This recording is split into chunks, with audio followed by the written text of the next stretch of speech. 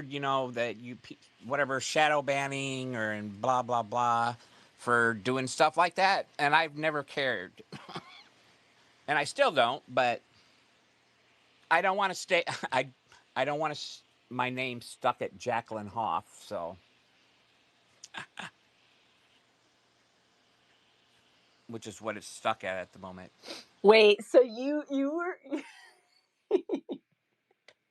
you were changing your name to Jacqueline Hoff?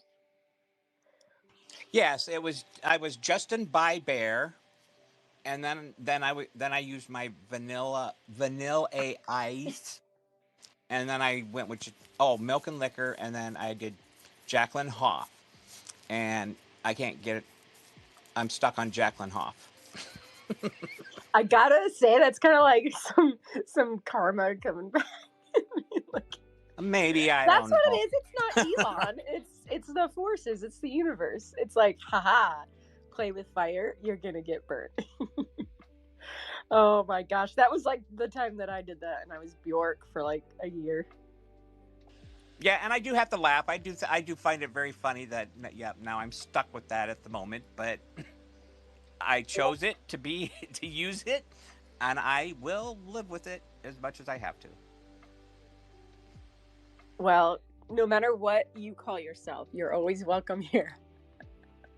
But I Thank you. like that Sin was ready to like burn you at the stake. If not, I appreciate it very much. I'm glad he recognized my beast right off the bat. So yes. see, we take turns. Who's going to be good cop, bad cop? Like when we're talking to like professors of like giant universities, then I'm like, "You're a scammer. Get out of here." And Sin is like, "Welcome. How can we help you?" But today was his turn. So well, good morning. Good morning. How is everyone? We're good. I'm good. I got my coffee. Very good. Got to start. Got to start with that. Yes. I'm trying to figure out the DCL screen. Is it the one in World? Yeah. This is an older build. It might be. Let me mess around with stuff behind the scenes. I was in the DAO voting, and so I got to jump back here. Some interesting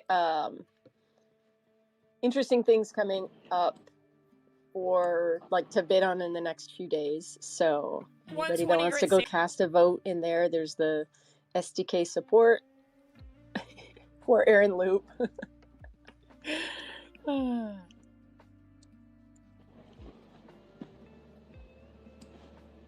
Did you see his? He submitted. It's for like an entire like squad, like a SDK support squad, and Aaron Loop put a proposal in for $169.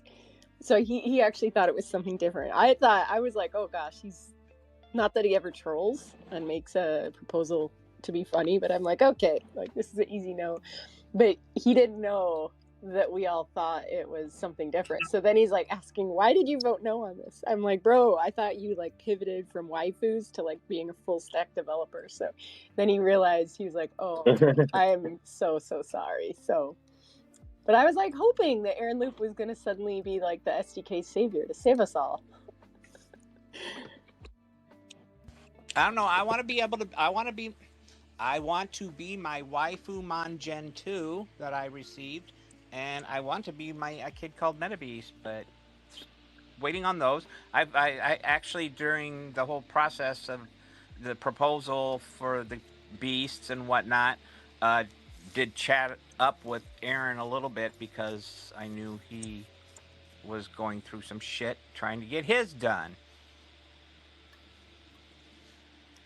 Yeah, I have to admire Aaron's tenacity to not give up. I think I would have let this one go a long time ago. And the fact that he's still here trying to get his waifus and his beasts, they're not beasts, but like dinosaurs.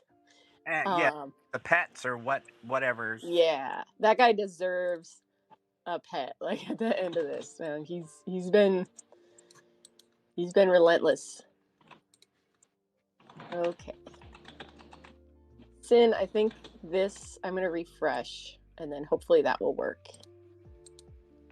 Sometimes when I put these older scenes in, if they have like the older link, then it doesn't.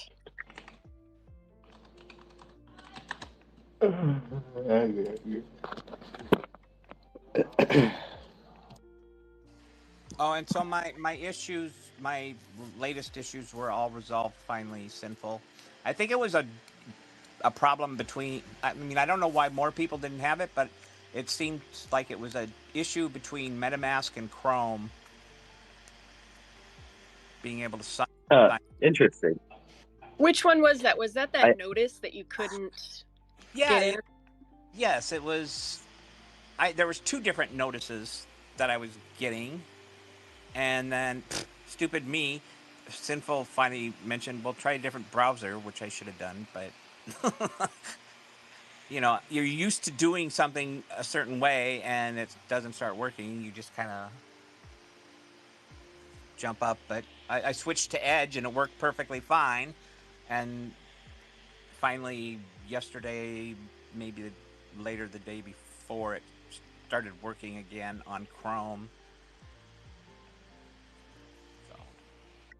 Nice. I did see yeah, you were having that issue, and then I did notice that Aga DCL in the CBD chat was excuse me, was having trouble logging in. Like when they would log into their MetaMask, they would go onto Decentraland to try to get in, and then they weren't seeing the MetaMask wallet option. And so then I recall like telling him to go over to the help section and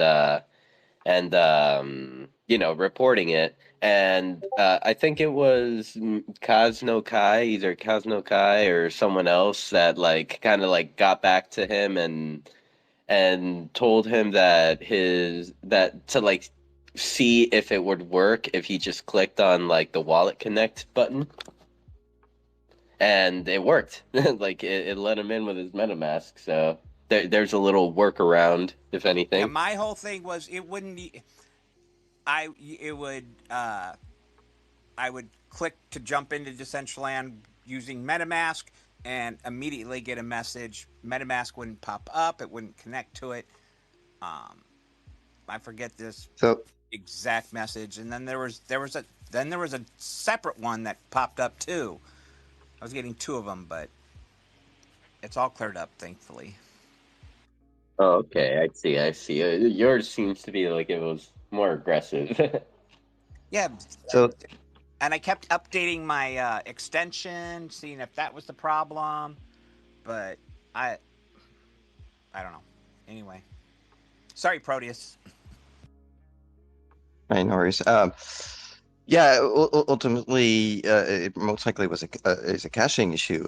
The previous sign-in option gets cached, and then when the sign-in process actually changes, and I guess that the code isn't really designed properly to actually reset the whole thing when there's a cache stuff like that, it still tries to get into the cache signature, and so the MetaMask is going to get confused and everything.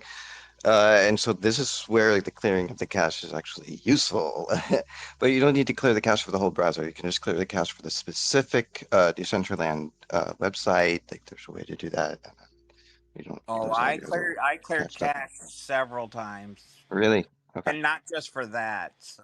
Yeah, Proteus. Okay, but I mean, it was an issue that I had that a friend of mine had, and like, I know several other people had, and this is like the resolution for this specific case. So, did you end up being able to log on through your regular browser in the end, or just not? Yeah, like yesterday or the day before, late in the evening, but. Sinful reminded me before that to try a different stupid browser, which. Well, I mean, if it's really it did work with another browser, it probably is some kind of cached stuff, and like clearing the cache didn't work. Why? I don't know, but I mean, if it works in a different browser, there's no like real good reason. Maybe it could be a temporary. It could be a temporary thing with the MetaMask extension itself having some kind of bug that they maybe fixed since. But yeah. Well, Strange. yes, when I went to the MetaMask, or I went through the Gets Help support, and they had a message on their main site, something about Google Chrome. That's why I thought maybe they were having some sort of issue, but it didn't seem like uh, everybody else was having the problem. So I don't know.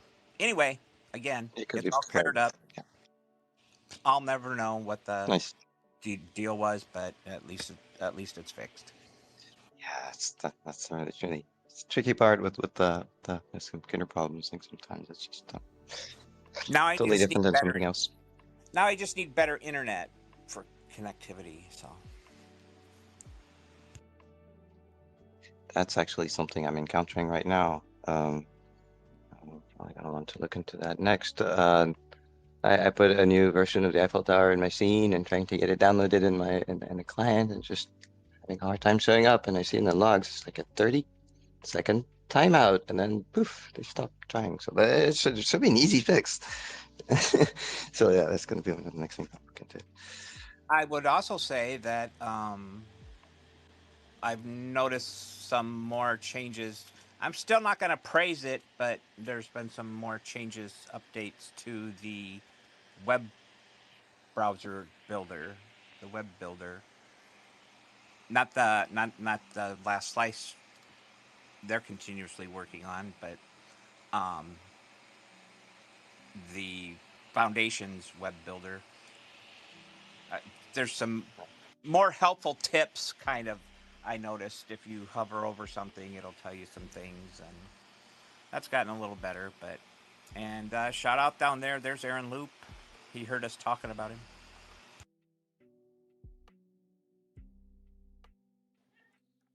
Yeah, yes, I heard you pivoted from Waifumon to what was it, Canessa Full Stack Dev? Yes, we're so proud, Aaron. Like, career changes, it is never too late. Even if you don't know like a thing about the skills, it's just go for it. Like, the sky is the limit.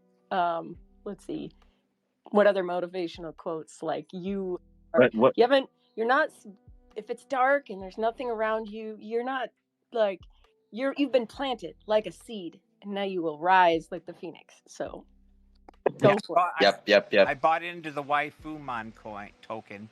So if you haven't yet, get yours on Solana. Get your Get your Waifumon. Waifumon meme coin or whatever on Solana.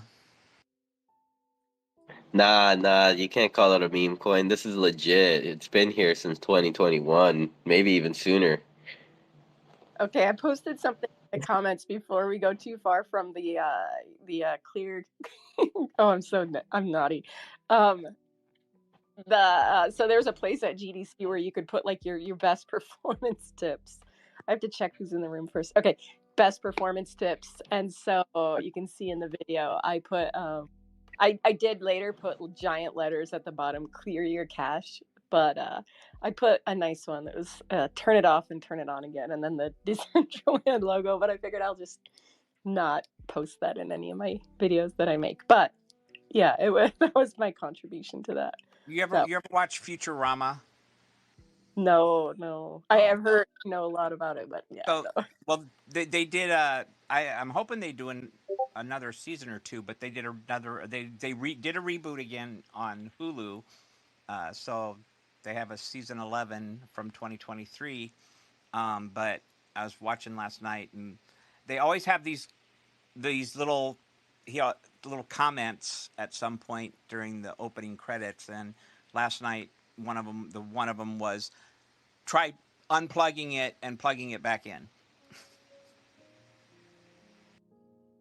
Nice. And yes, I know exactly what you mean. And usually that show has like little hidden symbols like everywhere. Like it's kind of like the Simpsons 2.0. Like for example, the biggest example I can think of is back when um back when Ebola was kind of spreading in the U.S. I remember like watching this episode that like aired in like I think the 90s, and they were walking into an Ebola restaurant. Oh yeah, yeah, yeah.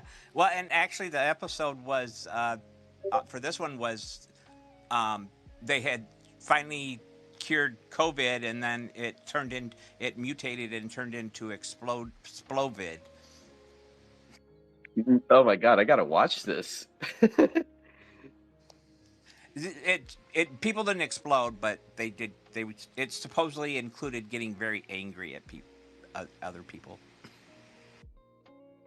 Oh, I was thinking about like bowel Yes, explosions, that's but what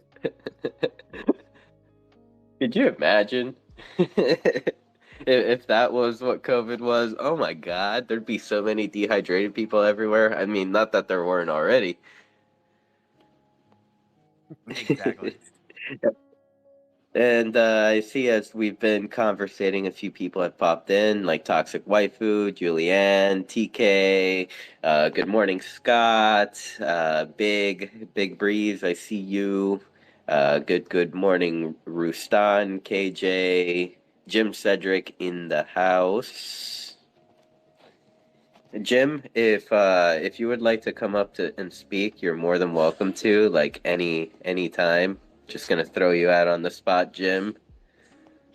Someday, someday it's gonna happen. That's on my bucket list. See, Jim, it's even on someone's bucket list. But then I don't want to put pressure on, because then there's going to be this anxiety of like, oh, I'm letting somebody down if I don't feel like talking. And, it's okay to not talk. That's okay too. Yes, it's okay. uh, so let's see. This last week, what are some kind of cool events that have been going on? I've been impressed with Mary Shark's shark events. I like the Roaring Twenties theme for Mary's events. Like, good work, good work. How many of you have showed up to I those? missed the event yesterday, but I did stop in there and took a look, and I saw that too. And I think I love that idea. What she's got going on there with different music themes each month.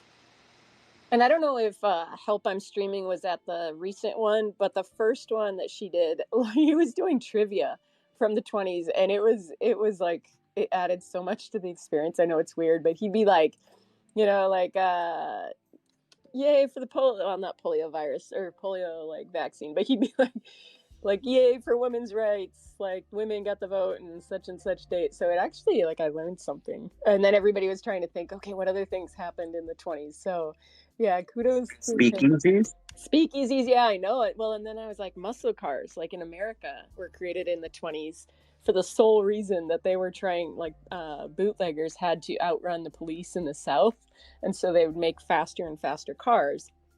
And that's like the origin of why, like, American muscle cars had to be really powerful and fast so they could get illegal alcohol to everybody. Fatty Arbuckle didn't come up, did he? I don't know. I was at the first one. I didn't get to the last one or others, but I love that. Nice. Yes. You should see everyone is very joyful, and Mary has been like giving out like these like 20s looking dresses, or like this tuxedo that looks like it's from the 20. I uh I noticed that or the other day, that I could wear my jellyfish and then unhide the tuxedo, and it looks like a jellyfish wearing a tuxedo. No way. I did not have that on my bingo card. Yes, yes. Imagine that. Let's see. I saw old guy pop in, as well as Kellyanne. Welcome, welcome, and good morning, good afternoon. Thank you for being here. And everyone, yeah, make sure to like and retweet the room. Tell your friends that we're here. Maybe we can get some new speakers, or like some new people to introduce themselves here, and maybe we could what is the word, we can indoctrinate them to the Decentraland ways. Yes, evangelize. I was gonna say onboard and bridge the gap, but evangelize and Nah, indoctrinate. Sorry to disappoint. I And was That's not better. somebody new. I can tell you this: I did get several new people coming that came into Decentraland specifically to check out my little art, so-called art display I had for the art week through the last slice, and their their plot that they let others let us all let other Decentraland folk use. So they had never been in there, but they took the time, and I was absolutely thrilled to hear that they did go check it out. So That is awesome. It would be cool to have some other like something to invite people back to, like, you know, you joined us for Art Week, join us in 2 weeks for, you know, such and such, something to create that like habit where people return. I, I I always felt that way. Like, these big staple events, like, okay, maybe we don't have as many new users like flowing in as like previous years, but like there are people that do pop in. Like we like for these like staple events, we need to find a way to somehow retain these individuals. Maybe through song and dance. Canessa, maybe They you could come help for the I there. think wearables. I think gamified experiences. I mean, it's actually extremely simple to hijack a human's brain and change their behavior. I mean, if there was some kind of thing that you had to do every day, do it 7 days in a row, and you unlock a wearable, people would come in to do that quick little task, and then you're beginning to reinforce it as a habit. That at the end of the day, they're like, okay, I'm gonna have my whatever, sit in front of the TV. Oh, I gotta do my dailies. Like literally, like I'm not inventing this. Webkinz World, like 15 years ago, or God, maybe 20 years ago. Oh gosh, it's almost 20 years ago. Webkinz had that, and they called it the dailies. And you would come in, and you just, yeah, it was actually like really fun little quests. It took like 10 minutes to do, but if you did it 7 days in a row, you got some kind of reward. But what that does is reinforce in the human's brain that logging in becomes a habit. So then they carve out time in the day, like, okay, I'm going to sit down and watch TV and get my computer out. And then once you have that time carved out where they're already sitting in the front of their computer just getting in for their dailies, chances are they'll go somewhere else. So I don't know why we don't have that, or the battle pass, or I mean anything like that. It's not rocket science. And let's see, I don't know, Proteus, did you have your hand up, and then Mariana? I did see the order, but I mean, I'm a little surprised you say we don't have that. As the butterfly farming scene is like exactly one of the things to do, and like the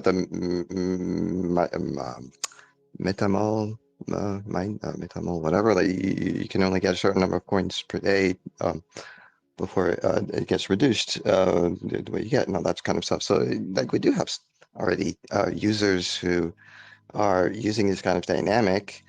And I mean, when I created the Wellness Week scene and had the reward for the wearables, I had a look at some of the people that were there early. I had some of the other like wearables I have. They don't seem to be very socially active, but they have like the wearables from the previous events. So they come for the wearables basically. I mean, it's a scavenger instinct that's there in humanity that is that you're hinting at, I believe. Yeah, there is. I mean, it's there, but I'm thinking like, it's, you have to find that. Like you have to seek it out and find it. If it just popped up automatically, like that's what I'm saying, is if it was like something built in by the foundation, that would force everybody to see it when they come in. Then later they find that like secondary I don't know. This is like a mixing thing. The foundation is here to help build the tools for everybody. And then this is actually a functionality you're talking about that we should be using these tools to build. And it's not really like, I think you're putting too much on the shoulders on the foundation there, personally. Well, and I agree. Like I think we do need to be more. We need to be owners, user owned and operated. We need to do that. But I'm just saying, like, But there's a certain aspect of it that needs to be like generalized for all populations. So it just needs to be like, so even if we come up with it and we create so there it, is and that. There we is that. ask the foundation to There is implement that. it. There is that. Like there's the I know, questing I'm server canny. that they have put.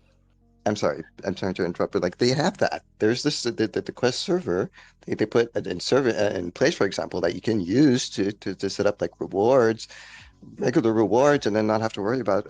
I mean, a lot of stuff. It takes care of you. There are like already tools for that. Like the foundation is there to get the tools out there, and they're actually doing a fairly good job of it. The thing about it is that's being horribly advertised. There's this YouTube channel with a whole bunch of very useful videos that I took a long time to actually discover. It's incredible. It's really incredible. It's and this is I think one of the main issues that's going on. Like the foundation is not there to actually do the content creators' jobs. Okay, so I understand about like individual battle passes being a thing. Like, yes, like Butterfly Prawn can have their own, and there's the infrastructure for them to have their own. But where's the Decentraland's official, like, retention battle pass or whatever? And sorry, Kanessa, I did also speak over you just now when you unmuted your mic, so pass it over to you. That's okay. I mean, I think that this conversation that we're having, it is needed because ultimately we are in an identity. I wouldn't say identity crisis, but it is something like our identity here is something we will continuously have to evolve because yes, we're user and operated, but yes, the foundation is ultimately responsible for the general experience when everybody comes in. So I could do a battle pass, have it on my land. It would be, small. It would be limited to my experience, and that would be great for my customers who come to my land. But ultimately, I'm talking like a systemic change within Decentraland, like where there would be gamification for all of Decentraland because that would benefit all of Decentraland. Building those habits, getting people in. It would be, I mean, it's part of like not just like onboarding users, but retaining users because retaining people is just as important as onboarding new users. So I think that no matter if we're talking today in 2024 or if we're talking 5 years from now, we're still going to be having the same existential talk of like, is that up to the owners? Is that up to the foundation? So I really encourage it because after going and speaking to many people at GDC, it drove the point home that we do have to take more, we have to step up as owners and do more and speak more and vote more and push our agenda more because otherwise it's just another open platform that one central entity is in charge of. Mariana, thank you for coming up and being patient. No, good morning. Yeah, you guys took all my thoughts pretty much, but I came up to talk about how much I like to log in for polygonal, I don't even have to say it, polygonal, whatever, mines, 100 avatar garden, like that. I think that like concept, so simple. You get a wearable every single time you do it if you are able to figure out the puzzles. I love the normal puzzles, but to like what Cynthia was saying, the point is, and what you were saying, Vanessa, too, like there's no official Decentraland branding one where, yeah, like all the users use it. Like you have to know about these studios or these games. So yeah, but yeah, something so simple that anyone can do. Like if 100 avatar gardens was right in Genesis Plaza as like a onboarding experience, like I feel like that would have such more impact if it was like a Decentraland branded or Foundation branded activities. So that's all I wanted to say. Good morning. Good morning. What are you having coffee today? Are you what is You your know, drink of choice? I had a late night. I am currently recovering from a late night, and I am eating hash browns right now. With what? Yeah. Since Mariana is up here, I am going to express my disappointment one more time. Oh, great. Wow. Especially, I have yet to find a single person that was a true solar eclipse spectator and listen to either Bonnie Tyler, or I would even accept Nikki French while observing the total eclipse. Yeah, unfortunately, the year that I was born may play into that, and my incultural knowledge of who that may be. I grew up with very traditional Ukrainian parents. If I can just use that Did as you figure it out or no, no? I never looked into it because Have you ever heard of a song called Total Eclipse of the Heart? nope. Oh my God. Let's sing it. Let's sing it. Yeah, give me an example. Total eclipse of the heart. Something like that. Ring a Yeah. If you know, you know. Right? bell. Fortunately, I don't know. Nothing I can do, a total eclipse of the heart. Now Can I make imagine my big own hair. song? I'll make my own song for the next one, and then that could be the new. So then everyone's gonna be like, "Did you guys hear that Mariana song, the Total Eclipse song?" Yeah, that's what we'll do for 20. Well, there's a few. Oh, how about this? The total eclipse of your financial background, your taxes. Canessa, you have no idea how much I don't want to hear the word that starts with a T for another 3 months. I got mine. How about the total eclipse of your 401k? Okay, Because you shouldn't have invested into crypto anyway. There we go. Yeah, so And now you have to work until you're 74. Yay. When total eclipse in Decentraland? ooh. We need 2 suns first. Sorry. Oh yeah, Canessa, how's that proposal going? I need to write a canny request, but to be honest, I will, but I'm like, you know what? The devs need to deliver in this summer. So I'm just gonna let the chefs the client first or whatever, the new thing. And then for the sun. But I feel like I should be like, I feel like I'm being like our good old friend Jared, just eating my hash browns on my microphone. So I apologize. That's okay. Oh my gosh. Oh, there's something I was gonna say, but I can't remember what it was. So it's just good to have you up here and have everybody in the crowd. I love seeing. Yeah, for sure. Yeah. But I'll be thinking. Oh, I know. How was the eclipse? How was that? Was that like a religious experience for you? You know what? I was actually telling my friend. I'm like, my friend is telling me that you feel these weird things. Like I was like preparing my friend for this, and I mean, it was cool.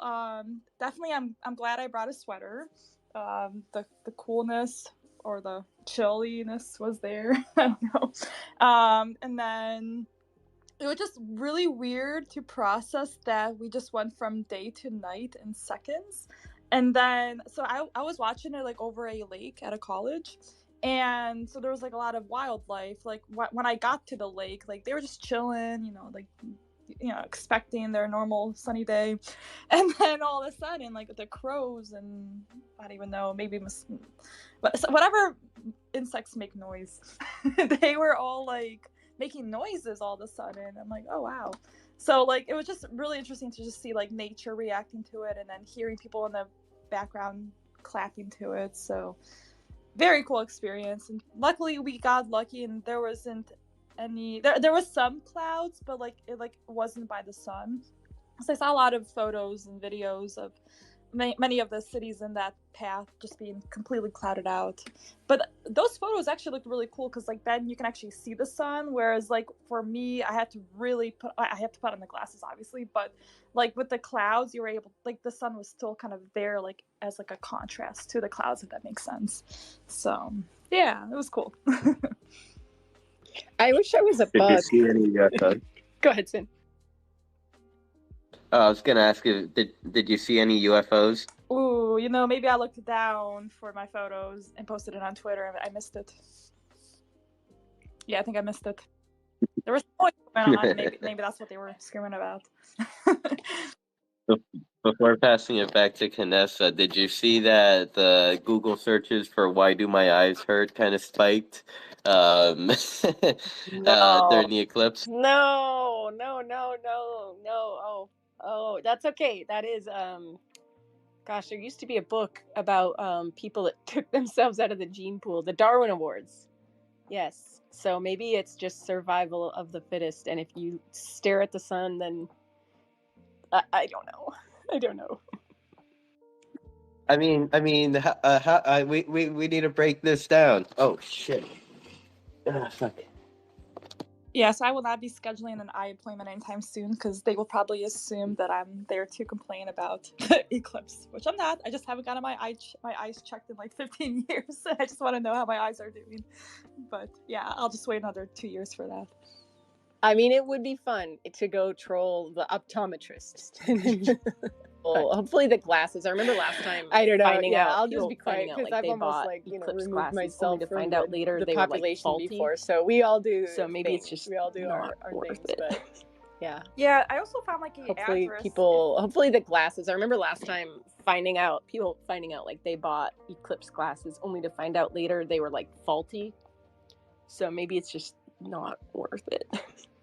Yeah, I also found like an address if for any of your unused glasses or used, I guess, in that matter, like you can send it to a organization for the next eclipse. I believe it's in Mexico. So I'll have to send some of my glasses. Like you can only buy them in like bulks of like 5. So I have like a few extra glasses I just don't need, and yeah. So if anyone has any glasses, I'll have to find the address. But yeah, you can pass your glasses forward. So. Speaking of, I just realized KJ's avatar or PFP has they look like solar glasses almost. I mean, they're movie glasses, but they kind of remind me of the solar eclipse glasses.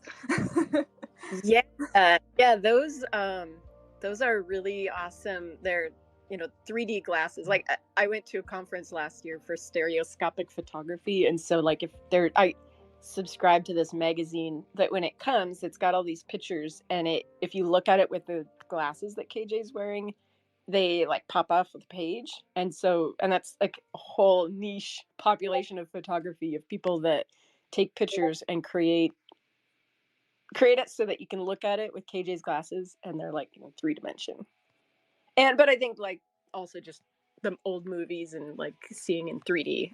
That's probably where most people know them from.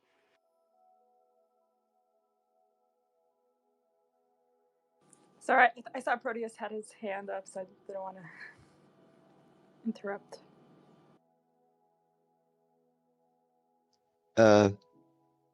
Interrupt too? Yeah, I was gonna say something about the town hall meeting. I was really hoping to actually say a lot there.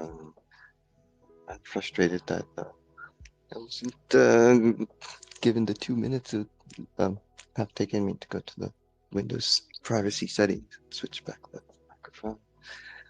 That was like the first town hall that I missed in like 2 years. I never missed a town hall, and that was the first one that I ever missed. Sorry. But DCL Chess is there, and like he's really hard to get a hold of. I tried to talk to him in World and all that, and he says so. Were there any good conversations, or like what were your takeaways from it?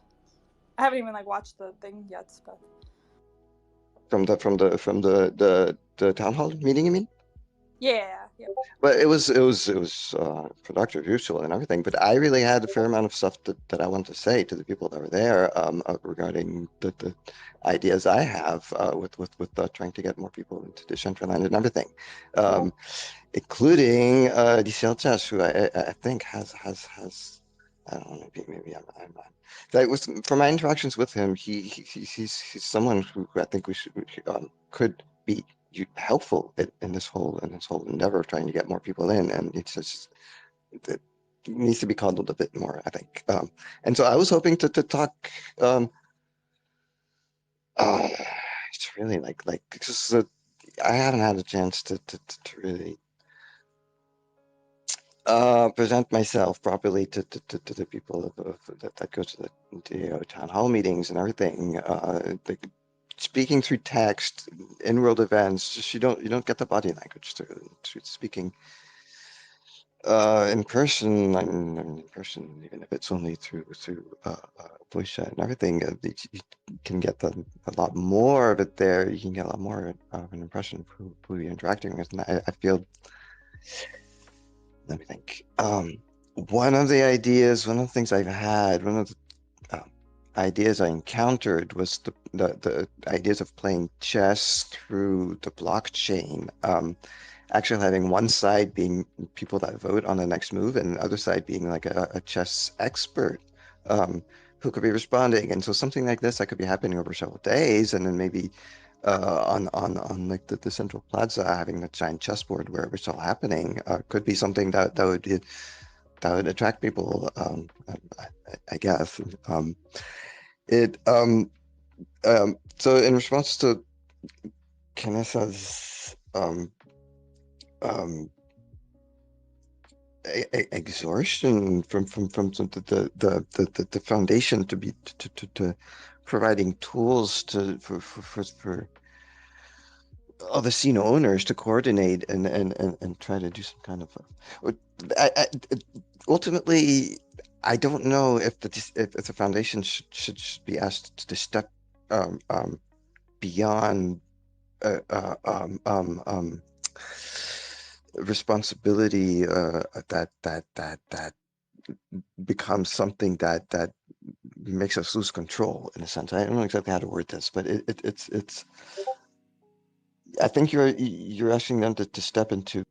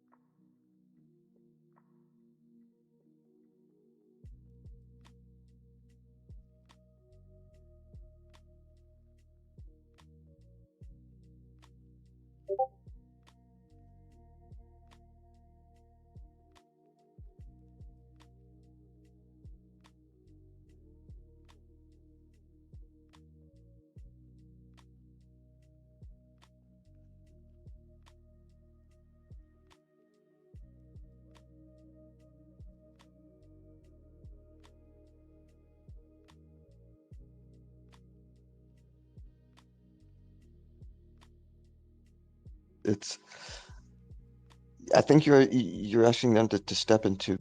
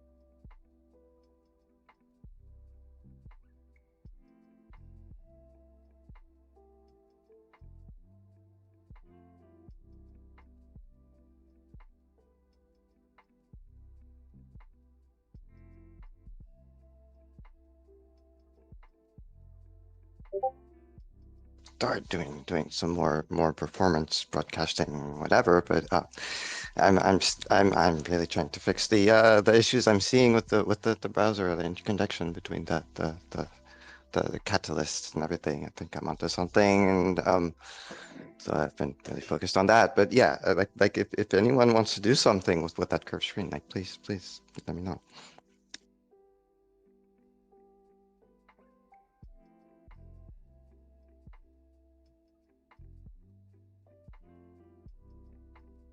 Anyone?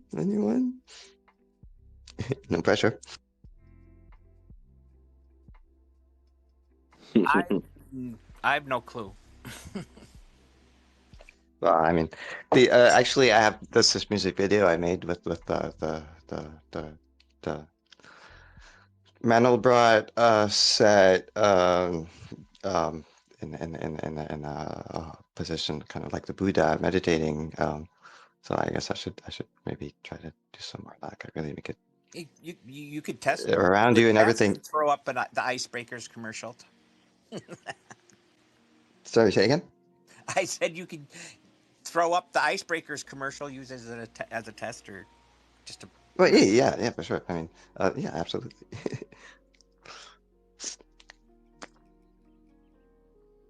Let's see if Canessa is back. Canessa? Check.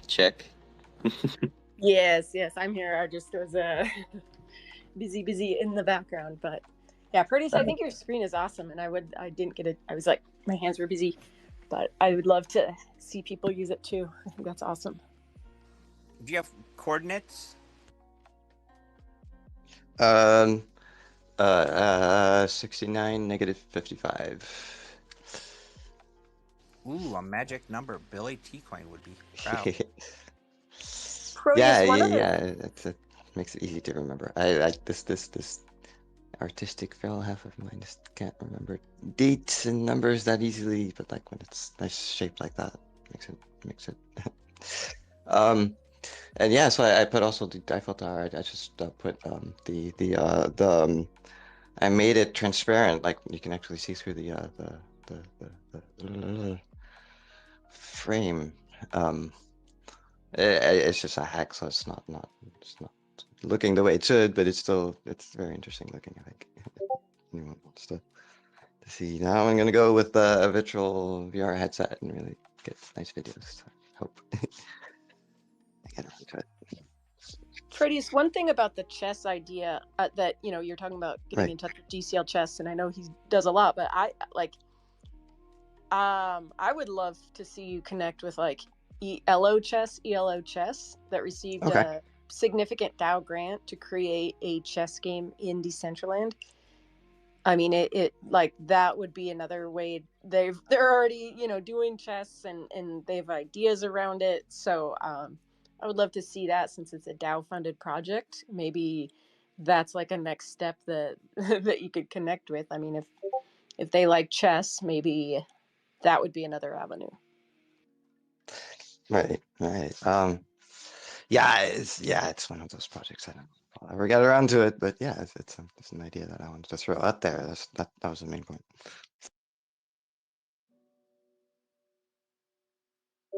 But ultimately, I was also talking about the how the DAO actually has been the DAO has been founding initiatives that actually have been doing crowd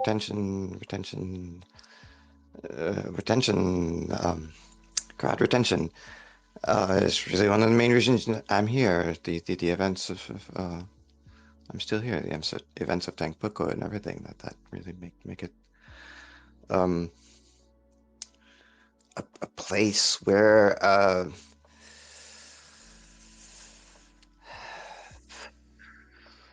the patterns are unmistakable. Like a visual thinker is a half feral, and a pure human will have a hard time understanding the emotional states of a half feral, and a half feral will have a hard time understanding why a pure human doesn't respond vicariously.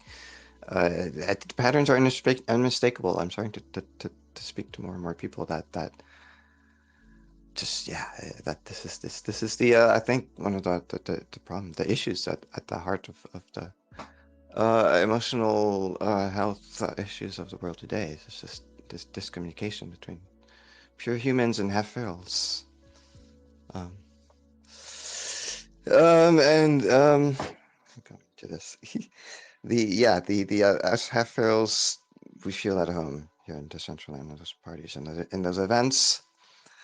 And once the all the issues are fixed, the crowd of half ferals is going to pour in. I guarantee Well, you that.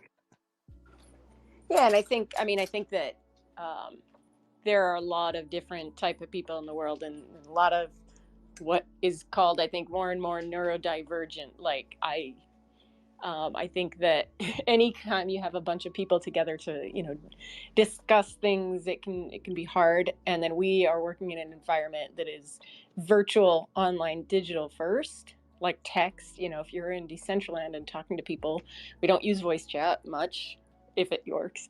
We're using, text. And so you're right, like things can be missed through there, the intonation,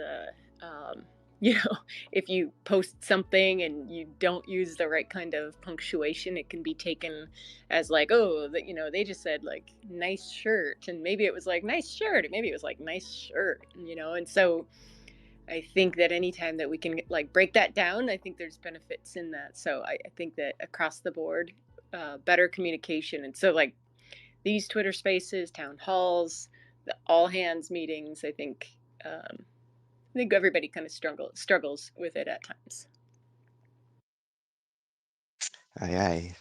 Yeah. So I played this game and where I learned that the thing to do is to say is this shirt looks nice on you, and that's actually the way to not make the person feel objectified. Apparently, I don't know. It's like as a half feral, it's just something I don't have. So instincts that are just not there. It's like social cues that just do not pop up, and I don't do it on purpose when I'm clumsy like this.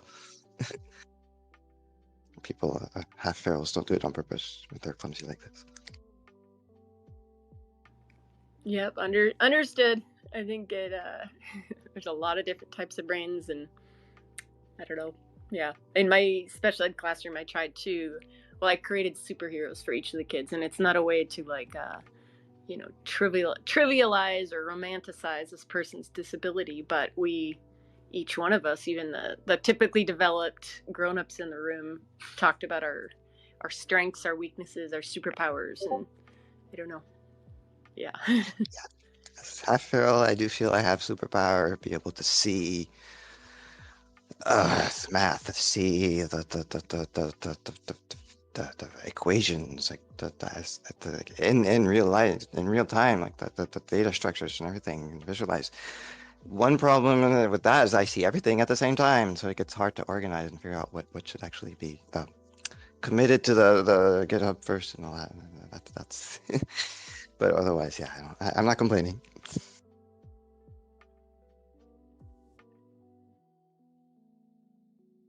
Compilers definitely help. Well, I'm glad that people, the coders, the people that understand that, are doing what they can to make it attainable for those of us like me who are more. Well, I'm more visual, but not in the world of coding. So I appreciate all the contributions. As long as it has the perfect amount of fancy. The what? The perfect amount of profanity? Fancy. The perfect amount of fancy. It's the new icebreaker commercial. You got. I put a link. I put it in the CBD. I put a link in there. I'll check it out. It's funny. We need more fancy. Just the perfect amount of fancy. I don't know. Can you get enough fancy? I think like we need more. Aaron, good morning. Aaron. Good morning. Welcome everybody to the sinful second round rug, right? Let's do it. I'm Rugful Meat Stick. I love it. I'm Rugnessa. I love it. I love it. Also, shout out to Proteus coming through clutch. We've this is like I think 6 months we've been trying to convert from our shooter from SKT 6 to 7, and Proteus has been helping out when Proteus can. So shout out to you. I just wanted to say thank you. I know you're doing it when you can and stuff, and while you can, and it's tough. We've tried a lot, and a lot of people have jumped on it and bounced, and it's totally understandable. And that's why I'm happy that they're working on a Lazeon or something like that too in the space. So definitely need more help with that. So I appreciate you coming in with those talents. It's much appreciated. Also, two other things I wanted to talk about real quick is one of them. Shout out to Toxic Waifu. It was obviously Destiny. I literally stopped doing Waifumon and daily giveaways because we did 1,000 days and 1,000 different Waifumon, and I was like, all right, I gotta like. It's like I had like a life crisis. I was like, I need to stop. Like, this is a number that's kind of like an addiction. Like, it's like kind of like a big number, but the problem is that toxic waifu. It's like a perfect destiny kind of thing, So because it's in the name, and even in the name. So we're working on that right now as we speak, and we're gonna get back on it, and also doing another one with Bitfiend and a couple others. So if you guys haven't, to hit me up. We'll definitely do some more. I just got to deal with the damn Elon Musk charging me like $2,000 a month for me to scrape everybody's wallets on Twitter. We found a couple little workarounds, but that was kind of like the real reason why we stopped. And on top of that, with OpenSea, they're like they stopped. They got rid of our add more button. I don't know why they did that, so I have to like create another contract. But getting all that fixed, and we're gonna start doing those soon as well. And just the last thing I wanted to kind of bring up, which was kind of cool, is we've been scraping a lot of. I don't know if you guys know. A lot of people probably already know here Dust Nuffus, but been working with Dust Nuffus a lot on scraping a bunch of data. I made these thing called Decentraland Dinos, and we were just a fun project just to give everyone in the community free ones for different things. And I was trying to think of like cool ideas, like people that spend the most time in Decentraland, or create the best events, or Twitter Spaces or whatever. And some of this data, it's been hard to scrape all this stuff, but we've been figuring out. But the one that we just scraped of recently is people that have voted the most in the Decentraland DAO. And shout out to the Canessa the Queen, the most votes in the Decentraland DAO ever. Shout out to Canessa. So I didn't know you knew that. You are the person that has voted the most in the community. So shout out to you.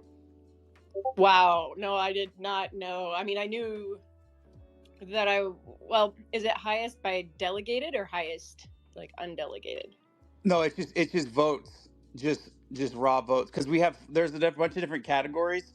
Like we have like people with the most VP, people people that do this or that. But you are just raw votes. Like you've been engaging nonstop, even before. So shout out to you for sure. I thought you'd get a kick out of that, and everybody else here would too as well. Well, thank you. The reason I do it is so that I can never cherry pick and only vote yes for my friends and avoid retaliation. So I force myself to vote on everyone, so that that's probably not a good idea. Don't do that if you want to have friends, because a lot of people hate me because I don't support their vote. But at the end of the day, I don't cherry pick. So sorry. Oh, you don't support the 200K proposal that may pop up for like events? Nope. I try to vote for the best of Decentraland. I don't always vote right. I mean, sometimes I voted and come back to be like, what was I thinking? Like, that was not a good move. Or I saw something, or I was like, this team, they're doing good things. I'll give them a chance. And then sometimes they surprise me either way. Like, I wasn't going to vote on any Magic's POI, and dang, look at them. They're earning it. So I'm like, yes, that was a good one. But thanks, Aaron. I appreciate that. I really do. Thank you. Yeah, I mean, Don't worry, Canessa. I have also voted on some proposals that I truly believed in, but then they just like so. Hey, we're all learning. We're the what's important is not to close ourselves to new individuals that may want to bring like new things to the platform. Of course, if they can do it, because in this space, you meet a lot of coders or a lot of modelers, or a lot of doers that are like, yeah, I can do it, I can do it, I can do it. But it's like, cool, can you do it on Decentraland though? So yeah, I'm hearing Yeah, myself. totally. Or like I could build a new plaza. I could build Genesis Plaza, but it'd be like they'd say, "Wow, like what fifth grader did this?" Like my standard. I mean, I think I'm a little bit better than that, but like maybe my standard of quality isn't necessarily the same as like Dabcraft or low poly models. So sometimes you've got a team and they're like, "Yes, I can do this," but you're like, "Oh, yes, you can," but you know, yeah, like. So who was it? Who someone was Mariana when she came up um earlier she was mentioned like I know I'm bringing the conversation way back to like before the space rug the in the topic of like battle pass with like the 100 avatar thing like that was an awesome proposal to have enacted like that like right there, if more people knew about the 100 avatar event, or if instead of it being like a polygonal mine thing, if it were like an official Decentraland like thing where Decentraland, like polygonal mine, they got their funds, they made the thing, and then they just handed it over to Decentraland to do the more thing.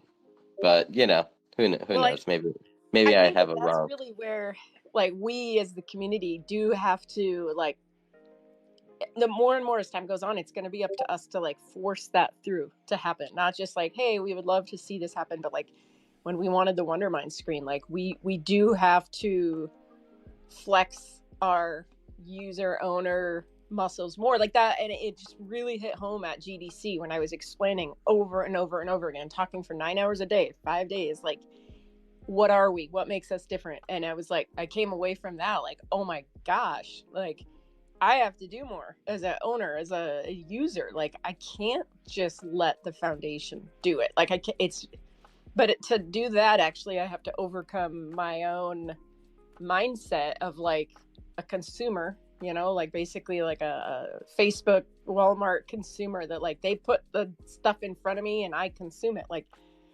so I think that we have to change our entire mindset of like, no, we may not, I mean, to say we have power here, it's, people might be like, well, no, I only have, 100 VP, but I'm not talking about that. Like our voices are more powerful than our VP, in my opinion. And it's only going to continue as time goes on. Like, and I say that having spent the week with the people that want to make those changes. Like they don't, I don't know. There's some gatekeeping that's not intentional. It's just structural gatekeeping. It's like, tell us what you want, and then I feel like people are gonna be like, no, there's the evil empire. But really, that's why I started, making posts about the all hands meeting. Like there were 17 people from the community at that meeting, like the number one most important meeting that happens every 2 months that tells us what the next 2 months are going to look like. Why aren't we all there? So it really, yeah, I mean, I could monologue, but Here, I'll monologue for you. Where are the people that were asking for the 100,000 plus grants a couple months ago before the freeze? Where are they in these all hands? Where they at? Where they at though? yep, Gone to all other hands, places. Lol, lol, downtown lol, lol, lol, halls. lol, I lol. mean, Sorry, it, I guess I chose violence today, Canessa. no, I think it is okay to hold these people accountable, even though we might like them on a personal level. It is okay to hold grantees accountable. I hope that, I mean, for anybody that wanted to hold us, like me, accountable on the grant that I self-revoked, that's okay. Like I have no problem. I invite anyone to ask, well, why did you do that? Like, doesn't that hurt your chances for getting a future grant? Like, yeah, it does. And I don't care. Like, we have to hold each other accountable, because at the end of the day, in order to be long-term sustainable, like, that is the culture and the climate that we can't just passively hope happens here. We have to force it to happen. And everybody that's here, you guys, you get a gold star because you're here, like, but look at the people who, well, I don't know. I mean, look at how many people have accepted hundreds of thousands of dollars who that is their only interaction with the DAO. And at the end of the day, nobody's grouchy because they voted no, because they don't vote and they only take money and they do a lot. But is it okay to just do a lot for the ecosystem but not participate in the dirty, the messy governance side of it? And it's not okay. Like, to me, in the future, I'm going to vote. I don't know. I might just want more participation from people. And I know They're playing. Go ahead. Oh, No, sorry. no. Go ahead. Go ahead. Oh, sinful. They're playing hide and seek. They're hiding until it's time to come seek out more money. Yeah. Once those that grant program unfreezes, they'll definitely come out and seek out more money. I have a secret bingo card waiting on, like, who's gonna put up a proposal whenever it opens up. Maybe it's not so secret anymore. Oops. Oh well.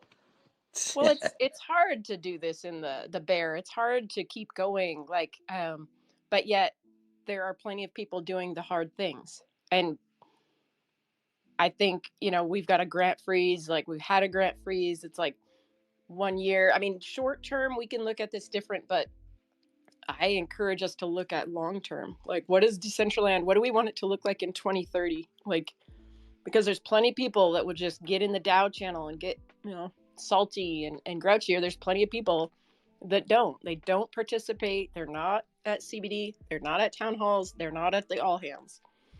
And so go ahead. Go ahead. I think during this time, I left the DAO Discord. I am back in there, but I haven't dove in there yet. I just think we should be finding other ways to actually also be bringing money in instead of siphoning most of it out during this time while we have it. So I know is Morph, Murph, or whatever, Morphbot.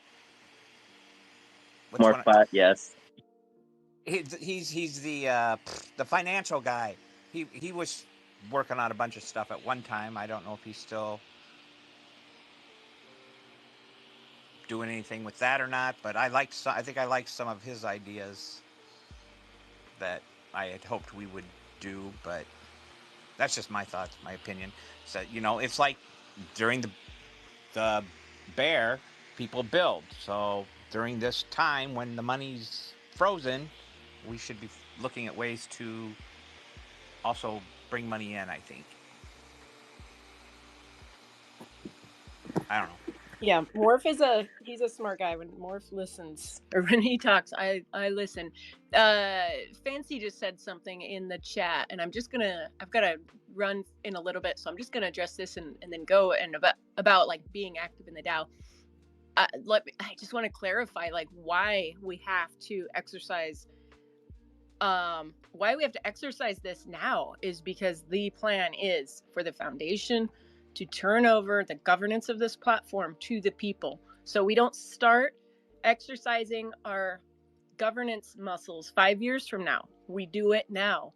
And so if in 5 years from now, the people that have not participated in the DAO want to have a voice, like, no, we have to start today so that we know how to take the hits in the DAO, because it can be ugly. It can be really ugly. We have to learn how to be leaders now, because you can't just be a leader 5 years from now when they turn the keys over. Like, no, the people putting in the work now are the ones that are going to understand what it's taken to get there. And it's also like, That is what makes us deserve the keys. If we don't do this now, we don't deserve this responsibility. Like, to quote Spider-Man, with great responsibility, no, power. With great power comes great responsibility.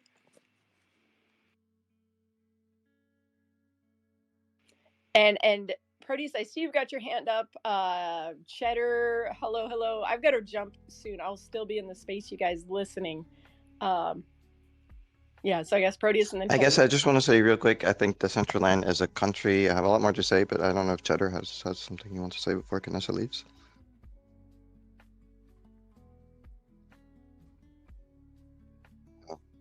Otherwise, Hey guys, Cheddar. I just wanted to give like just a quick little advice on the issue of participation in the DAO. Like coming from somebody who is been participating in the DAO consistently for the last few years, and now I've taken sort of a hiatus. I just like to make the plea to the community that while I do agree that there are people who don't really care about the DAO, they only show up when they need money and then they leave, and they don't care about the community. And I do think that we do need to watch out for that. I think that it's also important for us not to make participation in the DAO or voting or that kind of thing like a requirement or like a measure of someone's contribution to the community. You know, I think that there's a lot of people that have stepped away from the DAO and that do get grants. However, that shouldn't diminish their contribution to the community. And we shouldn't think of their participation in the DAO in voting or in writing proposals as like a measure of whether they deserve to like receive funding for whatever contribution it is that they want to make to the community. I do agree that you know that there are people that are assholes, but I think that it's kind of becomes a case where one bad apple spoils a bunch, and I would hate for us to like not differentiate right between people who are assholes and people who maybe don't participate in the DAO and don't participate in voting, and they can't attend these all hands meetings and the town hall meetings because they're at work or they're at school or their time zone doesn't allow for it. You know, to like say that, you know, they're not participating, or that, you know, to measure to use that as a measure of their contribution to the community.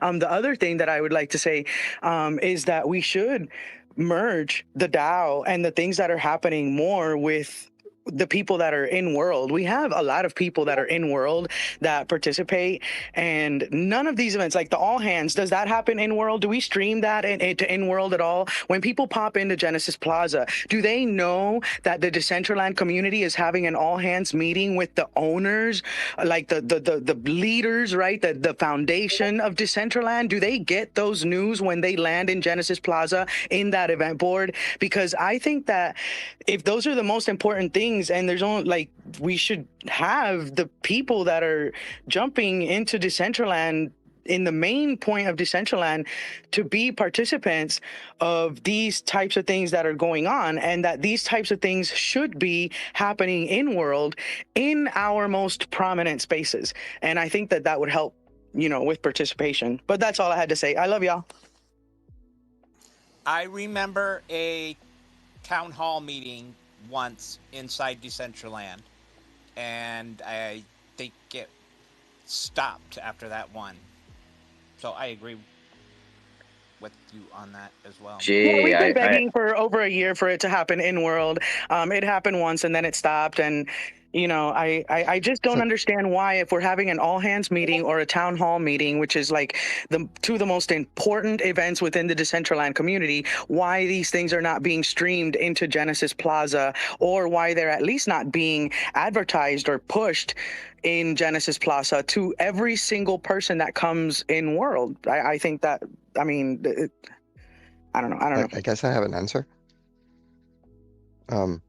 So it goes along the lines of how Decentraland is a country, pretty clearly. And so saying stuff like, we need to ask Decentraland to do this for us, do that for us, just doesn't make sense. Decentraland is a country. built with Web3 technology. It's like a mountain, a country that's been erected on top of a mountain that's been built with Web3 ore and just cannot be dismantled. It's a country. It's I don't know exactly how else to say this. And so like the foundation already pretty much has relinquished control pretty much of all the partials that are not owned by whoever owns them. But ultimately, does not really have the personnel left in order to really like have the kind of control that we're kind of that people are sort of asking from them. When I arrived in the space, that was like I was still had this feeling of, oh, this is a company. I don't want to like do the QA work for them that they're like skimping up on and everything. And then little by little, I came to realize that it's like really already like it's a country that's already been. I mean, Well, we are the DAO. well, and right. So at least on that point, sure. the town hall meetings should be held within World. Well, I was part of the whole I get somebody to create the build so for the DAO inside of Decentraland, which is supposed to have one of those features, so that, but we can't stream into Decentraland evidently. So well, we could. The thing sorry. about it that we could actually, if the issues if it's with cores, actually fix that, and you can ask me more details if you want. But that's not really the point. The point is that in this country, in these like real world countries that we live in, the town hall meetings are public. Anyone who wants to figure out how to find them, they can find them. I had no trouble finding these meetings, these town halls. I've been saying them, no issue whatsoever. It's just that it's not really like what most people are going to want to do. They're not going to want to do politics. They just want to be here to like build their own stuff in world or like experience the thing. And oh, cool, there's a town hall meeting. Maybe I'll go check. No, maybe I'll do other things. Boring. I don't like politics. Whatever. It's like this is the thing. Decentraland is a country, and I've arrived in this country. I've like my previous attempts. I really have not met luck that should have met, and so I'm wandering, and I'm finding this Wild West, and I'm like, this is an awesome place. It has a lot of clunky stuff, like the people don't understand that they're actually using Web2 technology here, and I think they're doing Web3, but no, if you're not writing contract and solidity, if you're not doing stuff that spend gas, you're not doing Web3. Like you're distributing Web3 chunks of Web3 ore with NFTs. That sure, you're living the Web3 life. We're in a Web3 country. Yeah, sure. But I'm sorry, you're like mostly doing Web2 stuff, and then it doesn't work, and you don't really know what's going on, and then I'm finding this Wild West place where I have all these skills where I could like really shine, and it's giving my feral half a whole new motivational wind. So did yeah. that answer your question, Cheddar, by any chance? I didn't catch the answer, I don't think. Well, I don't think that's so what was much the a question exactly? question. About the town halls. Yeah, should they be streamed? I think yes and no. It's not necessary for people to find them.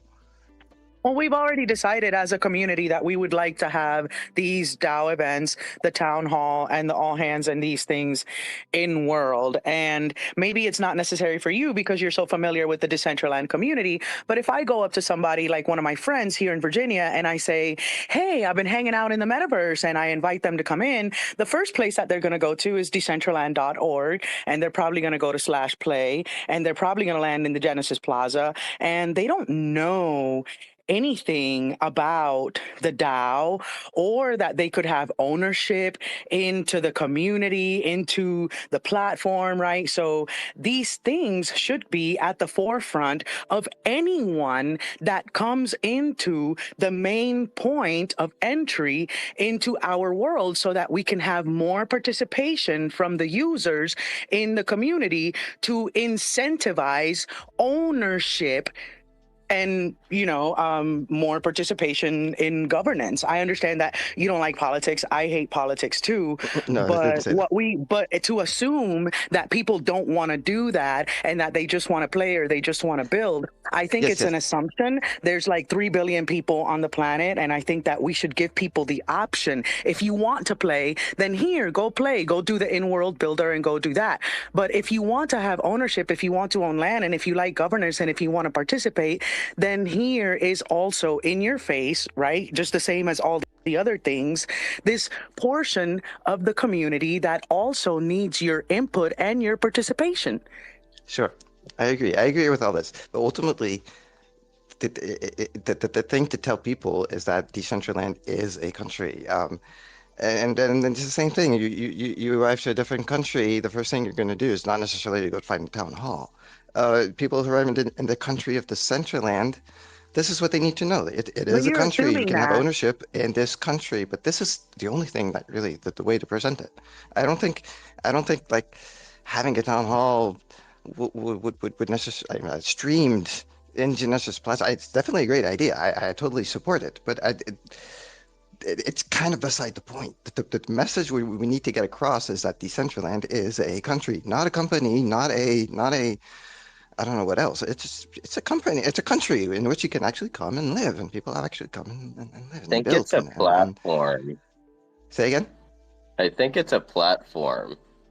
Well, the Even if thing you is, wanted it's to push many that it's a things. It's country, many things. It's many things.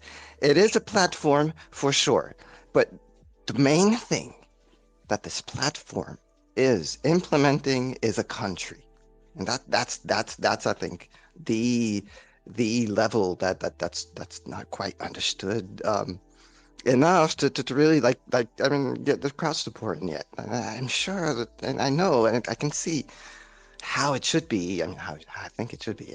Anyway, but in order for and crowds will pour in. This, I just want to ask a I know question, Proteus. I know I get excited about this, and like we have Ferals get excited when we see something that just doesn't seem to be evident to other people. And maybe I'm wrong, and I'm ready to admit that. But I don't know. I'm really I don't know. I have the potential to benefit from this with wearable. I can make really nice wearables. I have more projects for wearables that I really hope I manage to get around to get myself to get around to get back onto and all that. And so I can really benefit from crowds pouring in. And I intend to put all my skills to that purpose and everything. But this is now because I understand this is a country. And before that, I didn't really understand this. And this is, I think, the message we need to get across. This is not a company. It's not a platform. I think It's a I country. think You you can should. come and build. You can. All right.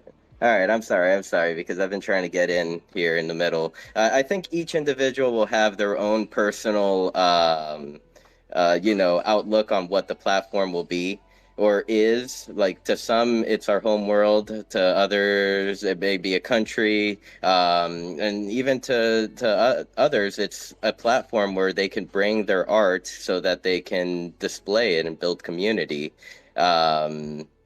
So yeah, I mean, definitely, like, each one of us definitely has like a different outlook on what this platform could be.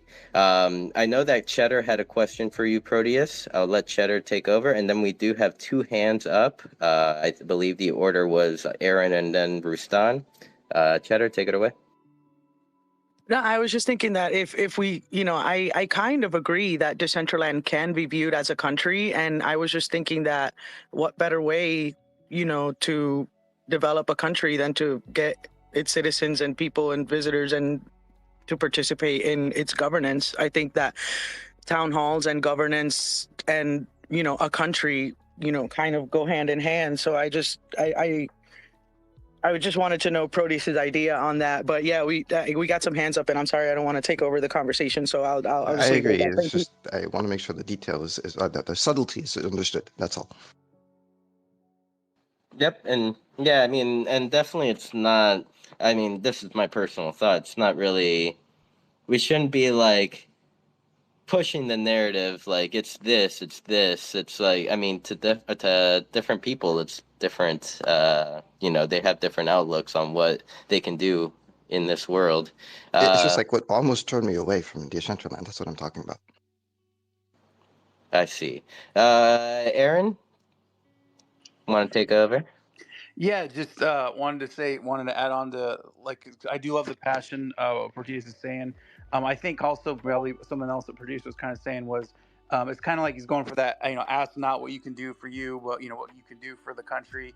And I think we're all definitely, I see that, and I think we're all on that page. And I think the thing that Kness and Cheddar are advocating for it, and I think a lot of people are here too, that anyone's had to deal with just the process. I like to take a moment to complain, as I always do, but I've been trying to create these pet slots for 3 years. I have about, I think, 24 different proposals that have already passed. I have about 14 candy requests that have passed. I have several Discord support tickets that have gone 7 months at a time and then been ghosted. I'm literally asking, can I just do it? Like, I'm down to work for free. I'm down to learn. I'm down to fly to Argentina. Like, what can I do? I'm down to just do the work. Because I do agree with you, Produce. This is ask not what you can do for you, but what you can do for the country. And I know, to me, I know it's like, okay, pets might not be the be all end all of Decentraland. It may not be the future of the revival, but it's something. It's what I can do to try to, fight for something and stand on one hill to help us. And if it does work out, I'm saying, okay, what's the highest grossing IP in the world? It's Pokemon. So I want to bring, maybe something like that to Decentraland, or, like what Ethermon tried to do and stuff. And but I think what we need, and I think we can all agree on this, is, because it sums it up with me trying to just get the ability to get the, I got this thing passed, and I just want the ability to do it. Kness and them, they want to do a thing where you stamp events. You can collect things. It's a group effort. We should just have an ability to do it. Cheddar Kesso, wants to us be able to stream, like, let's just Genesis Plaza downstairs. Why can't we just stream the, it there? And it should be, there should be a process where it's like a simple thing, like, hey, this is what we want, like Canny or Decentraland DAO. And if enough community members vote on it, and then, if I know the foundation's busy, do not get me wrong, I understand. Like, I understand they're working on a million things, and that's why when it's like, oh shit, here comes Aaron again with the pets. It's, 3 years going, this motherfucker's coming again. And I understand that, but it's just like, it should be a way where it goes, okay, it's like, Cheddar Kesso, you want to have streaming down in Decentraland Plaza, perfect. All right, here you go. Here's the access to do it, and then boom, Cheddar can do it, or Canessa wants the thing. There should be like an easy process, because what Canessa said is huge. Is like, the whole point of this is for the foundation to turn it over to the community, so then the community can keep growing it. But it's kind of like, it's hard when we have to like fight so many different processes, and we keep getting pushed around to different people that don't really want to deal with us. It's kind of like, it should be a simpler process, and I think if it does, then we can get access to it. I think then we can achieve what you're saying too, Proteus, with your dream. It's just like, ask not what you can do, but what we can do. It's like, then it'll be easier. Then we can, spend less time, asking the DAO for this and that, and we can just do it. And that's what I hope that it becomes one day, because, like, I was getting inspired by what you guys are saying, and I look forward to it. So Aaron, as far as like pets go and stuff like that, like, ha like you know that like there's a new client coming out like in a few months from now. Would it be kind of like a smarter idea to like even like not jump the gun with development on the currently with how the Central Land is structured, and kind of wait and see how like the new client may be to like start working towards that? I would love that if it incorporates it. I'm down for whatever is quickest, easiest, better. If you're telling me, and I'm not saying you're not saying this, but I'm saying you're saying, hey, Aaron, this new client's gonna have the ability where you can have flying pets and you can have walking pets. I'm like, great, I'm good. I'll go get a pina colada and I'll wait for it to happen. And I'll keep working for it. it's just I've been told this for 3 years, so I'm just kind of like I feel like I'm watching Game of Thrones, and they keep being told the dragons are coming, and I'm like season 8, and I'm just like, man, I'm getting fucking scammed here. So yeah, Oh, I'm down. I feel you, dude. I feel you. But like I mean, like it's basically the reason why I say that is because or at least like from the all hands and whenever the foundation like speaks about it, they speak about like the new client kind of being completely different. So in a way, it'll be like if you started like coding like the coding side of things now, it may be that you're doing double work if because like I'm not saying that the dragons are coming. I'm saying that I hear the dragons are coming. I'm not sure if they are. Well, I pray, bro. I pray on my knees that you're right, because I've like dropped like $40,000 of like creating these 30,000 different wearables in like months of my life and everything, and I'm just excited for it and I'm passionate for it because not only obviously for the pets that I want to give to everybody for free is a fun little thing and the waifu mons and all that, but I think I mean I remember other like Ethermon and Petverse and all these people were creating these things, and then it was kind of like and then it just went nowhere, and I think that those things can be revived again, like I'm because long story short, I don't know if people know this, but like I know you're connected really well with Ethermon, but I was too. I was talking to them, and I've obviously you can see, everyone here can see over time, they've kind of like a little dwindled a little bit of their of like doing events and stuff, and it hasn't been as much, and I'd like to revive all that back. So if you're telling, I'm not like holding you up to this. I'm not saying that it's sinful. How dare you lie to me in 2 months when they get the wool pulled over my eyes? All I'm saying is I hope you're right, and I pray you are. So thank you for giving me hope. Yeah, for sure. I mean, I'm hoping pets come like ever design our own pets and like start selling them either on the marketplace or just even run around with our pets and like to know that they're going to be limited to whatever quantity you make them.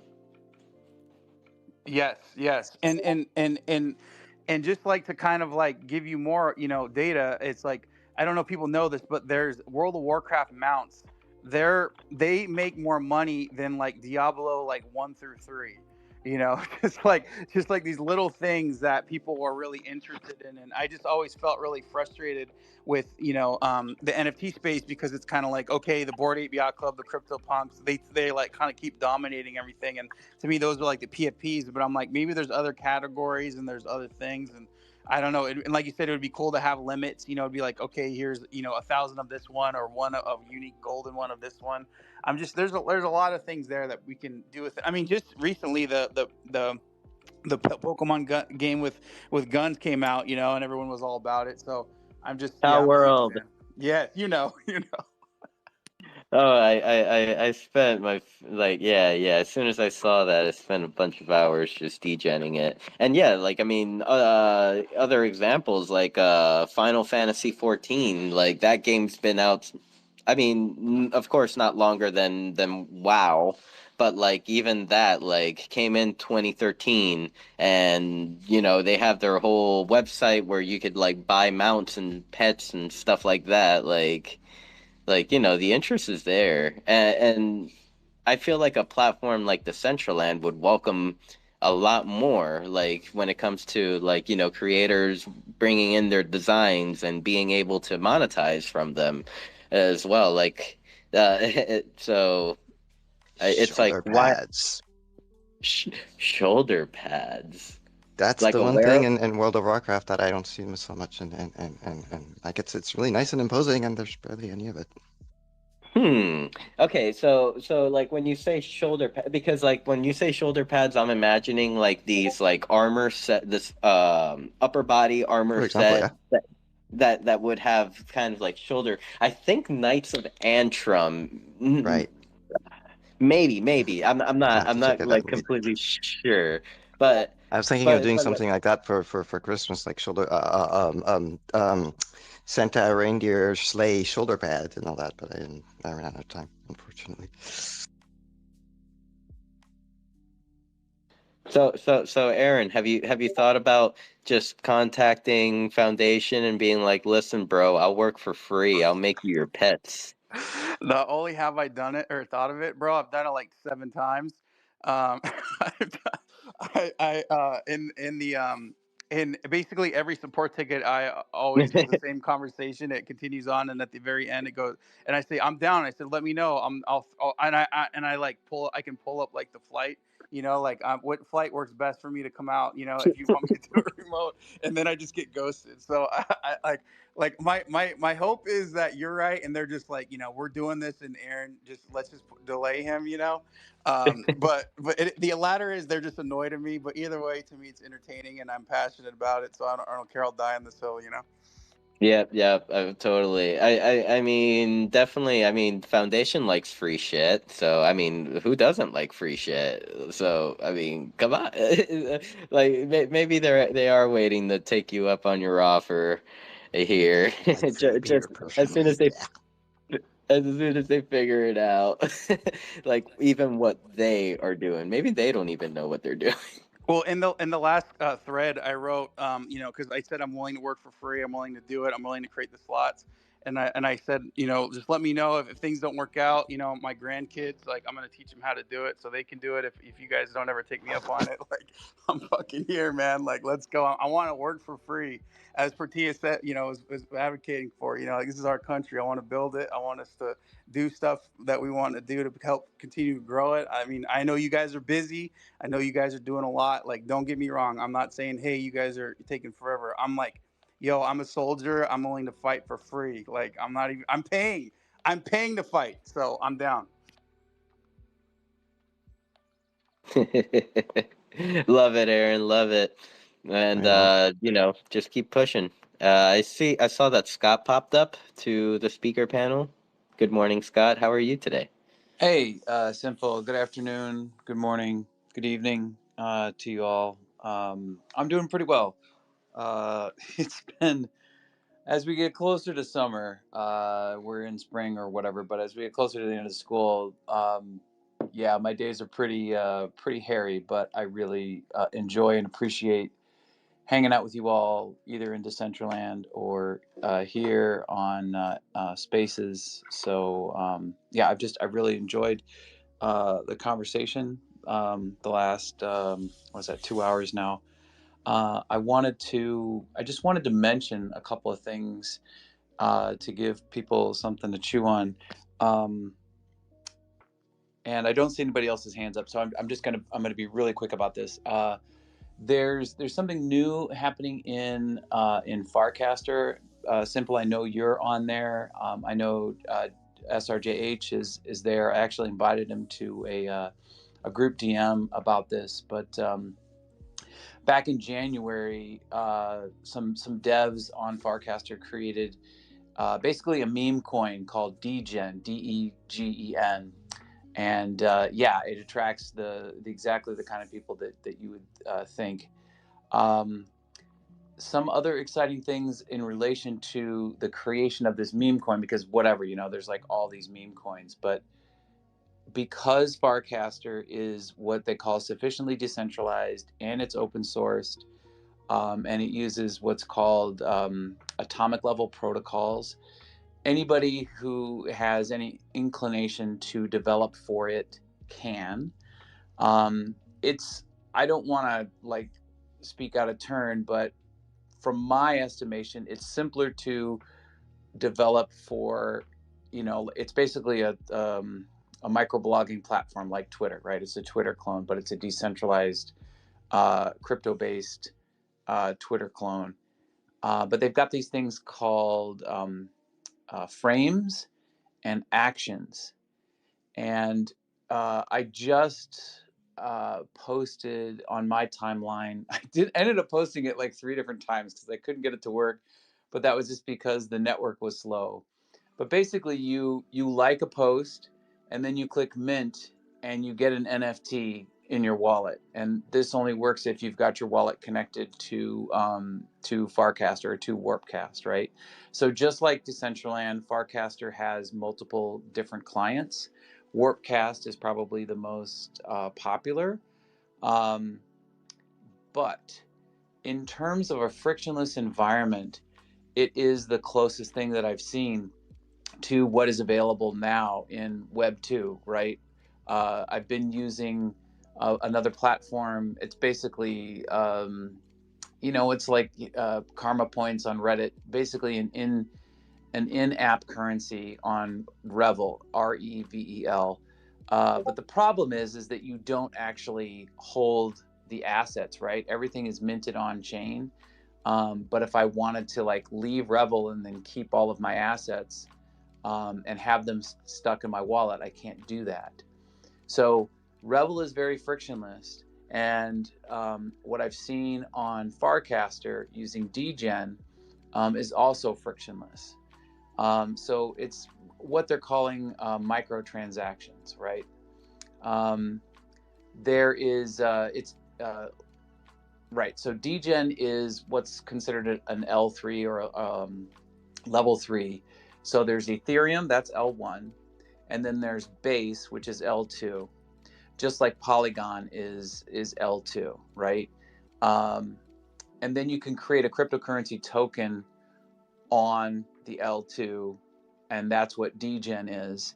And that's basically what Mana is, right? Mana is a cryptocurrency token that is on the Matic or / Polygon network, and Polygon is L2, which is on Ethereum. Trying not to get too deep into the weeds, but I think it's important that, like what we're using Mana for in the Decentraland marketplace is this, we're giving emotes and wearables and names and in some instances land that is like the common currency. But Farcaster has seen exponential growth in terms of daily active users. They've got something like 8,000 daily active users now, which you can compare that to Decentraland. But if you just look at the number of posts that are coming through, like the content that is being created, it's really impressive. The last thing I'll mention is that there's like affiliate programs that have been created. I just minted oddjob.base, right? BASE, using the Base cryptocurrency token. And I went through the whole process, and they've got all these deals or whatever, and there's a tab on there called Metaverse, and guess who's already in there? Roblox and Sandbox are both metaverses that are already in there. There's another one that I've never heard of. I've already sent this information off to Kim. She's becoming more active on Farcaster. But yeah, it's been nice to have, been away somewhat from Decentraland to check out these other things and to see how other people are doing,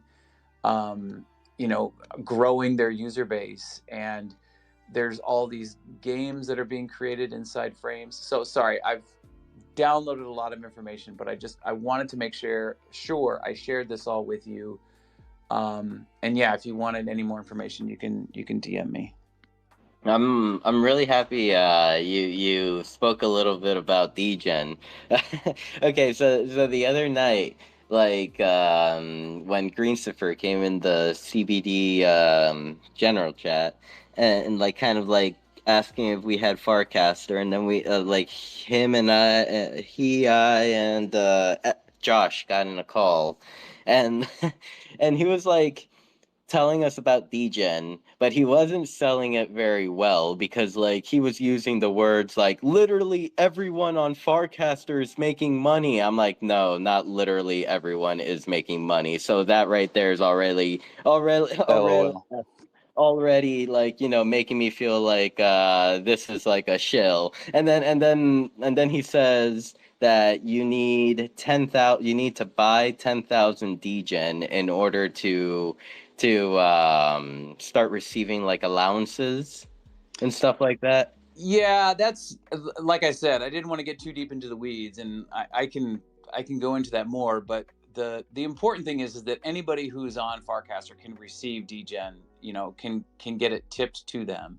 If you want to be a person who is out there tipping other people, that's when you have to have the 10,000 degen. And right now, it's about 3 cents.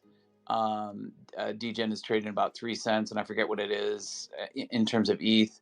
But yeah, I got some. Hey, shout out to Rustan actually for telling me about the retro Doge drop, and I'm basically using that money, Rustan, to unfortunately. I converted it from base over to ETH, but I needed to have it back. I had to convert it back over to base, so I just got the 300 from that, and I've got something like 11,000 degen right now. So whatever, I need to wait like 48 hours. Everybody needs to wait 48 hours once you get that first in investment or whatever to begin tipping people or to get those allowances. So I'm gonna try it, and then I'll report back to everybody and let you know how it goes.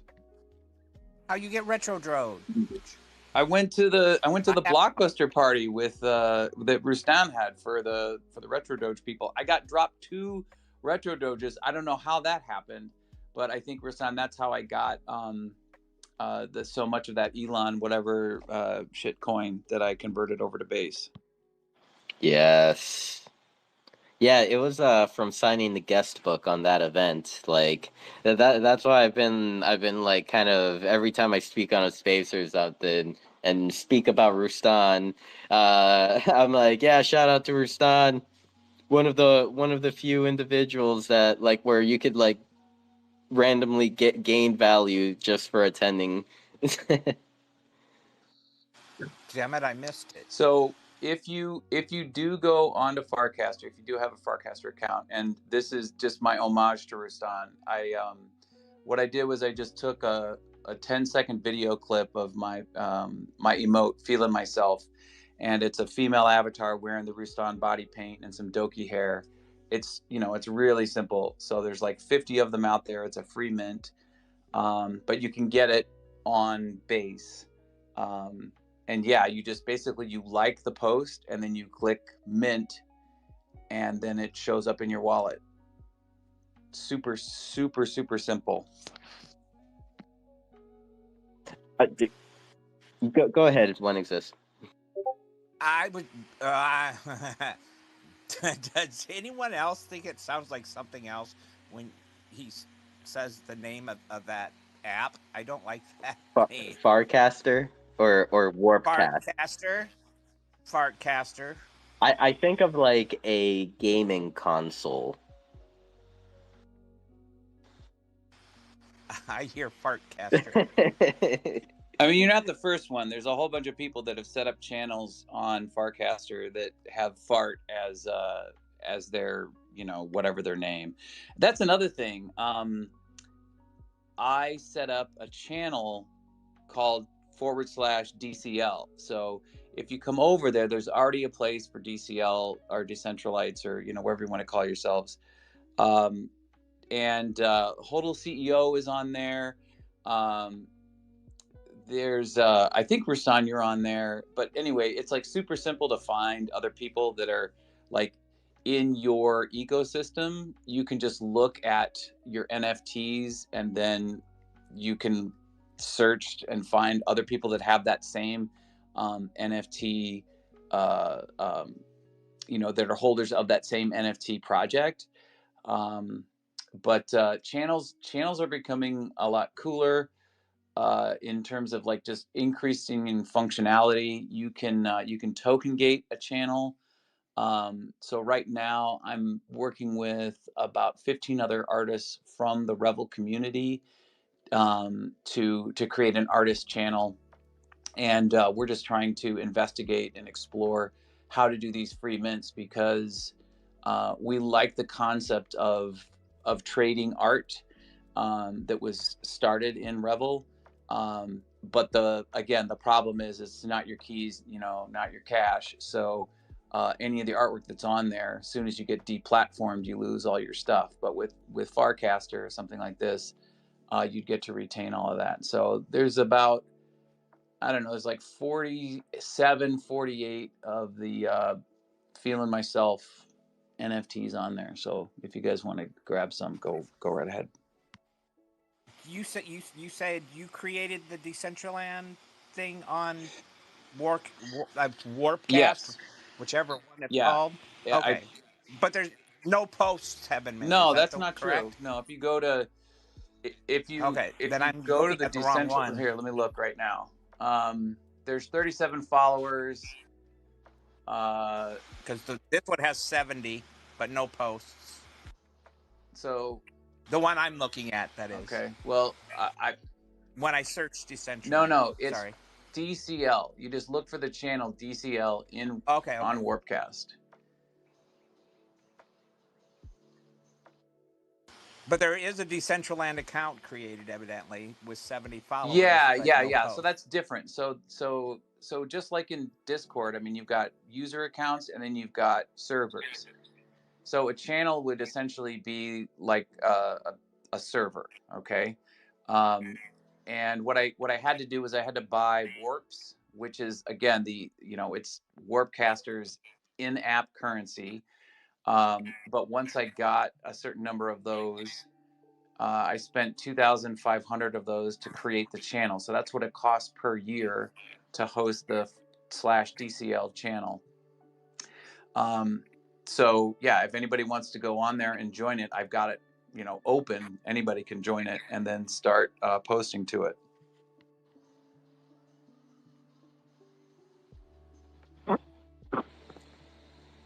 Aaron, I see your mic is unmuted. Did you want to jump in? Oh, no, I think I was just pressing the heart button and then I accidentally hit it. But shout out to Scott. Thanks for sharing the deets. And I also remember, I think Rastan, shout out to Rastan too. So nothing. That's it. Big shout outs all around. I'm really happy that Scott did kind of come up and share more info on that, because I mean, you didn't come up here and tell me that literally everyone is making money. So my sus alarm didn't go off. You explained it in like kind of like a very clear. Let's say if someone wanted to get the 10K degen and start and like hold it for 48 hours so that they can start tipping people, would they like go on Coinbase, buy the degen token and then transfer it to their MetaMask wallet through Base? That's probably going to be the cheapest and lowest friction route possible. But because I had the ETH that I got through the Retro Doge, what I did was I just bridged my ETH over to Base and then selected the degen token that I wanted. But yeah, that's essentially it. I mean, just like with Mana, I mean, there's any number of ways that you can do it, and you can do it so that it's expensive and it costs a lot of gas. But I think probably the cheapest way, if you've got a Coinbase account, is to go through Coinbase and then to just purchase some Base through whatever means, and request, if you can at that point, request degen. It was at like 4 cents a couple of days ago, and it's down to 3 cents. So it's considerably volatile, but they also have staking, and they're gaining affiliates. I don't want to say rapidly, but they're gaining affiliates, so other people are taking notice of it and are extending the usability, the utility of the degen token. Nice. Yeah, I did see the price drop. Rustan came up to speak. I'll pass it over to him since his hand is up. Good morning, Rustan. Yeah, good morning. I just wanted to add to what Scott was saying. Like you actually don't have to bridge if you have a Coinbase account. If you have Ethereum in Coinbase and you send it to any MetaMask wallet, you can choose the network that it's on as you send it. So you could just send the ETH to a base ETH mainnet, basically, or Polygon, or Arbitrum, or Optimism. There's like a whole number of them. Rustan literally. It automatically. Oh, go ahead. It automatically asks you when you go to send Ethereum. Yeah. It brings up that. Yeah, so most people don't know that. It's pretty awesome. So Rustan, you're basically the person that onboarded me to Base Network, because before the Retro Doge airdrop, I did not dabble in any of that. Yeah, I I'm was like, actually annoyed a bit. Like, it seems like a lot of artists are flocking over to Base right now. I'm annoyed about it because I feel like I like Polygon. I don't know why Polygon is starting to sort of disappear a little bit, but I guess there's potential rewards and stuff happening from using Base. And I have this drop that I've been thinking of doing, and I'm trying to decide where and how to do it. And I'm waiting on Manifold to set up Polygon. But it doesn't have Polygon yet, but it has Base and Optimism. So now I'm like, maybe I should just do it on Base, since it seems like the whole world is starting to convert to Base. I just did, Rustan. I just did Zora's my free drop that's on Farcaster right now is through Manifold on Base, and it was actually once the network cleared up, it was super simple. Yeah, Manifold is my favorite. They're awesome, and you can add like. Have you guys looked at Zora? What's that? Have you guys looked at Zora? Zora? I've tried like 5 or 6 different ones, and so far Manifold is still my favorite.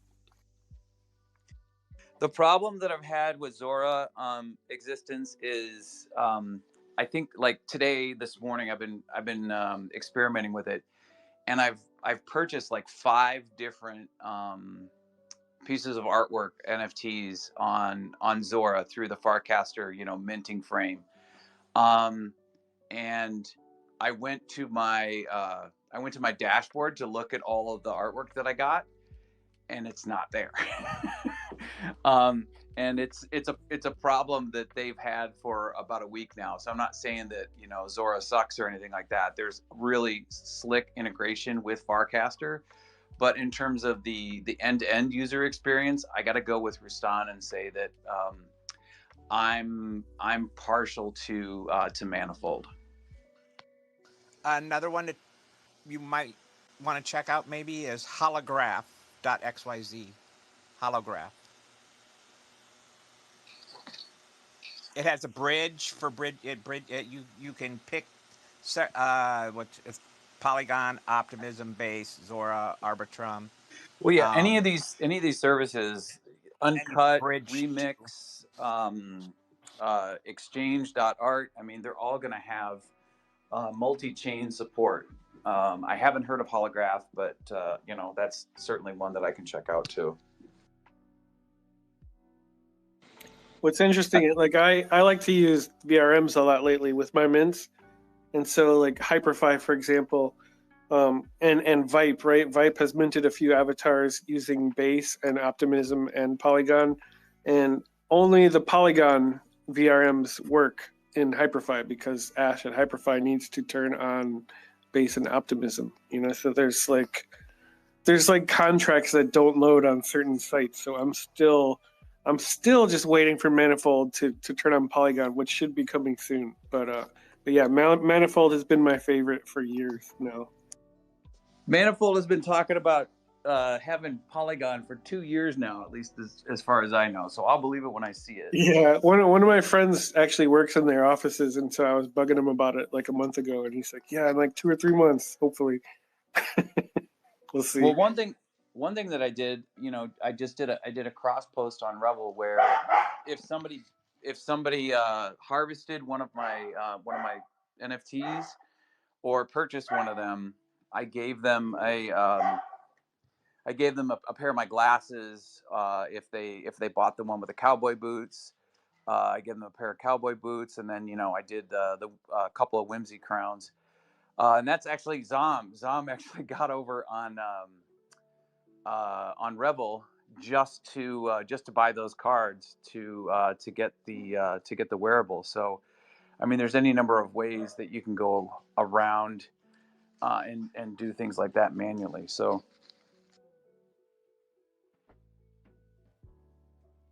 So Rustan, I know that you also like dabble in like Tezos, and I know that there's like also a big artist community on Tezos. Do you notice like even a shift there on that network from Tezos to Base? No, well, yeah, I do. A lot of Tesla's artists have been jumping over to base. Tezos is complicated. It's so weird because you can't like bridge Tezos to Polygon, or you can't get it on QuickSwap. You have to actually like buy it in Coinbase and then send it to your Tezos wallet. There's no easy way to swap. And somehow it's still managed to develop this amazing community, and it really developed the community back in the days when 2021, when the ETH was not 2.0 yet, and some people were saying it was harmful to the environment, and Tezos was like one of the earliest green cryptocurrencies. So a lot of artists jumped in on that because it was green, that they didn't want to harm the environment, And then it still thrived, and it started dipping with the bear market like everything else, and it still has a solid foundation going, but it's definitely died down a bit, and people are starting to explore base and ordinals, a little bit of ordinals too. Nice. I'm seeing in chat, like I know that when you guys were mentioning like different swaps, Bitfiend is mentioning app.squidrouter.com.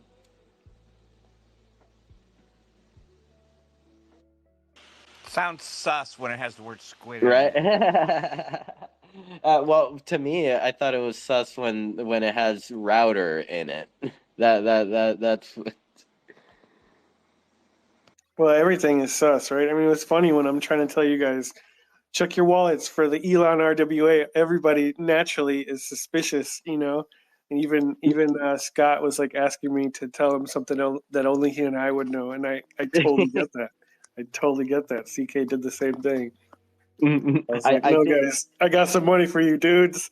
I'll even say I did some research too, but I didn't flat out like ask you. I'm like, did you get hacked? I was like, looking through different stuff, just referencing, remembering like the way you interact and stuff like that.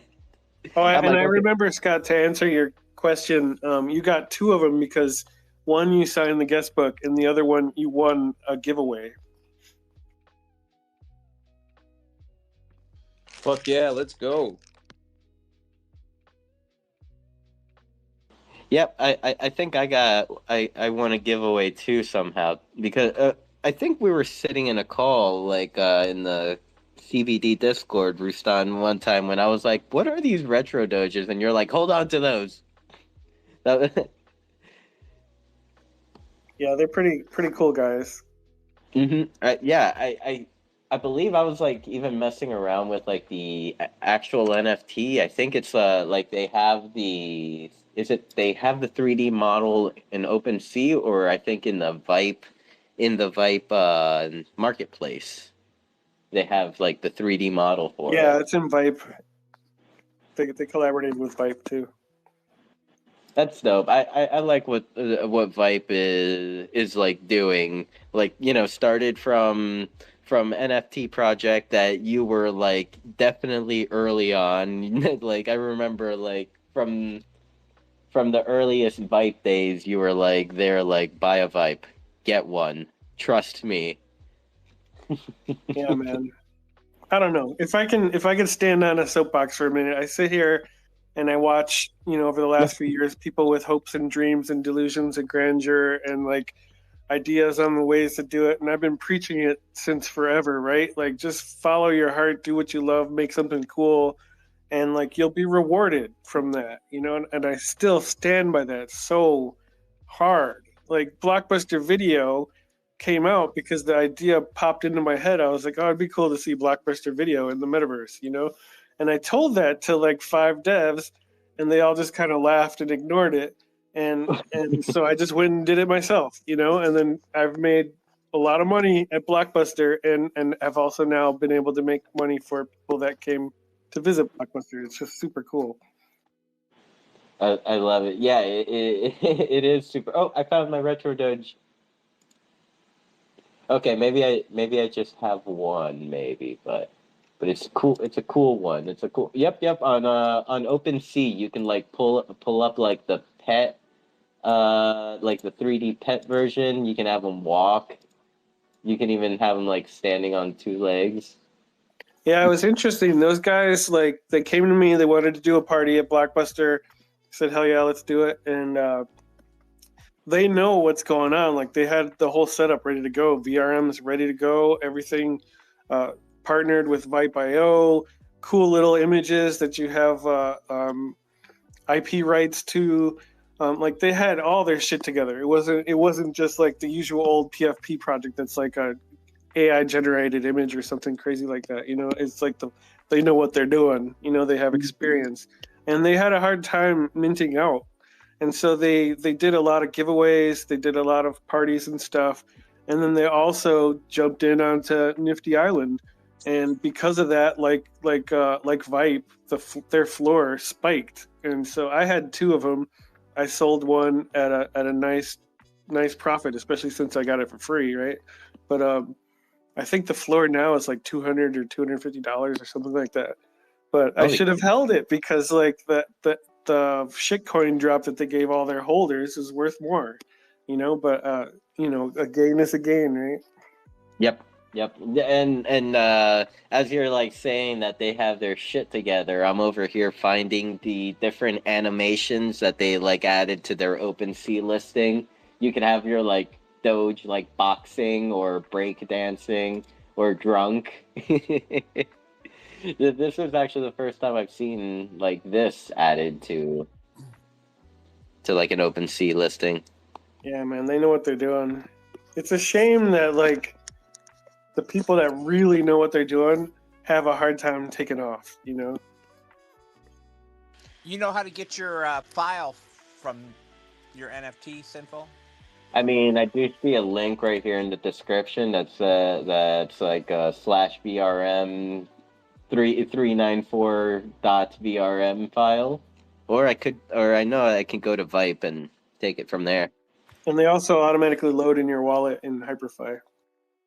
Oh yeah, that too. I do have it in my Hyperfi. They don't load in Voyage yet. Oh wait, no, sorry, it's in a different wallet. Voyage doesn't have multiple wallets yet, so never mind. Yeah, I think it loaded in Voyage for me. Voyage, by the way, I'm still like I'm still pushing them hardcore. Those guys are doing some amazing things. They have some unbelievable taste and skill in what they're creating, and they just dropped multiplayer. I actually haven't been able to test it yet, but they just dropped multiplayer, so now you can jump into Voyage stations with your friends. And they just added the VRM setup to one build. It's their lobby, I guess, and you can switch to your VRMs that are in your wallet, and that will soon be available, I think, to all stations. So if you guys haven't checked out Voyage yet, definitely do that, because they're building something really cool. Yes, my dog was in space. Yeah, I saw that. That was awesome. My dog is getting everywhere.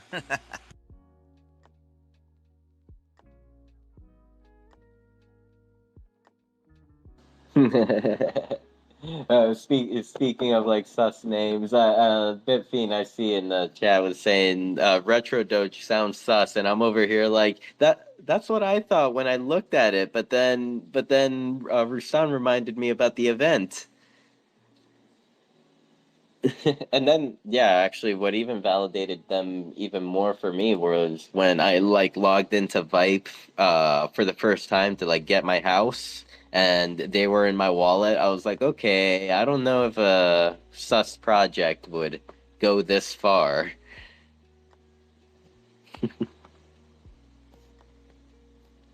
But like, yeah, yeah, thank you, Rustan, for bringing that to like the people around you, and helping like Retro Doge get at least like get started, or if you didn't help them get started, like keep like some momentum going, as well as like even pick up some new community members for them. Well, it was cool because like you have to sign the guest book. So as soon as I became aware of the Elon drop, I was like, okay, well, I have this guest book list of everyone who was attended, so I'll be able to contact you individually to see if you received the drop, because obviously I knew that you guys are probably not in their discords and probably had no idea, and I heard through a respected person that this drop happened. I would have totally missed it too if it wasn't for this person telling me.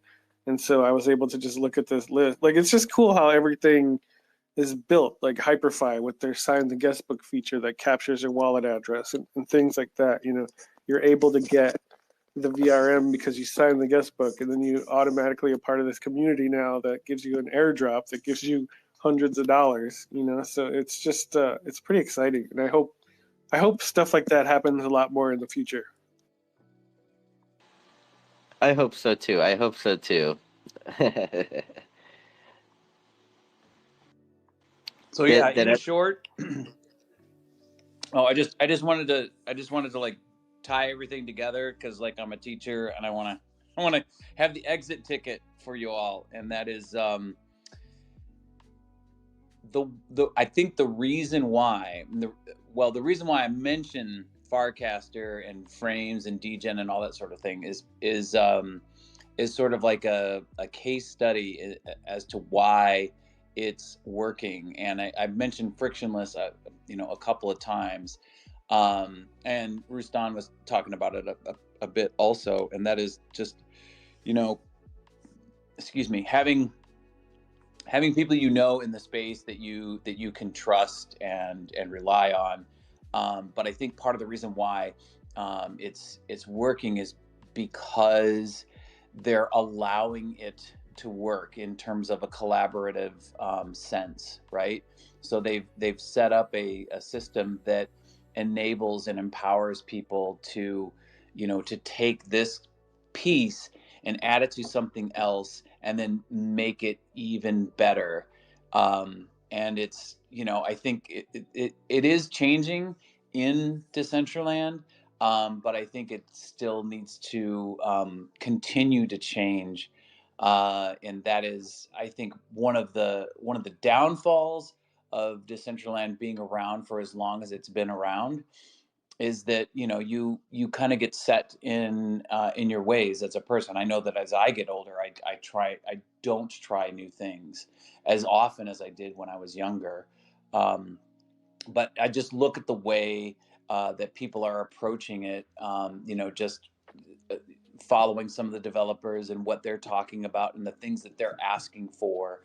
And yeah, just having the ability to like I've got all these artists from Revel that I want to have a gallery open for in Decentraland. And if it's going to be an easy thing for me to do, then that's going to bring in 15 new people into Decentraland. But if there's friction or if there's roadblocks in between me making the gallery and getting people onboarded or whatever, guess what? That's gonna limit the number of new people that do come into Decentraland. So that's my exit ticket. That's my takeaway is reduce friction. You're totally right, Scott. I've actually on my to-do list is to do another group art show, probably Tezos again. But this time I want to do it in Hyperfi because I know how to build a fully optimized world that will work on VR and mobile on Hyperfi. And I did the one in Decentraland, I don't know, 2 years ago, and it was great, but it had friction. It had friction, and some people had problems, and they couldn't figure it out. And of course, around that time, Decentraland was maybe laggy or whatever issues were happening. And so, like you said, like we need to avoid that. But I do recall the reason I want to do this again is the entire reason I got into the metaverse was because I was invited by one of my collectors to show in a gallery in Decentraland. And as much as I didn't want to do it, I was in yes mode and I did it. And then I saw the full potential of the metaverse. So yeah. Also, I wanted to add to what we were saying, or what we were talking about earlier. Kanessa was there with me, and when I was talking to Yemel about things we could do in Decentraland at GDC, and I think I mentioned this before in another CBD spaces earlier a couple weeks ago, but we talked about having quests in Genesis Plaza that take you to popular locations like the Dollhouse, Khazarustan, True Bandroom, whatever, and you are able to collect wearables or collector NFTs like trading cards that are seasonal, and so like they only exist for a limited period of time, and collecting it means you were there, like a Pope, right? But it could also be a wearable, and users who want to participate in that would have to sign up, be approved maybe, but most, like, I think that would be a good idea as far as like drawing people back to continue collecting and do dailies or whatever, right? And the problem is, like, it's not something that we can just set up. So like Proteus, it's easy to say like the foundation has set it all up for the users, but they haven't. Like, we can't just drop something in Genesis Plaza like we want. And while they did say that that's a great idea, we should do that, it's still not implemented. And I think like Aaron was talking about, making it simpler, it does need to be simpler to implement something like that, which I think would be very valuable. And also, I just wanted to add, I don't think of Decentraland as a country. I think of it as a world. I think a country is too limited, because there's so many varying cultures and languages throughout Decentraland. There's been times where I jump into a party that's Chinese, for example. I don't understand what's going on at all, but it's cool to see it, But yeah, that's all I got to say. That's awesome. And Rustan, going back to kind of what little earlier you were mentioning about you want to kind of do another artist event on Hyperfi. Is there any way I can help you, like find artists or whatever it may be? I think what I'm going to do though is with I have a huge collection of Tezos art. I've been there since March 2021, and I've been buying and flipping and making huge profits on Tezos. And so I have like my favorites. And so what I really want to do is like reach out to my favorite artists whose artworks I own and display the artworks that I own and show it off. And people that I know that are active, that are already and have always been active in NFTs since as early as I can remember. I want them to experience the metaverse, especially if they haven't. So I already kind of have my list of artists that I want to bring in. Nice. I mean, if there's any way I can help incentivize them, make them want to come in more. I mean, maybe we could stream it or something like we did back in the day with the Khazarustan parties, right? So they could see, like, really all my goal is to show these Web 2.5 artists the full potential of metaverse and their artwork. I love it. And I mean, definitely should. It's a good, mission to have to spread out through different platforms. Go ahead, Scott. Oh, I was just gonna say it's a truly powerful experience to see artwork in person, and I would say that the next best thing is, I mean, ultimately, if you've got a VR headset or spatial computing headset, whatever you want to call it, and you've got your high res, 4K whatever image that's floor to ceiling, to see it in a virtual environment, is, I'd say, the next best thing. And then the third best thing would be, just to see it online, right? And just having that separation between you and the monitor, is, I don't know, it just puts a little bit of distance. But I'd say between the next best thing and the third best thing would be having it in, a virtual space, like a Decentraland or a Hyperfi, that you could experience spatially, three-dimensionally in a virtual environment. So I think that's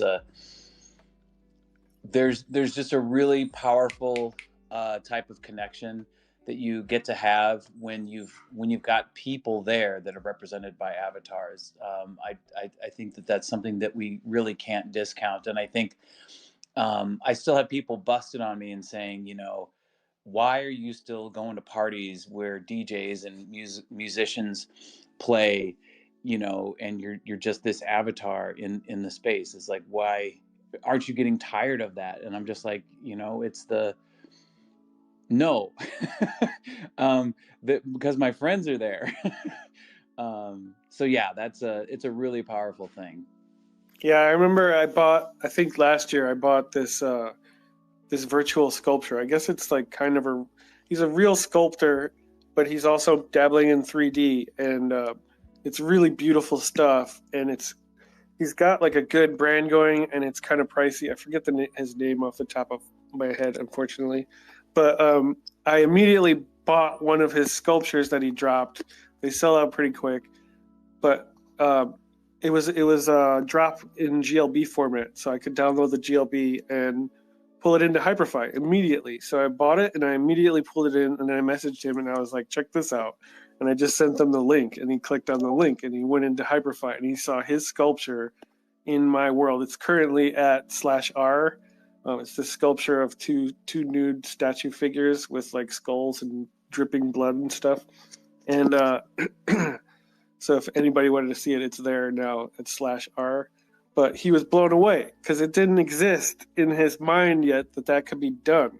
When I saw the NFT and I saw it was a GLB, I knew what I could do with it. And so he immediately started hitting me up with questions with like, how did you do this? How did you do that? This is amazing. And that's kind of the goal, is to educate artists to like step away from what they know in the traditional 2.0 world and really onboard them into 3.0.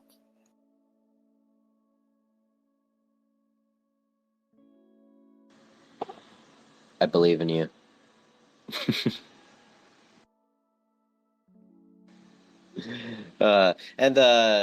Yeah, I mean, this conversation has been amazing. I really appreciate everyone that's come up and spoke today.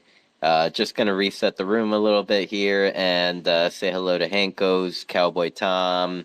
I see DJ CK down there, as well as Pete a Puzzle. Welcome. If there's any new listeners here in the space, you're more than welcome to request to come up to speak and introduce yourselves, and even share any ideas on what or thoughts about like what we were talking about. Did we lose Scott? I was enjoying having Scott in here. I always enjoy listening to his voice.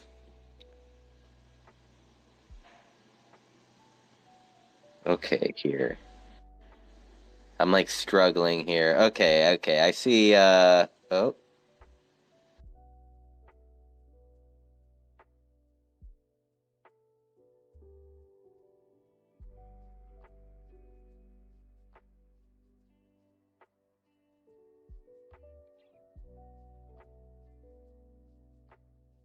Okay, I see that Mariana came up as Scott went down. Mariana, the floor is yours. Hi. No, I was just scrolling through Twitter and just trying to see if there's any other like updates for Decentraland things. And I came across the In-World Builder Twitter account, and I forgot that there's currently a building voting period open right now. So anyone who's in Decentraland, if I can pin the tweet, but if you guys are in the area of Decentraland, definitely check out whoever submitted a build or island or whatever, and yeah, go vote. But yeah, just thought I would throw that up there if anyone is looking for a task to do in World. Oh yeah, and by the way, IWB just this past week, I haven't tested it yet, but apparently now you can build in IWB and deploy to your name, to your name server, basically the name DCL server, which is awesome. So you can have it on the IWB server, or you can have it on the DCL server. That's kind of a big deal, really. That is really dope. Yeah. Wow. Thank you for even bringing that up. Yeah, the asset's actually really cool. Like I was, Jake and I were messing with the In-World Builder contest. I'm like, well, there's some pretty cool assets here. So, sure, there could be some more that could be like recommended. Like, there were like a few that I would like type. I'm like, oh, this doesn't exist. But like for the most part, like you can really build like a little starter space, for whatever you need for Decentraland. So I think it's pretty cool. Yeah.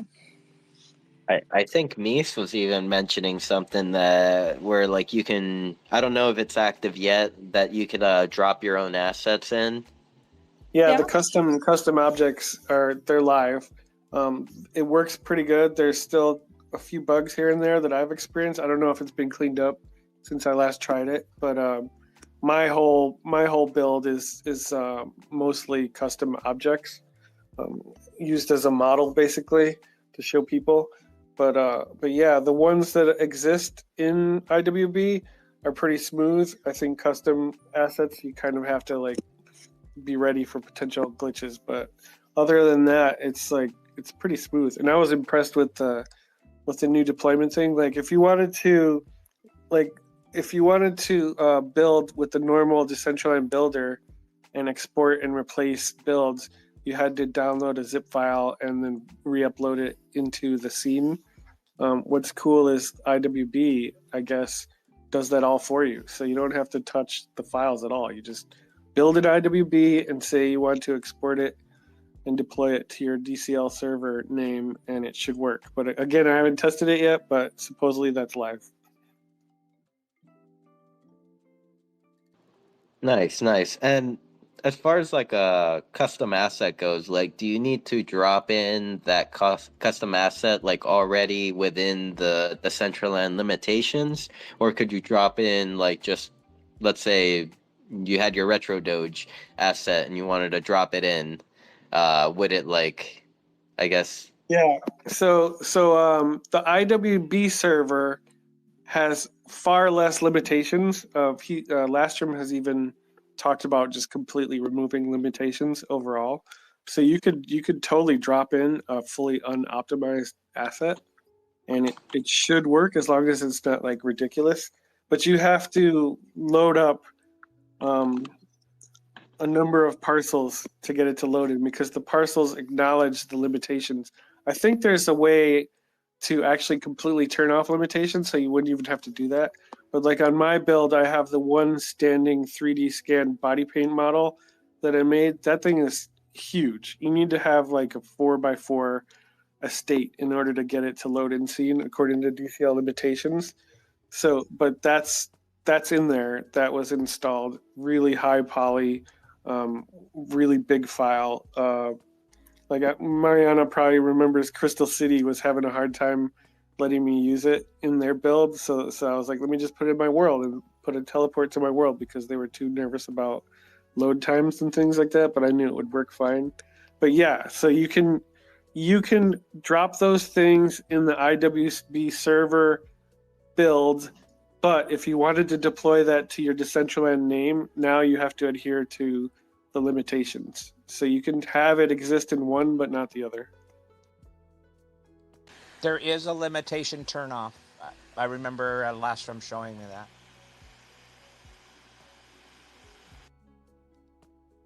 Love it. And how many of you on stage are in the competition? Janko and I did some stuff. Oh, nice. Nice. Wasn't much I stuff. accept crypto payments for votes. Yeah, I gotta contact Lastrom, see if I can have a whale vote. And then we can start selling it. I did not, as it's a team competition. Yeah, you had to have at least 2 people on a team, I believe. Yeah. But like, it's just like no one knows that the contest is going on right now, and it's like over the weekend. So yeah, I thought I would just bring awareness to at least people to vote for some participation. You did very well, Mariana. You did very you. well. That went over my head until you mentioned it just now. I'm glad I was scrolling through my Twitter feed. Thank you, Twitter. Oh, I don't see them anymore. Oh well. I gotta head out on the road, but I'll be listening. Alrighty, yeah. Thank you for coming up, Rusan, and speaking and sharing and yeah, like hit me up if there is anything I can help with, at least like with any future artist events that you host. Definitely will do. Thank you always. And And take care. Okay, well, I mean, either personally, I am all out of topics. If there Yeah, are any I other. don't have anything for you, Simple. Oh, come on, Mariana. That's I'm trying exactly to where I think. was going. I was I going know. directly to you. I mean, You're the Vanessa mentioned the DAO like 3 hours ago. Vanessa mentioned the Dow We 3 hours. we talked about the town hall slightly, maybe. We shook our fists and whatnot. We learned more about. I have a whole list here for you. Let's hear it. Oh, shut up. I'm not going to do that to anybody. You're free to go. Right. I mean, I guess like even to like bring it back to kind of like the streaming the town hall in world, that was actually something that I used to do, but I didn't like advertise it or tell anyone in the DAO that I was doing it. I was just doing it. And then like they started like, building towards the like, building the build and like I would see conversations where people that are definitely more capable than I am were like saying like, "Oh yeah, I could stream that DAO stuff to Decentraland," but like so that's why I stopped doing it. And then no one continued. Oops. I feel like we're like in this awkward waiting phase with like the new headquarters that's being built. Like I don't know anything about it. Like I think there was like a channel update not too long ago that they're working on something, but I think everyone in the DAO was just wait. I don't even think anyone I don't really think like anyone's really like that concerned or even paying attention, to be honest. Like No, I can tell you, no. I'm not paying attention to what happened in the world. Like honestly, like the convenience of me being able to hop on the phone is good for me while I'm working. But like, yeah, I think people are just waiting. For those who do care, they're probably just waiting for the HQ to have that be the spot for the in-world whatever town hall. So, and then even like when I think Cheddar mentioned a while back about like the platform foundation and the DAO doing a better job of like advertising their whatever town halls, AMAs, whatever it can be in like Genesis Plaza.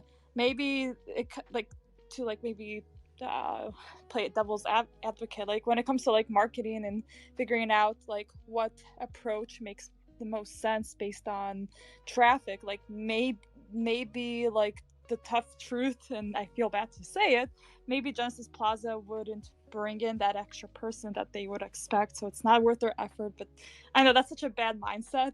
Like there should be marketing, sure, but like I think when it comes to like resources, time, modeling, whatever, maybe it's not their preferred way of, or like after like they've observed how people hear about the town halls, Twitter and Discord and whatever else is the way that people know about them. But I do agree, like new users should have the ability to have a way to find out about these events, whether it's an events page or whatever. But sorry, Or little... yeah, I mean, even like for like the Art Week button that they did for Art Week, Yeah. like even like one of those like being put in Or like even like that. just being like a permanent button, like, and then like maybe like when the AMAs happen, like it like flashes in the person's screen somehow, the button turns whatever red to green, like, hey everyone, like this is going on. Mhm. Or like, yeah, like to your point, like notifications of some sort. Yep, I like yep. that actually. That's Like a really yeah, good recommendation. That's actually simple. You should put that into Canny. yeah. I mean, like a notification bell, but in a world where, Yeah. like, let's say any events that are in the events page that you are interested in, you could favorite them or whatever, like track them, and then through there, like yeah, Yeah. once they go live, you get like a little like ring, like the ring up above on the bell, and it's like, a one or a two or whatever. Because I feel like they did add some sort of new notification feature. I scrolled past the Discord server, but I know they did something about it. I'm gonna let Scott talk. He seems like he might know about it. Welcome back, Scott.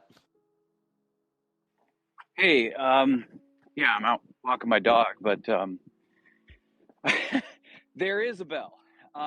Unfortunately, it's only on the events and the marketplace and the builder page.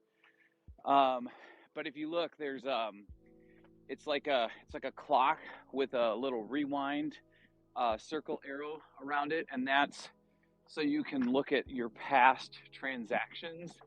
So like I do a lot of transfers of wearables, and if I forget, hey, did I send Mariana, the whatever the new emote or whatever that I'm working on, I can check that there. But like to the left of that is a bell, and if I've gone into the events page and I've noted that I'm interested in something and it's a recurring event, it shows up there. And then if there's an event that is, just live, it shows up there too. So I don't know in terms of like what coding or whatever they would need to do to just make that part of the interface, the UI in world. But it's something that already exists, right? So Yep, that when we were yeah, talking, go that's ahead. what I was like referencing or Okay. thinking of. Yep, Okay. exactly. Okay, yeah. So it's something that already exists, and I think it would just need to be in a different context implementation. So whatever that would take, I don't know. Mm-hmm. Yep. And I mean, with that belt, you could even like section off, like, between party events or even like official Decentraland events and and DAO events and stuff like that. You can definitely like categorize like different stuff. So, maybe Mariana, maybe we should add this to the canny. Yeah, we'll talk about it during our amazing strategic calls. I'll shake my fist about it in the next all hands. Yes. Mhm. Yeah, we will. I mean, you got a point there, though. It's like anytime we come up with any ideas like this, appointing a person to do the thing, to like take action. It's like you're not an activist if you don't actually take action, if you don't actually take your idea and put it into, you know, into a thing that you do. So it's usually the person who came up with the idea. It's like, okay, so when are you gonna do that, Mariana? um, but no, it's like that's how shit gets done. So I will find a way to let them know to put a DAO cute little button somewhere on our screen. I mean, you are going to the summit. I am. That is a confirmed fact. Oh yeah. well, do let us know if you do a canny, and then I will, I'll upvote it. So okay, yeah, maybe I'll go like on Canva and like create a cute little button as an example. I'll vote on your proposal too. Thank you, Simple. You have 2 votes. I can't guarantee you Canessa's vote, but. Dang it. Oh, she heard. You heard. What are we voting on? We're voting on a cute little button for the DAO. Like when we on the screen. I'm back. What are we voting on? We are. And I can't hear Mariana, no. so I don't know what. But yeah. Careful, you Okay. tell her. Okay, so we're talking about like a notification like button for in world, like whenever an event goes live, like you'll get like an in world notification for it. And so then Mariana's saying that she might go into Canny and propose it there, and then I was saying that I will vote for her proposal. That would be awesome. I mean, I think we need like a laundry list of things we want to see, and then I don't know, maybe some of this might be in the new client coming out. So that would be cool if they could just be like, all right, I don't know. We don't want to overwhelm Noted. them. No, I'm kidding. While we're brainstorming, how about this? Because there's all the different channels right in the chat. There's what was it for the music festival? There was a channel. True Band Room has a channel. Dollhouse has a channel. And like there's a new Japanese channel or whatever that Peanut Butter helped me set up. So what if when the event goes live, you got that little button or whatever that Mariana's talking about, that she's going to make that beautiful graphic for, but then it actually like posts in whatever chat that you're in, right, with a link, a hyperlink to the coordinates, so that you can just go right there. I like it. Like CBD events would there would be hyperlinks to Canessa's land here on Decentraland whenever these Twitter spaces happen. Yeah, exactly. So it's a one-click kind of thing. You don't have to click on the notification and then go to the events page and then click on the jump in, and then you get another window that's you have to confirm and say yes, I do want to go there. It's just shows up as a link in your chat, and just like if anybody had typed in the coordinates, it's just like you could turn that on or off, right? Like give me text chat notifications whenever this event goes live, and then it'll just show up in your timeline. You click on the coordinate link and then you go.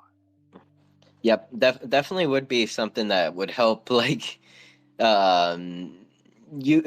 newer users keep track of like the different events that happen in Decentraland. Like a lot of new users could pop into Dollhouse for the first time and then like kind of mark it as like a place that they want to like as their favorite or whatever, and then like anytime Dollhouse has an event, that they will be receiving a notification, and there's a higher chance that they will come back and they won't get lost, even though Dollhouse is like a bad example because the coordinates are so easy, but like And Canessa, did I speak over you just a little while ago? I did. I think I saw your mic on mute, but No, I think we're. How's the soccer game? Who's winning? I think the fire bullets won. So those dang fire bullets. Yeah, I got some sun. It's a beautiful day, and it was nice to touch grass. It's really weird. It's really different than Decentraland grass. What's the difference? Is it like in textures? Like, does the IRL grass have different pixels than the Decentraland grass compared to Hyperfy? It's the triangles. It's the triangles, and there's like a different like emissions. It's just different, It just hits different. Shit's different. I think it's the nodes that it's on. It's like they got something going on different in the real life grass. Maybe Decentraland can learn from real life grass. Maybe. Nope. Yep. That's awesome. Happy you're getting some grass. I'm probably gonna do the same here after the space. we are coming up to like 3 hours, and you know how that goes, Vanessa. Around this time, our blood sugar starts getting low, and we demand sugar and carbs, and yeah. Yes, the coffee just doesn't do it. Can you make grass angels though? I don't know. That would be cool. You know, you should try it and get back to us. It's the silence you making grass angels. Me or Canessa?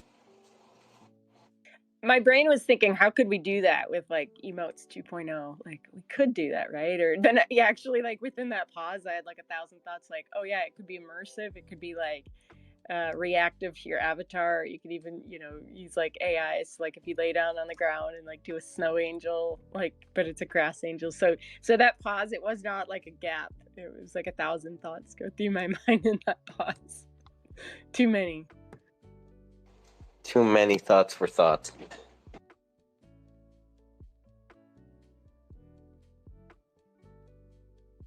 Sorry, I'm over here getting some coffee. Well, I will take the pause to invite everybody to tomorrow morning. T-Bird, Mr. J Stickle is... we are putting together kind of hopefully a little series of doing SDK coding. Just Sunday mornings, meet us on stream. And there, Mr. J is trying to help me learn SDK with the idea that like, if you just watch us walk through it, then it'll help everybody else that wants to learn the SDK from basically zero up, because I have a little bit of experience doing it in the past with AJ. But yeah, basically, if you are a noob and you've never done it before, come join us. Mr. J is awesome with like talking how, like working through it and explaining how it's done. It's SDK 7, so it's it hopefully will be educational, and I'm like hoping that watching me fumble through it, like everybody else can learn something. And Game Jam is coming up in, what is it, June? So I think for June there's going to be some contests for games being created. So maybe, I don't know, if people have any desire, check it out. 9 o'clock Pacific time, the same time as this, 9 o'clock Sunday mornings Pacific time. We will be talking SDK Sundays. I am a fan of these, and like, yeah, definitely, awesome job, like, getting with someone like Mr. J Stickle to kind of do this with, because like, I swear that man is like so low key, like he's like a genius. Like you see Meta One Design's headquarter, but like just to like, and then you see like all the cool stuff he's put together, but then like, he's like quiet, he likes to like chill and observe and stuff, and like sometimes I feel like not many people know that he is the person that built, like, let's say like the build where we host Beyond the NFT from, like. so so it's definitely like awesome that he is getting out there, especially with like you, and showing you how to like code some stuff, so that like everyone else that is watching can see that like it's okay to struggle at first, whenever like getting into SDK, like it's okay, but like there are friends and people here that can help you. Yeah, definitely. And I think it's hard to learn. I think as a teacher, I'll just reinforce that we all have different learning styles, and so like I can understand if I say it's hard to learn SDK. Somebody in the audience might be like, whoa, no, it's not. It's easy. But I'll rephrase it. It's hard for me to learn SDK. My brain, I know my brain very well. I can self-diagnose with many different learning styles that I have. Like I'm very visual. I won't go into my diagnoses, but if you tell me your name, I will forget it. But if I see your face, I'll remember you in 20 years and be like, I remember you. I So to me, I think that's like one of my biggest toxic features personally. I can't remember names, but then Oh my but I'll god. remember Yeah. faces. Yeah, I freak people out. I'm like, met somebody. I'm like, "You're Mr. Basie. You were my substitute teacher in freshman automotive class." And he's like, I like that was 5 years ago." I'm like, "Yep." So anyway, like we all Places have too. different learning styles, and it's okay if it takes you a long time to learn stuff. Like I can learn English like easy quick, but man, math was a struggle for me. And in school, not just high school, but like elementary, middle, high school. And so I know my brain, it's wired to learn different things, and SDK coding not so much, but I'm getting there. So for the SDK coding, And there's I a lot of see visual tools. Pretty, I don't know if you unmuted, but I didn't hear you, so maybe it's my mic. I didn't want to not talk. Can other people hear me? Oh, I do not hear you. I do hear you, Proteus. Okay. Canessa does not. Well, I just mean to say that there are actually visual tools that are available that help a lot with learning coding if you're a visual thinker. The what is it called? Heaps. You want to learn Also, coding that way. the Outlook, no, there's basically there's stuff that really helps. But if Kenneth can't hear me, then a lot of I don't know.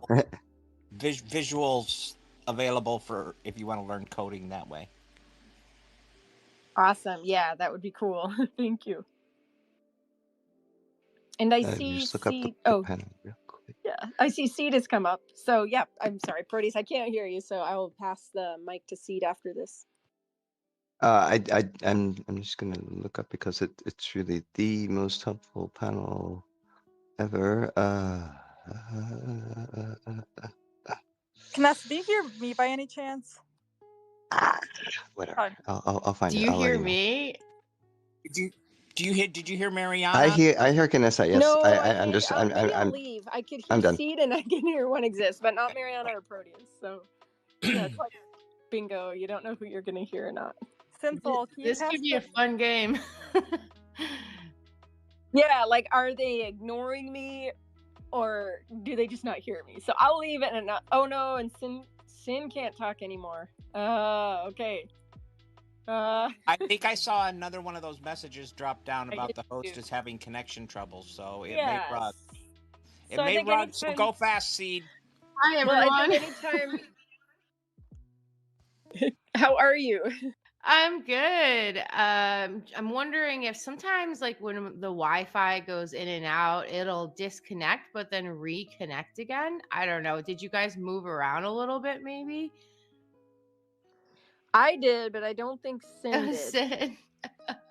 I don't see his mic on or anything, but I did hear him earlier. So The space rugged earlier on, and actually he had to open it up another time after this as well.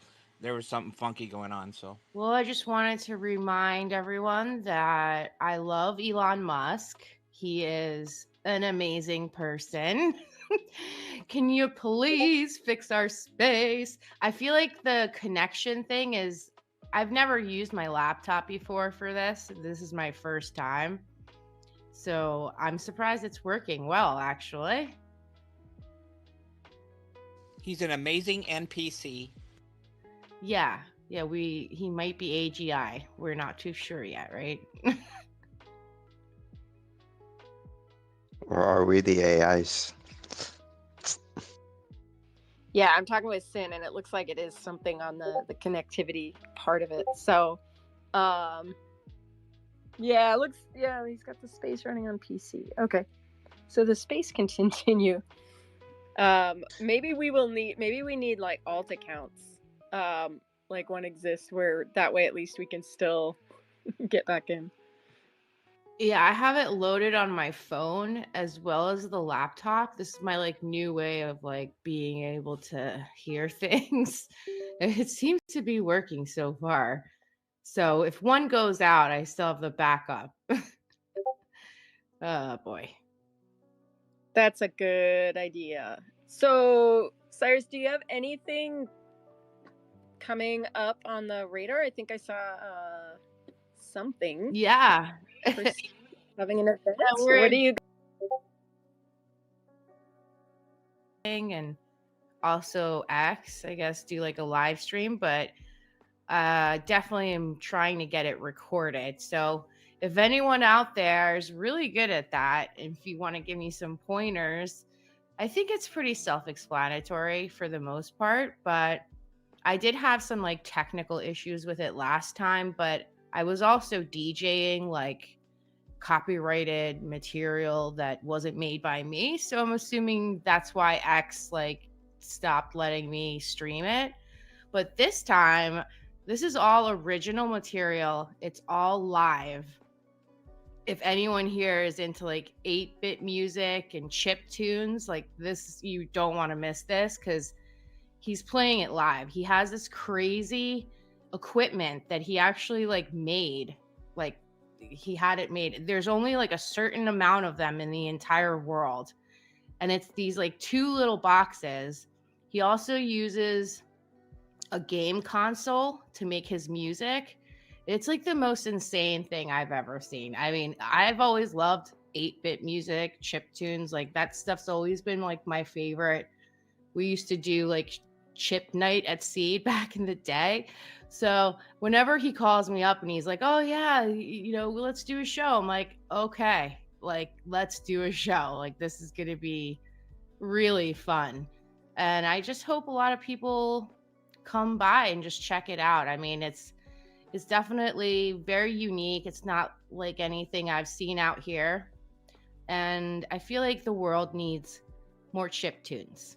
It's just, yeah. You sound like you're doing really well, Seed. Yeah, I'm alive and well.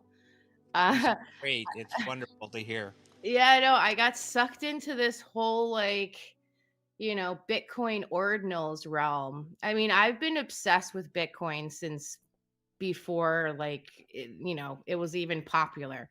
So I had always dreamed about getting artwork onto like that specific chain, and have it like actually on chain and indestructible. And now that it's been possible for the last year, I've kind of just watched it happen. Haven't done anything yet, but the community around ordinals is definitely popping off. Like it's crazy. I mean, I definitely missed out on a lot of these things because whatever, you kind of have to have like the financial thing situated. But I'm just hoping that even if I could get just like a few airdrops or get some whitelists, get into something. And I did mint this one thing called Sense, and this artist took it was like, I don't know how many, but a bunch of pennies and inscribed them onto Bitcoin.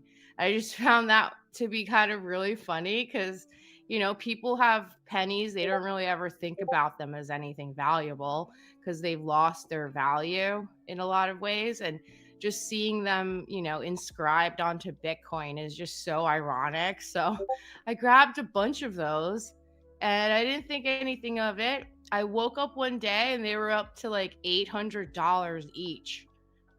And I just froze. I was like, I No don't way.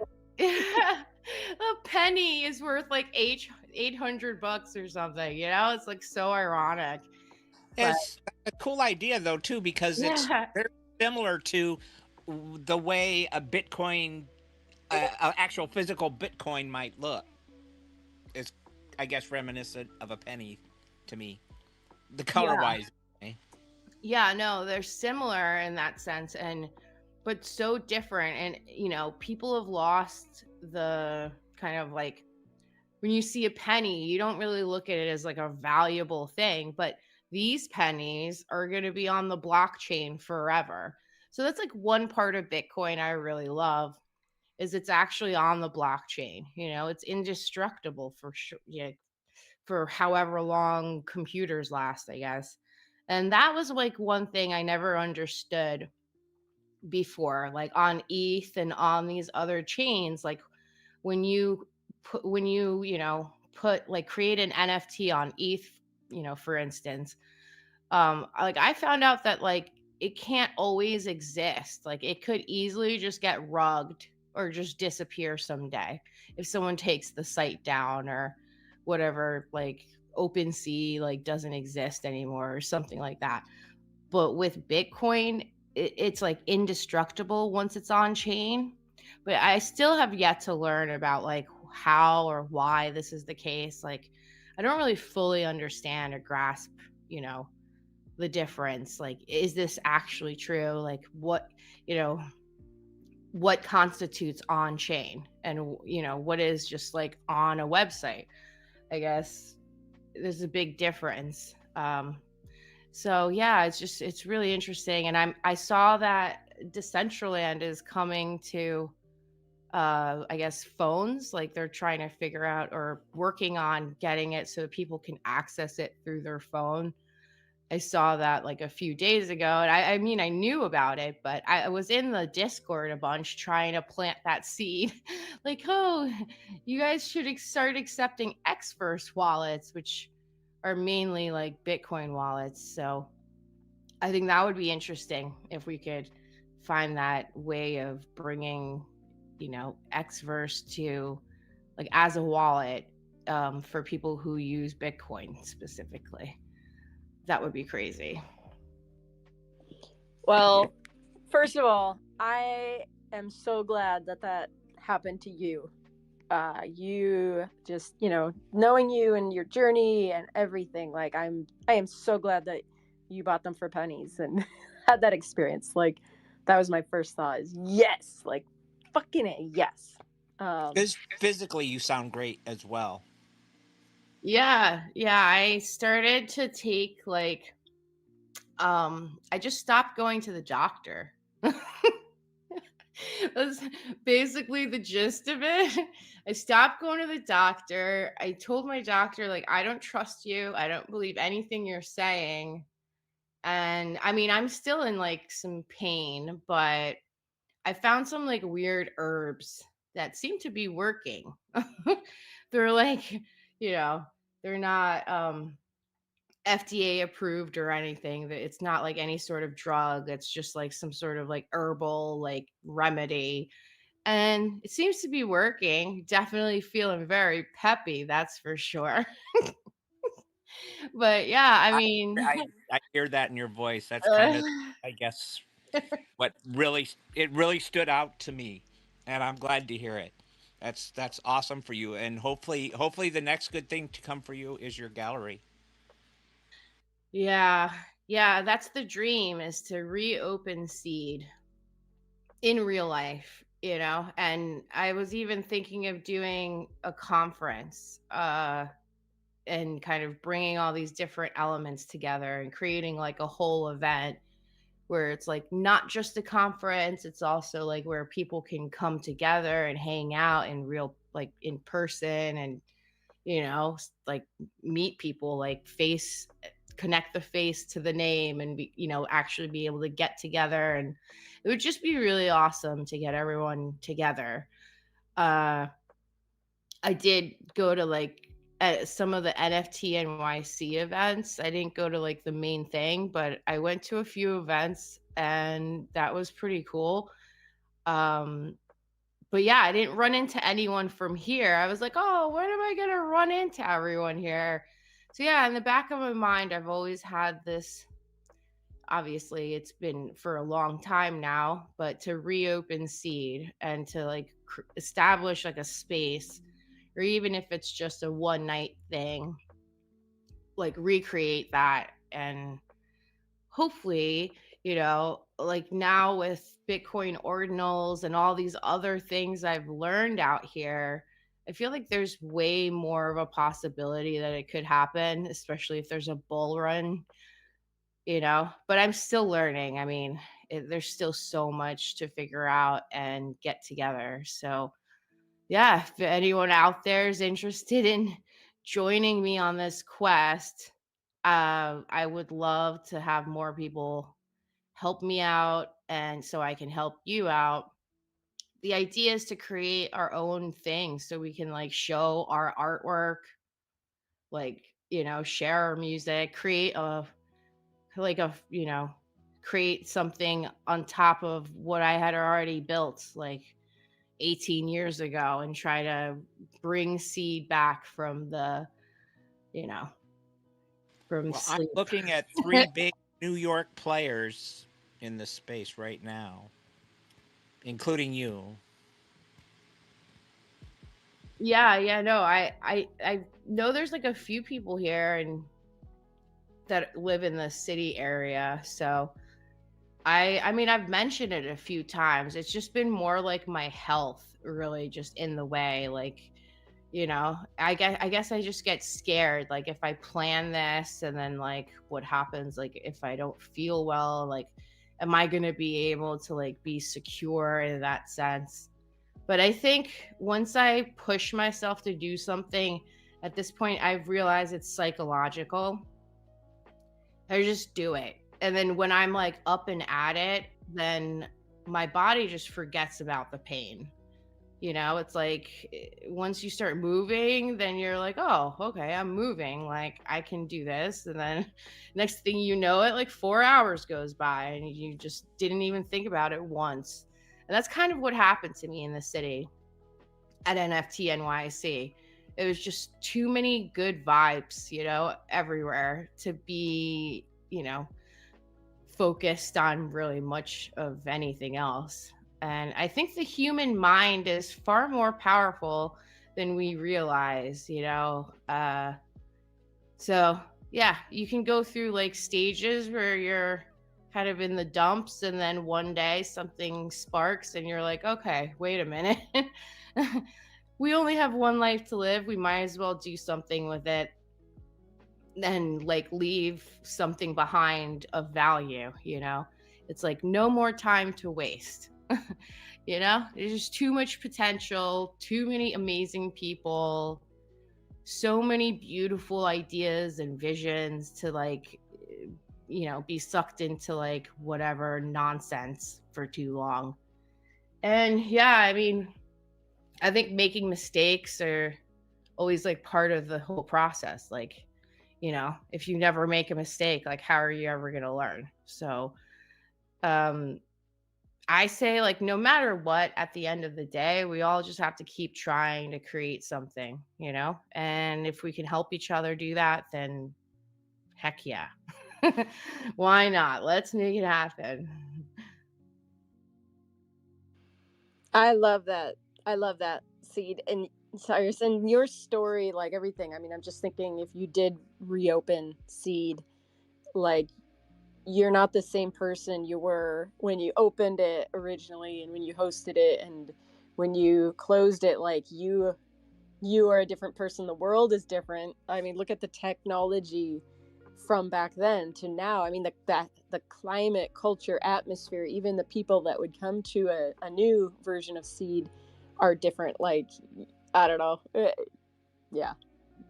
That it just. Yeah, it's really insane. Like, I remember when I first got the keys, the first space was donated.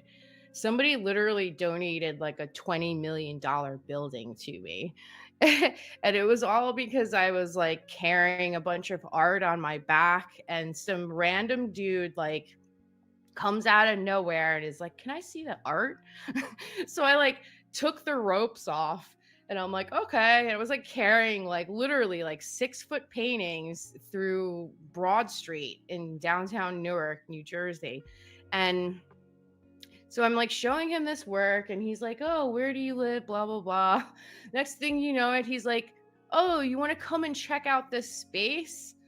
Maybe you might need, a place to like put these paintings." And I was like, I guess. Like I was kind of scared, honestly. But then I expected it to be like a hole in the wall. I get there and it's like 3 floors, like over 10,000 square feet, like ridiculous space. And I obviously I was like, wow, this is crazy.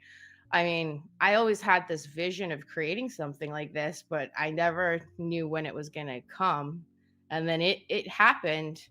And this is way before Bitcoin was even like a public thing, you know, 06. And then I started doing events that like later on in the year when I got the railings up, and we had a porta potty like in the alleyway for a while. We didn't even have a bathroom. So that was quite a trip. And then, yeah, like Bitcoin became public. I remember like having these events that would last like 3 or 4 days, and people would come out literally with tents. Like we would build like geodescent domes inside the gallery on the 3rd floor for people who like flew out from all over. Like there's people coming from Hawaii, people coming from like Spain. Like it was the, I don't know, it was just like the most insane experience. I don't even understand. And I remember always talking about like super revolutionary things. And it was a space where, you know, people from the tech realm would come out, and then also painters and artists and like poets and musicians. And you know, we had like the basement area with all the sound equipment set up, so like anybody could go up and perform. And yeah, like I helped pioneer this movement, and never to think that like, you know, 18 years later it would become like an entire movement. Like, you know, it literally grew like globally. And that's, I think what's so important about it is that's the reason why it was called Seed, because I was like, I'm gonna save the world. I don't know how I'm gonna do it. And then all of a sudden all the pieces just came together. You know, they just like fell together. Like they just, it was insane. I mean, it's hard to even describe. There's just so many intricacies that are involved in like everything from then until now. So when I hear people talking about these things now in spaces, I'm like, dude, like this is crazy. Like, how, you know, this is why I'm a firm believer that if you have a vision and you put it out into the universe, like anything is possible, literally. As long as you have a genuine intention, you know, and you really genuinely want to make a difference, like it doesn't matter who you are, you know, what your background is, like rich or poor, like anything is possible once you enter that dimension of potential. Like almost anything you could ever imagine could happen. So yeah, it's pretty amazing. I mean, there's just so much potential out here. And I feel like, yeah, the more we work together, the more we help each other. I mean, really, we can create a whole new world, because I've done it already. And you know, we can do it again and again. And just keep going. We got to keep it moving. A whole new world. Don't get me started. Well, I figured since we did total eclipse earlier. Hello, Sid. I wanted to ask you, because you were talking about your chronic pain, right? And if you know, and the power of the brain. If you know about the latest studies on music and dance, and how they can help also to minimize chronic pain. Yeah. Music is very powerful. It travels faster than light. I mean, it's, you know, it can reach every part of your body. My favorite thing is to listen to vibrations, you know, even just like singing bowls. I just like hit the singing bowls and I feel the vibration throughout my entire body. And I mean, that is actually what saved me. um, when I was paralyzed for like 9 months, I couldn't move my body at all.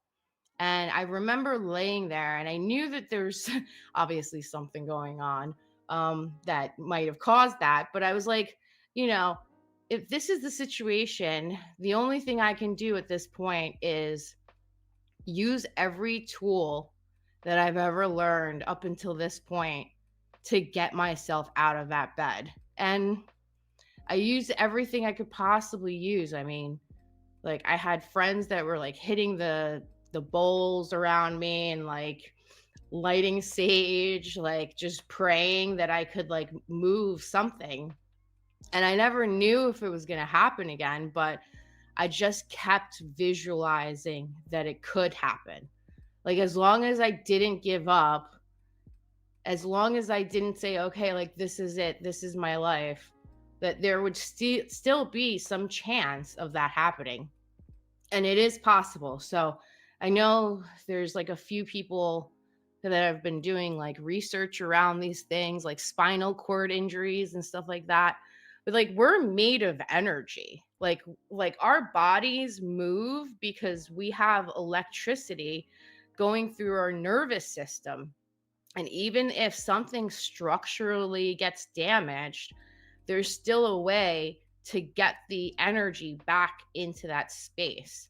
So like it's definitely uh you know, it's like healing can happen on many different levels. Like it's not what most people think it is. It's um I almost feel like what happened to me was something that happened, like it had to happen for me to like heal myself.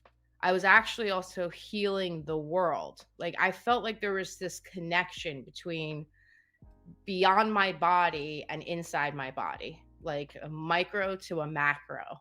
So I think the more people that recognize this within themselves, the more the world is going to heal. And that's like what the world needs right now. You know, every single human being on this planet right now has a part of them that they need to heal.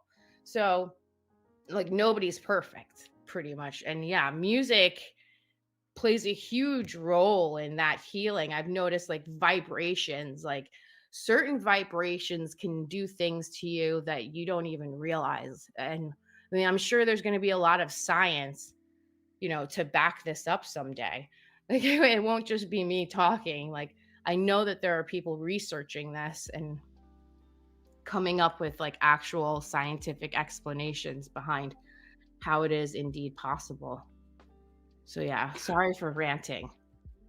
Oh no, it's exactly. I'm amazed because you are searching or you are achieving to know stuff that actually is since the last 10 years or even a little bit more. Is something that science is going on it. For example, the micro and the macro is absolutely true. We don't see sometimes that we are just but a colony of cells, and the cells are individuals, are independent individuals too, living in a colony, and this colony is us. We are their planet, you know, as well as our planet is the Earth, the universe is our city or whatever. Um, so we keep forgetting those things.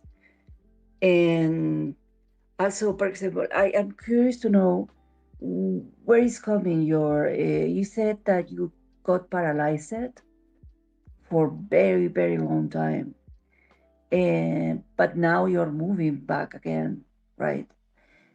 So I wonder what happened to you to because I came late, so I maybe don't know what happened to you that you're suffering so severe chronic pain.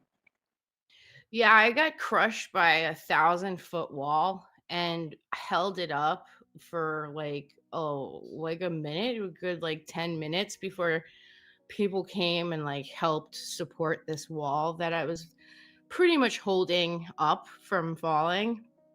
I was on the top of a ladder installing this like massive art installation at Electric Zoo Festival in New York City. And yeah, I mean, you never think this is going to happen. I've worked on site on all kinds of productions, like thousands of times, like never really had anything happen. But it can be dangerous, working in a hard hat environment. I mean, it's like pretty fast paced, like anything could happen. But I actually like kept working even after that. I had to like finish this huge stage deck that I designed. It was a pretty big deal. I got hired by MasterCard and like all these major companies to build this stage and we'll design the stage and then, have it being built. And I've always been very hands-on, even if I'm the lead artist or the featured artist. Like, I usually don't like leaving it in other people's hands. I like to make sure like everything is done right. So that's what I was doing. And then boom, freaking wall falls on me. Who would have thunk? But yeah, I mean, it took a while. Like, it took 9 months and I laid there. I didn't move for like 9 months and I didn't become paralyzed immediately after that. It took like 1 or 2 days and something happened. Like, all of a sudden, I was standing there like painting in my studio and then I just collapsed and like everything turned white.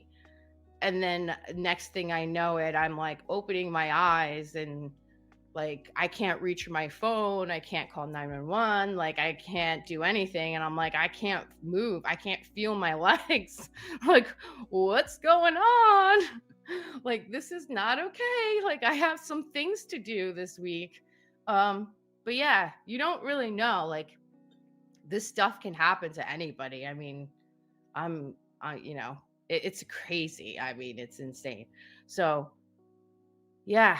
And then I don't know, like I recovered, through that and I got hit by a car. Like this I have the craziest stories. Like, I got into this crazy car accident. This lady wasn't paying attention and then I re-injured my spine and then had to recover from that too. But then yeah, I mean, I don't know. I guess I have some weird luck. But considering how many things I've done in like the last 20 years of my life, I mean, I could have gotten injured so many other times and it only happened like 3 times. So I consider myself lucky. Could have happened way more often.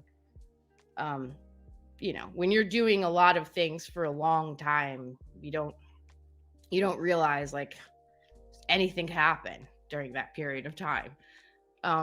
Yeah. So, but yeah, I tried my best to not be negative about it. And I'm, obviously I have structural damage like to my spine at this point in life.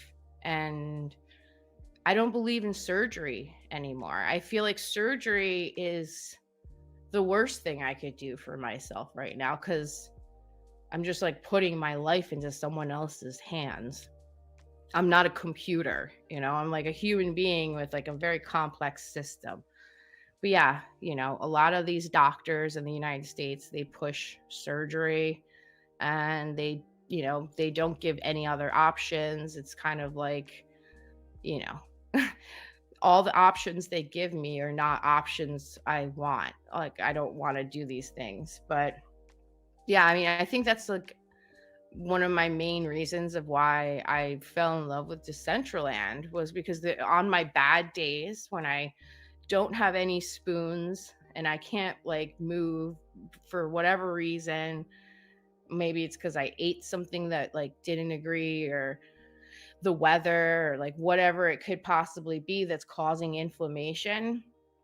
On those days, I spent a lot of time in Decentraland and it gave me so much hope, and I was able to like meet people and travel around the space, like finding new things and discovering all these like amazing plots of land that were developed by these amazing developers that, know how to do SDK. I think Decentraland is really, like, people don't realize how amazing it is.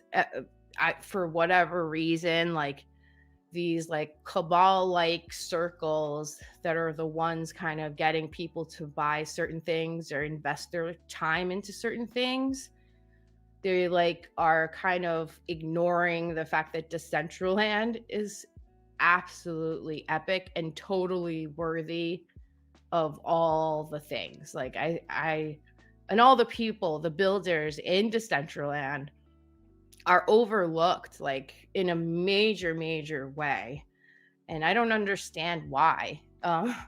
It doesn't make any sense to me.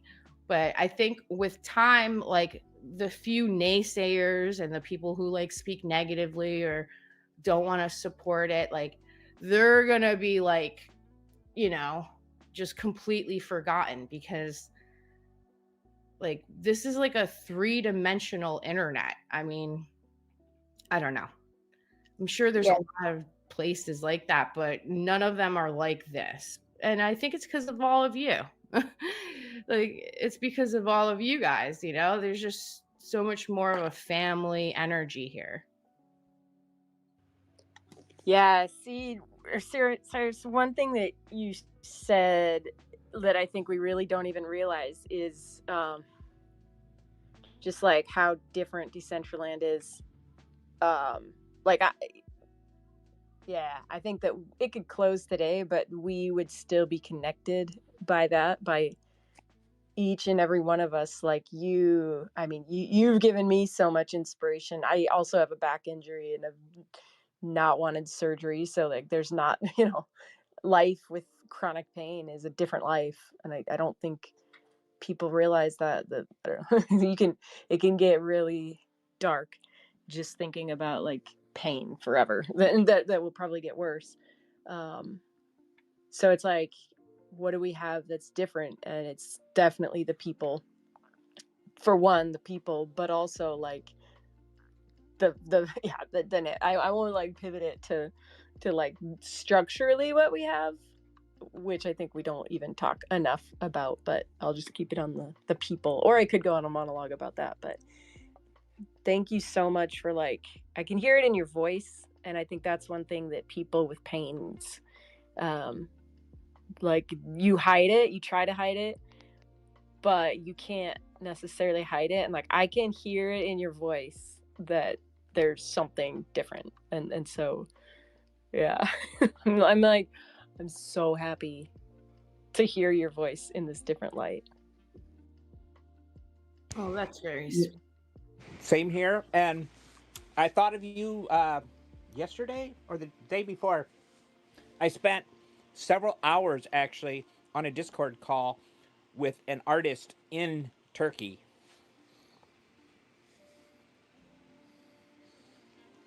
And it was pretty freaking cool.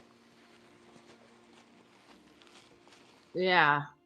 I feel like there's so many people that, I mean, even just Turkey alone, there's like so much kind of like so many people that are interested in doing things in Decentraland. Like even just like the younger crowd, they're just finding out about it. They're like 17, 18 years old. They're like going to college, for tech or whatever, like development. And there's definitely so much more potential that has yet to be tapped. Like, I ran into a crew of like Turkish people in the city. I could understand what they were saying. And I was like, whoa, because it doesn't happen that often. So when I hear the language in my ear, I'm like, oh, this is cool. I don't get a chance to really speak Turkish that often. So, I said hi and what's going on. And I told them about Decentraland. They were like, oh, we've never heard of that. And I'm like, oh, wow, that's crazy. So, yeah, whenever I meet someone, I always tell them, and they're, if they've never known about it or it's the first time they're hearing about it, I always get like extra excited, and I always have to stop myself because I can rant for a minute. So please do feel free to stop me. I might do that a lot in here too. Sheesh. Well, I think that is part of the magic and the beauty of this space. Like Sin and I, from the beginning, we never put a time limit on this space, and it's a long time. And people are like, "How can you talk for that long?" But I think, like, I don't know, that there's something magic about, like, if we want to talk about, the inner workings of the SDK and the structural, foundation that Decentraland's built on, like, yeah, we can keep it very, technical and analytical. But maybe it's just like when we hit this 3-4 hour mark is when the core of it comes in, because the title of this space is community building, not structural building, not coding building, not like, it's community. And I think that it's, it is like, like, life is hard. We got to watch each other take the hits and the wins, and like, we have not, as a community, as a group, knock on wood, we haven't had to go through a major tragedy or loss yet, but we will. And like, we've watched, you go through your struggles. We've watched our friends, horrible things happen, wallets getting hacked, and, different life journeys. But I hope that we're always able to take time to slow down and be like, yeah, you go ahead and monologue for an hour on your life, because if we can't do that, then we're just wasting our air. If we can only talk about the not like the technical stuff, then I don't want to be any part of it. It's the heart. That's you can talk for as long as you want, Seed, and anybody else. It's, yeah, in my mind, in my book, as long as I'm the co-host. Sin can't talk, so, Sin, if you have an objection, say something. Oh, he didn't. I guess he's on board, guys.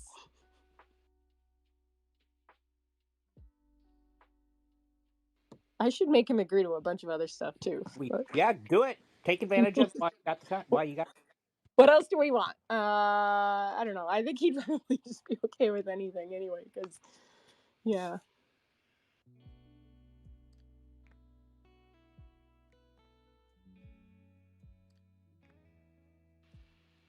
Now there is silence, but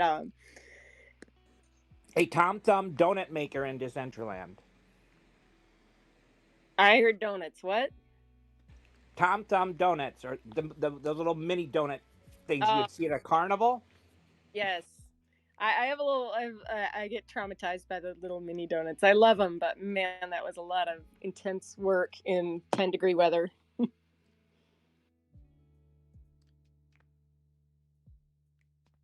But I did notice also, Argent came up, and also Brandon came up to the speaker panel. So I'd love to give them the floor if possible. Brandon, did you see my picture, my highly collectible toy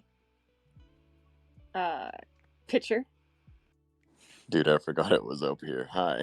No, wait. Hi. Yeah, you pushed the button. See real quick.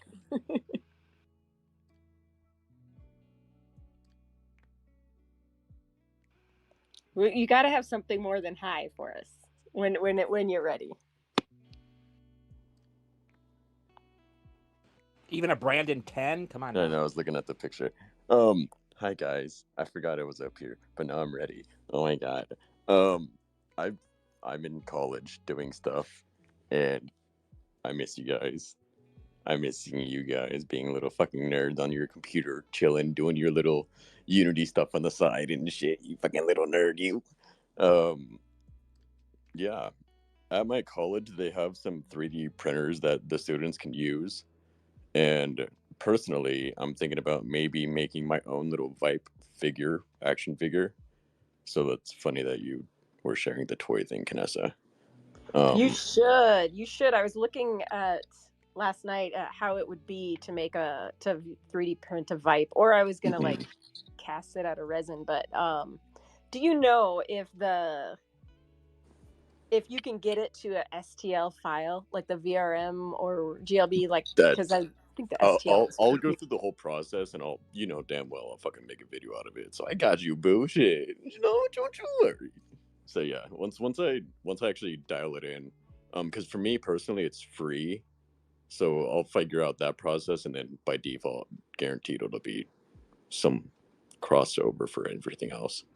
But I was thinking about doing like a little Vipe action figure, and then once I get that down, I can think about doing like a DCL action figure or whatever. I don't know. Fuck around, find out. We out here. Do you know that you can get beer filament?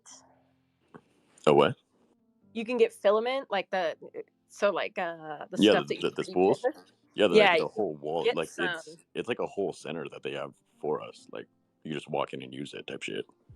Well, you can get some that's made out of beer, like beer byproduct. Oh. So you could have a Vipe printed of beer. I want a Vipe printed of hemp. I'm gonna make a hemp 3D printer. Keep a lookout, guys. Watch out. There's a pancake 3D printer. I literally made pancakes like an hour ago. Made little mini pancakes. Oh, also, I found a girl out here. I have a girlfriend now. Brandon's not single anymore, so back the fuck off, guys. Yeah, watch out. What? Oh my gosh. Well, congratulations to her. She snagged a good one. Thanks. Wow, awesome. Glad you were happy. Yeah, school's good. I have her, and just been slowly living life. There was a mix-up in how many classes I have, so I haven't gotten any of the GI Bill payment, which has been ass cheeks. But at the end of this month, I will be getting the GI Bill payment. So things are falling into place. I'm broke as fuck right now, but I won't be in a few days. Love you guys. Maybe they'll fall into place in your apartment or your dorm. Shit, it's community college, bro.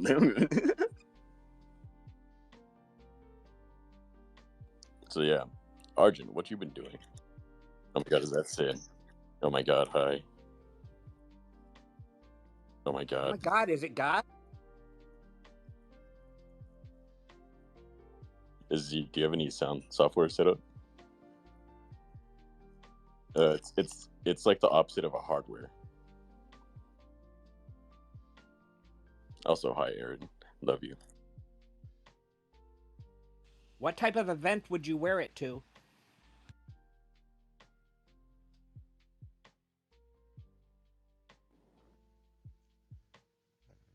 Or some rain, is that also part of the equation?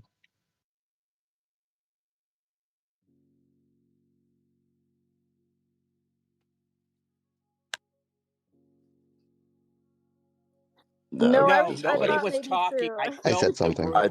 I thought of one last thing. If anyone here wants to make like content with your VRMs or literally export your Decentraland fucking avatar, and you want to make content like that, check out my Twitter. I posted a video on how to use an AR filter.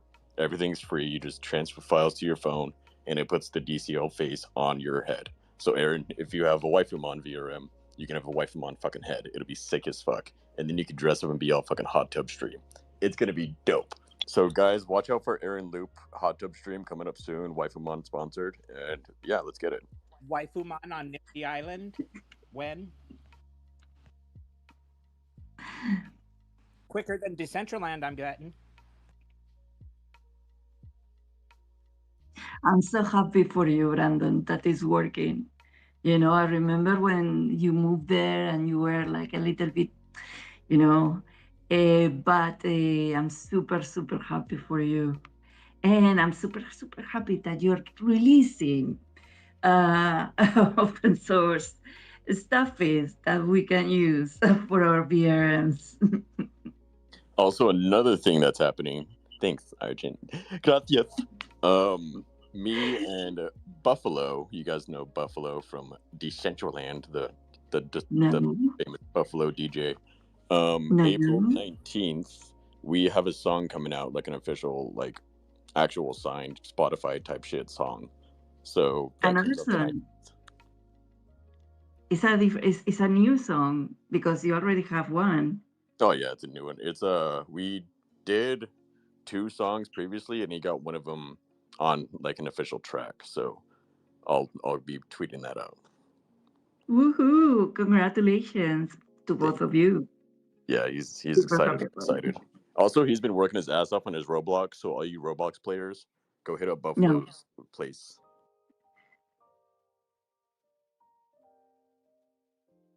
How do you feel about Roblox? I can low-key get stuck in Roblox for a few hours if I don't have anything to do. So don't knock it till you try it. It's pretty dope. You'd be surprised in a way you can make a Roblox too. Okay. I will try then.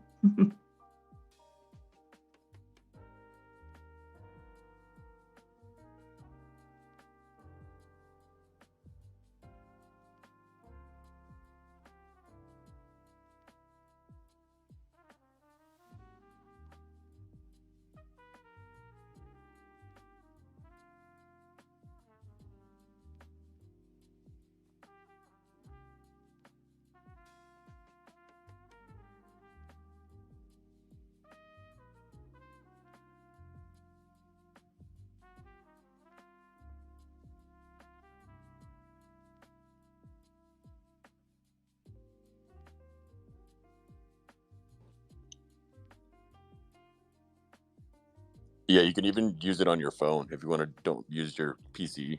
It's pretty easy on your phone. So during one of his events, I wasn't able to be home, but I can still hop on my phone or Roblox and hang out and say hi and like, "What's up, fools? Yeehaw, motherfuckers!" And then pew pew pew, and then I dipped out.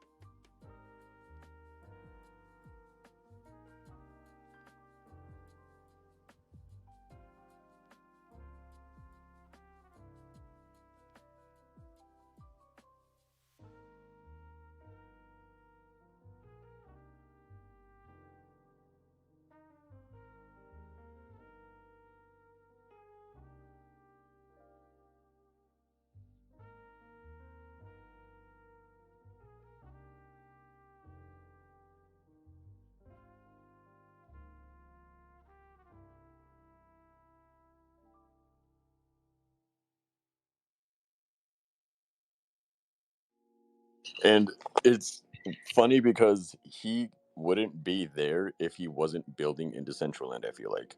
And I feel like that workflow and funnel of like builders can be flipped 100% to where all of the Roblox devs that have been literally I genuinely think that there are Roblox devs that started building in Roblox when they were maybe 11. It's been like 12 years, guys. They are fucking getting fucked up at the bars with us, you know? Those are the type of people that I want to say that not we, but should be marketed towards for Decentraland. Not like we do a lot of cool shit that we can do, but I think we need to start bringing in back builders and seeing what this new client does and, go forward. Let's see what this new client does. I'm fucking so curious and if it tickles our interests.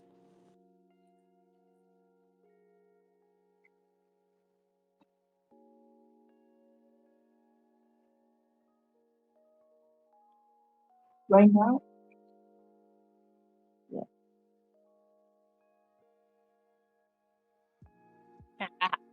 No, I was just gonna say, like Brandon, like at the GDC, there were so many panels on like Roblox creators, and then the like UEFN, like the Unreal Engine, like making your personal experience in Fortnite. And so really, I mean, it is an entire creator economy in these different places, which is much more like siloed. And so we definitely got, we got a lot of eyes on us just by being at that same place and having, I mean, like most of the people that came along, they're like, oh, so you're like Roblox. And we're like, yeah, like that in a lot of ways. But and I wanted yeah, like, well, I wanted to say earlier, but I didn't want to pivot away from Seed, the very important message that the people are the commodity, like what makes us really different and valuable. But there was something else, and it was like, I mean, here's my takeaway is when you're at a professional gaming conference and you have these are the biggest game developers in the world, and you're explaining what you do, and they're impressed because they're telling us that's not easy to do. Like the open, explorable metaverse. Because yes, there's Sandbox, there's Roblox, there's, UEFN, but then none of those do what Decentraland does, where it lets you just walk off your land to the next experience. And I don't think we fathom really how big that is and how difficult that is. That you're walking from one scene that is using, it's doing all the API calls, it's programmed, and your avatar is stepping into the next little inch of land, and now you're doing an entirely different UI interface. I mean, it's if the biggest developers in the world are impressed, like maybe we're onto something bigger than we realize there. Telling you the crowds are gonna pour in. Yeah. So I think that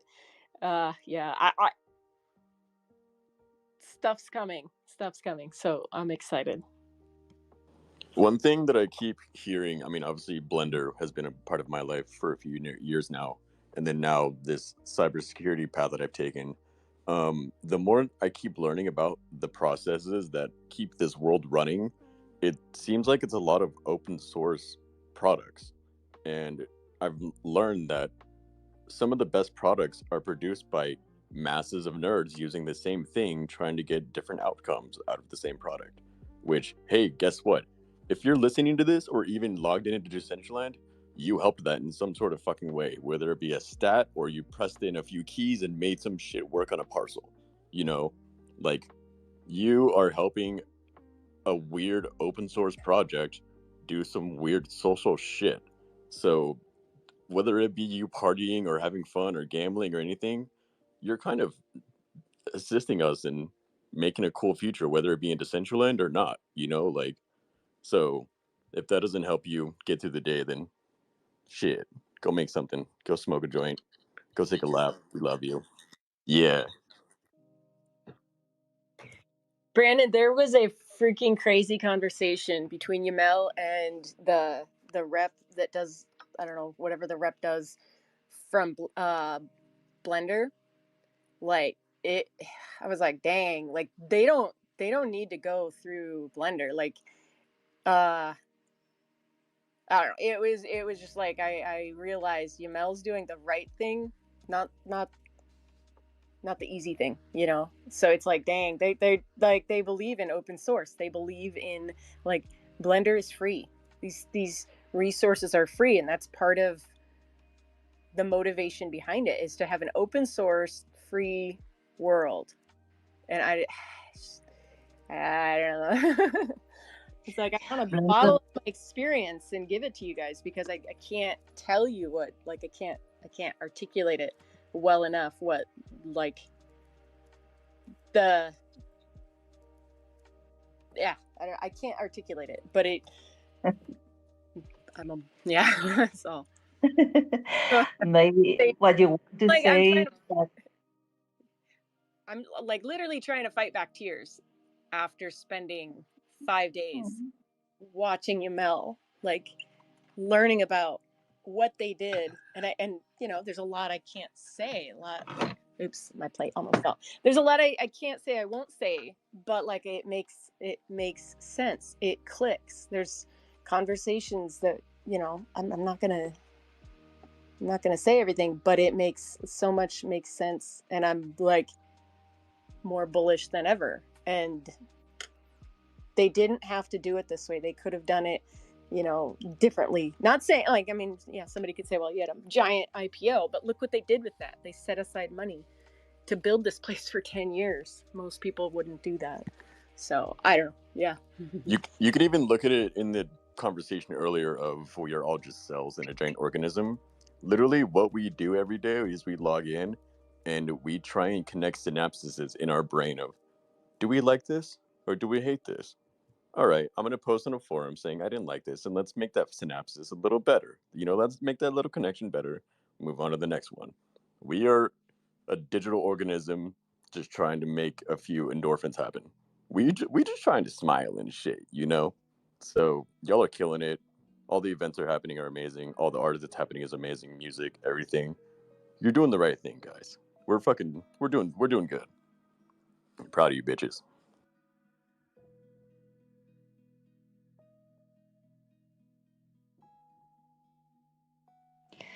Also, a good organization behind is always helping because, for example, in the case of Blender, that is probably the most well known, as all of you were saying, they have this Blender Foundation, and in with the Blender Foundation, they try to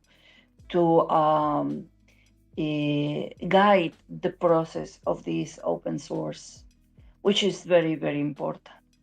In the Decentraland, we have the Blender Foundation. And now that Canessa knows a lot of things that she cannot tell, but makes very happy to her, it seems, or something like that. I am saying, Canessa, you can tell me to my ear. I will not say anything. So tell me, you know. Well, here's like, I can't tell you what the conversation between Aga and Nico looked like. I can't tell you how passionate they were. Like, I can't tell you that, like, yeah, like, but it was there. Like, I can't tell you, like, but it's there. And other stuff I'm like trying not to say, but like, yeah, like I am a believer. Like, whatever, I will. You know, I told people, some of the people in, maybe not in this room anymore, but they left. I was like, because they were voicing concerns with me behind the scenes, like, I'm done with this place, I hate it, it sucks, blah blah blah. And I was like, you know, I'm frustrated with things too. Like, I mean, there's things I don't like. And I told them, I was like, well, I'm gonna go spend a week with Yamel and Nico and Aga and Kim, like, one way or another, at the end of that week, we're going to know something. We're going to know. And I don't care what people say. I'm by trade, I was a special education teacher who worked with people who were nonverbal. So, like, my entire career and profession is seeing what is not said. I worked with students that could never tell me what they felt. I could only read between the lines. I worked with abuse victims who say one thing but do another thing. And so I would say that I am very well I'm very well trained at reading between the lines, reading body language, I love looking at people's eyes, because that's, their mouth will say one thing and the words will say one thing, but their eyes will tell reality. And so I'm saying that after a week with these people, I understand a lot of the things that have gone, that we complain about why they're done. Totally understand. I mean, did you guys know the smallest bill in Argentina is the peso, or the only bill, sorry. The only bill of money in Argentina is the peso. There's not a $20 peso or a $50 peso. So if you go to buy dinner, you come in with a giant stack of money in your hands. And the situation in Argentina, that where this place was founded, is grossly different than our own. So maybe some of the motives of how things are done, you know, it is related to that. Like, I don't, yeah. So I don't know. It just, I think that, more to me, it wouldn't matter what they said to me. It's what their eyes said to me, what their passion said to me. And to see Aga and Nico, like, talk about, like, the finer nuances of programming and why they do things a certain way. And, like, when I told them our concerns and our complaints, they're like, okay, like, well, we can do something about that. It's like, you know, and I told them, like, too, I was like, why aren't you in World more? Like, you should be in World. Why wouldn't you want to be in World? And, you know, and they're like, yeah, we do come in World. We don't use our main accounts. And so I quizzed them. I'm like, why not? And yeah, part of it, yeah, a lot of different reasons. I think the client coming out will be one way or another. I mean, the hard truth, the client will either work or it won't. And I think that when the client comes out, that is going to be the pivoting point for people. Either they're going to love it or they're going to leave. And I think everybody has to make that personal decision for themselves. There's no shame in leaving. There's a lot of different platforms that, like look at our friends. They're going to Nifty Island. They're going to Roblox. It's okay. We don't all have to be in the same place, and you can be multiple places. Like Nico said, just because you create a account on a different platform doesn't mean that you're like leaving Decentraland. And but yeah, like I think we will like what's coming, but yeah, not financial advice. Well, people are accustomed because this happens always when any kind of software push an update on the UX. For example, Windows, just to say one operative system that we always complain about it, and especially the interface. Um, it's something that you have to bear also with. In games also happen the same, or in metaverses also happen the same. I remember in Second Life when that was happening, and yeah, a lot of people were saying, "Oh, we don't like it, la la la," and there were some community members, as Second Life has a part that is open source too, for the viewer and so on, that that developed a kind of old school interface for the people that wanted this kind of old look interface, also functional and working with the with the uh, with the metaverse, with Second Life in this case. So the same can happen in the central, and maybe some if people doesn't like certain kinds of the interface, not all, but they maybe will or can or have the opportunity to change it to an old school version that is adapted to the new times, but it's kind of looking old version. That would be so cool. I mean, it like nostalgia. It's hard to think like back in the good old days, like, you know. But seriously, there will be a time where you're like, oh, I want to go back and see like Descent. Actually, yeah, like I'd love to go back like Kazakhstan from 2021, or like, you know, the Great Gatsby's beach build that he put on my land, or just I don't know, the old stuff. I think actually, yeah, I think you guys might want to take pictures right now. Like honestly, start taking pictures so that we don't forget what we had, or take video, or like yeah, I think it's a lot is gonna look different soon. So, By the or maybe way, we'll just be able to split, like, run a different node and come back to this world we know. yeah, by the way, some of you make it to my curriculum vitae for you to know, just in case. Now you are in our station in Cosmic Portal in there, and also in will be with when I update it. More of my stuff is in the central land in there probably. I Sorry, saw but that. So I what hope you the like it. Yeah, I love that. So is that a different exhibit in like a different place? Yeah, our station is like a portfolio for 3D artists and 2D artists, digital artists in general. And it's a very well known portfolio for that you want to use, especially if you're in, as I said, in digital art. It's kind of oriented a lot into a game and also films than anything. You will see a lot of fan art of a lot of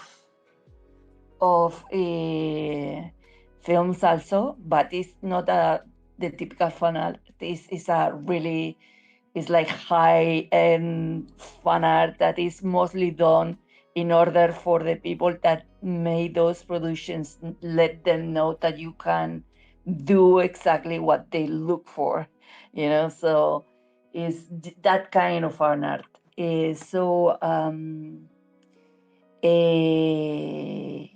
yeah.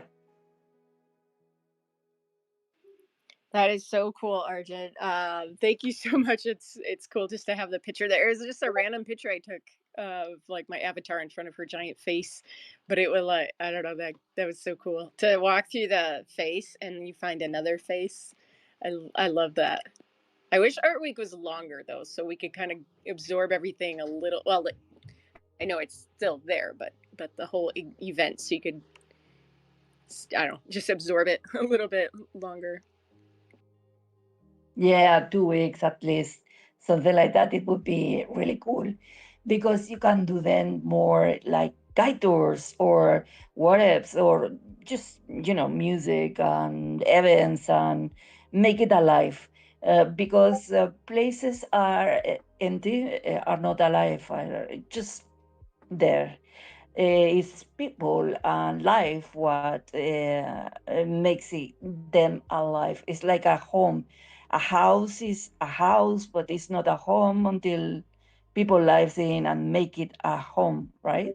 So yeah, I feel the same with the Decentraland. Is but that you all were saying also before that uh, the community building the Decentraland is not about only the tech part behind or the code or the design or all those things that make it the look like or the way to be involved. So but it's the communities that you find there, is the artists that you find there, the what you can interact or not with other people, like it's only looking at here I see a lot of artists so that's important also to know and to have in mind, and that not only also artistic communities can be in there, that also education communities can also be there. When you were, for example, I'm always amazed when you are talking about your educative experiences, especially with abuse victims. That's always really really compelling and beautiful and hard at the same time. It's a hard candy, and I think also that inspires a lot this kind of uh, communities also to know, also to see the other's perspectives, also to inspire between ourselves, for example, the picture that you say, well, that you did for me was a really not inspired, but it is beyond inspiring because it was exactly a representation of what I felt when I was doing the art installation for Mesh. Is this open arms, the reality, the rethink, the also embracing this new being that is uh, on another part that is different to you, but also you are an avatar of yourself because Canessa is in virtual, is in a biological brain, place it in a biological world, but express it into the cybernetic world through your avatar. And the same for all of you. Oh, I love that, Argent. Like I really think, in the future, like research papers will be made about the dichotomy of your physical existence and then your avatar existence, and how, are they the same? Are they different? Do they challenge each other? And yeah, like I can totally geek out about that, but I think you're right. I think, yeah, and even that image of like the avatar, oh my gosh, it would be so powerful, Arjun, is to have that same image but like with my own face and my avatar looking at my face. I might have to like do that. So if you see some random giant picture of some, Give me your picture. it might be me, yeah, like, but really, yeah, because I do our avatars become like, do they split from us, kind of like an orange? If you take a beautiful orange off the shelf and you take the peeling off, like maybe that peeling is the avatar and the orange is ourselves, or I don't know, like I find as time goes on it's a little harder to the lines get blurred. Like I was signing a check and I'm like, okay, am I Canessa or am I like this person? And then other times when I'm like sending emails, I'm like, okay, am I me or am I Canessa? And so when you have to stop and think about who you are, when you have to stop and think about what name you signed that check with, like, wow, we have gotten to like some deeper layers of identity in who you are. 100%. Already exist those papers. As the metaverse is not a new thing, and the experimentation with avatars, emotions through avatars, and experiences through avatars is not new. It's already 20 years, something like that. So there are already a lot of papers, especially at the beginning, that marks and embrace um, at a lot of levels. For example, neurobiology, psychology, um, biology in general, medics, medicine. Uh, what are all the aspects that it benefits and also atrophies? The those things are already there, because one of the things that when the metaverse spawned out is the curiosity for universities and education to know all these things. So I remember that they were doing for a lot of years conferences on research each year on the metaverse, and in that moment, for example, uh, they had a lot of, for example, gender studies, you know, and not only those, for also for health and this dysphoria, and how to embrace better yourself, and in how to heal yourself at the same time, because usually you use your avatar, usually, to express as part of yourself. So if you are able to embrace that part of yourself, uh, and make it solid in a certain way, it is reinforcing a part of your brain that is related to prizes and recompensas, premios y recompensas. Uh, I don't remember how to say recompensas in English, but prizes. Okay, so it's something that the when you feel that level of connection, uh, it's it can be very very healthy for your persona in real life, but also at the same time, depending on how you use your avatar and what you want to or achieve with it, and it can also damage you in ways that it's also like when it's puppet when it's with pumped internet, that we had these beautiful personas trying to connect to everyone in the world, but we also had trolls, and beyond trolls, even, not trolls with a fun trolling, but also trolls that are dangerous trolling. So that is also that you have to have in your mind that when you are expanding yourself through a medium that is semi or at the is anonymous, and you're using your avatar or your representation on an anonymous way, it can help you as well as security, and not only security but also to reinforce as uh, yourself, but also and be better with yourself. But also it can spawn a very dark side of yourself if you're not using it on a proper way, especially because you're going to find other people and other communities that also will be looping those behaviors for you of re, re, reinforcement, so yeah.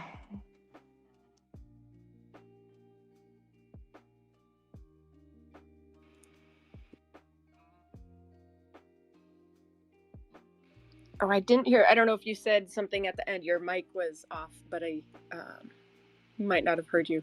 But yes, Argent, I love it. You know what would be so cool is to have it integrated like art week, but also like I don't know, like book, like some kind of poetry writing, like existential kind of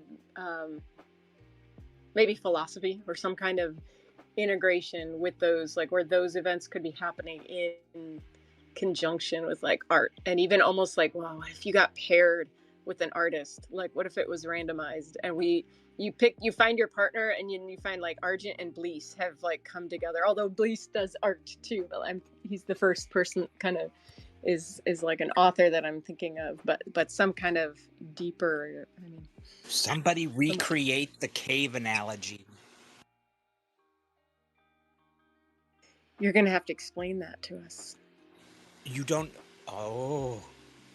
It's where like three people are chained up in a cave, forced to face one direction, and all they see is shadows cast on the cave wall of the direction they're facing, and they create their world from that. Until one day, one person escapes and goes outside and sees the entire world that they knew nothing of before their eyes. And it's compared kind of, I guess, to when Neo breaks out of whatever the device things they have in the Matrix, seeing for the first time, you know, coming out of a dark room, how your eyes have to adjust to the light, and then goes back in to tell the others, and they just don't believe him. Feels like Decentraland in a sense. I kind of feel like I escaped from the cave of this crazy world and have entered something that feels almost more real. But in some places, I feel like I've entered another cave, and then people are still chained and not really entirely seeing what it's all about. So it's wow. Weird. It's from Feels the like early philosophers. I just learned of it a few years ago Plato. too. I feel like Yeah. And Socrates and I call them Socrates because of Bill and Ted's Excellent Adventure. I know it's Socrates. It's Socrates. Anyway, I'll see if I can find. There's a cute little cartoon that plays it out that I was shown by Expo Hiti. If any of you guys know him, he actually introduced me and Lovely 17 to that. It was I couldn't believe I'd never heard of it myself, but it's pretty cool. I'll see if I can find it and post it up above. Very interesting. Kind of feels that way with quantum physics. I don't know if you've heard about the Nobel Prize that was given a year or two ago to experimenters that confirm the Bell's theorem. Like how weird, really, this quantum physics says the world really is. It's like so many people are still in the cave, not seen outside yet. Well, this is something that also is studied in biology with the Gaia theory in ecosystems, ecological ecosystems. And that Sid was saying of the micro reproduce the macro and inverse is something that we still as humans just only able to see a part of what is. As a collective, we can see a little bit more because we introduce tools that also help us to make that a little bit. But it's also difficult because at the same time, as a kid was saying, people is not all the people is going to believe in that progress or in that or in that things until they are absolutely 100% irrefutable, and even then you will find people that does not believe in it as is proofs or uh, stuff that is tangible is something that you have to believe, and it's not that you have to believe. Is believe is for religion, is dogmatic, has rituals. You don't need that because it's not a question of faith. It's just a question of exploration and find out what is on a bigger expanding mind.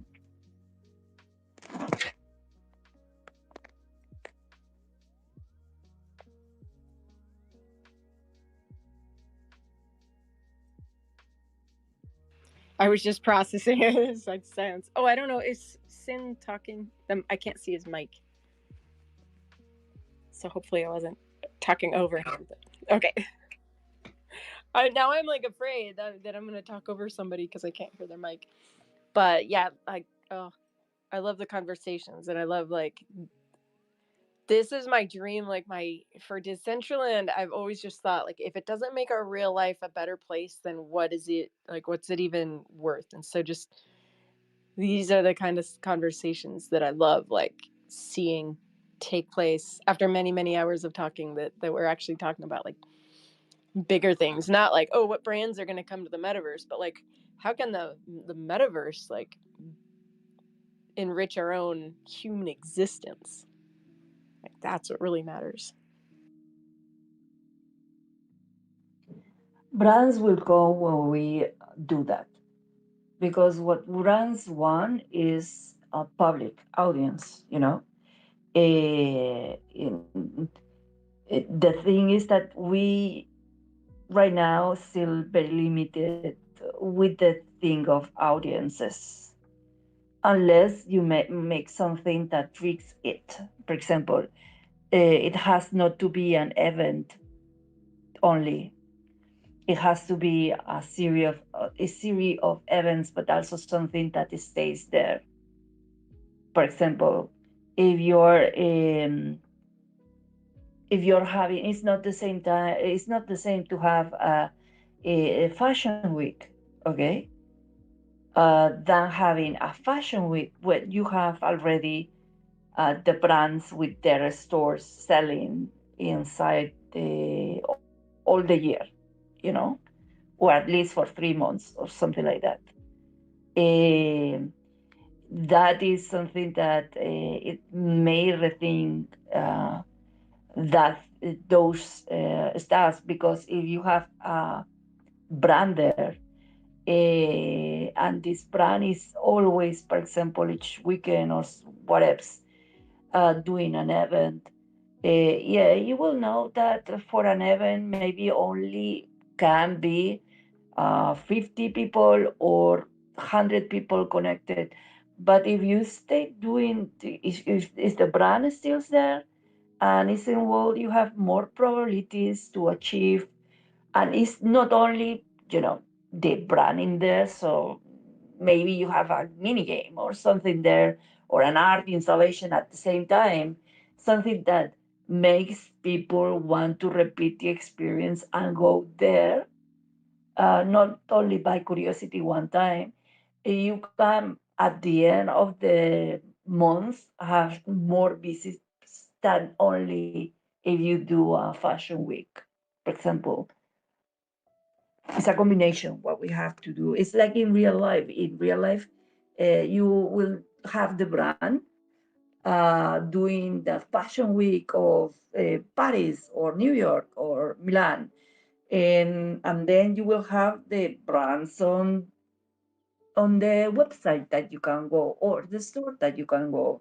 So if we create those more, that same philosophy for you or avatars, not our not our representation in all the platforms, because we right now what we can do is just to press the link and go to the Nike store, for example, something like that, and then purchase. But we don't want that. What we want is the avatar to do that thing inside the wall. So we have to avoid for the brands to use external links and make them, well, that they can use external links, but that those things should not be the most important. It should be something that the people can find in, well, using the avatar. It has sense? Yes, that makes sense.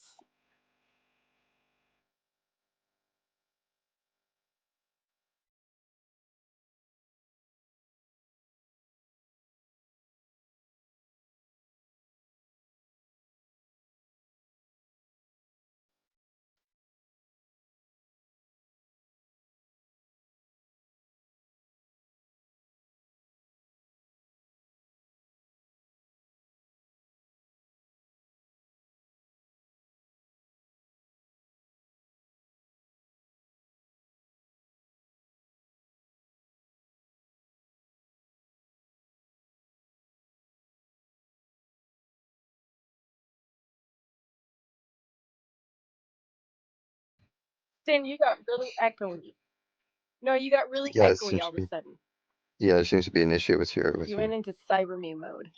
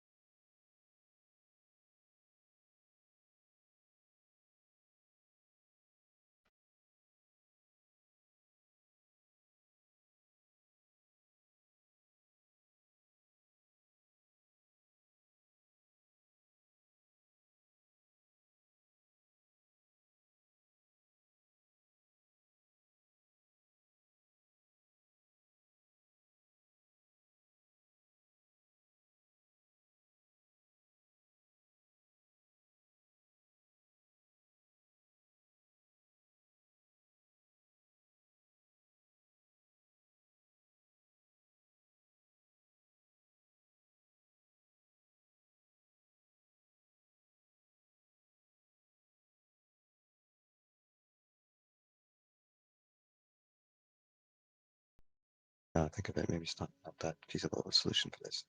But yeah, it definitely would be nice. But it probably would entail actually, like I said earlier, creating new smart contracts, actual Web 3 work to be able to actually indeed purchase stuff from inside the world itself.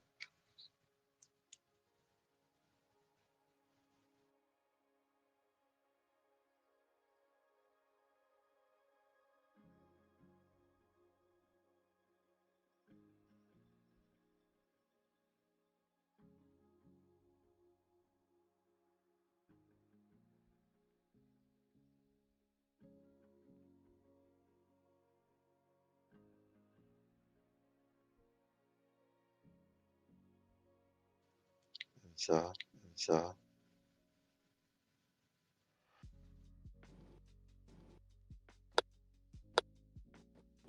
speaking or connection all of a sudden.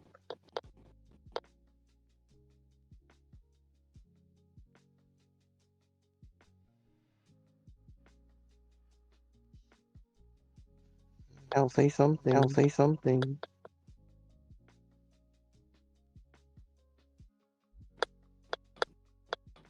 Hello. What's happening? Oh my Ooh, no, god. she's not working. That Yeah. sounds cool though. Can you rap like that?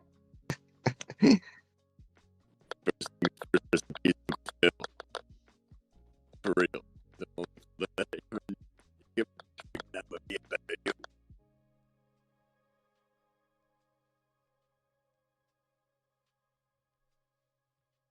I need Cleaning to up the bandwidth on the internet. I need to sample that. Hey, John Cage actually made See, you're music the like only that. person I can Or hear Nicolas normal. Cage? Oh, Nicolas Cage. It's just so weird. Nicolas Cage and John Cage and John Bell, they all look alike. So bizarre. I think at least two of them look alike.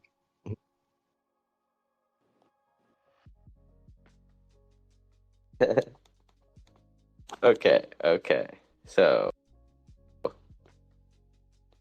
I see all of this is I struggling. hear you. You hear me? Am I echoing or robotic? You're telephonic. Working fine this time. Yeah. Could that be Elon's sign? Like, bro, you've been using my platform for 4 hours and 30 minutes already. Like, can we move on now?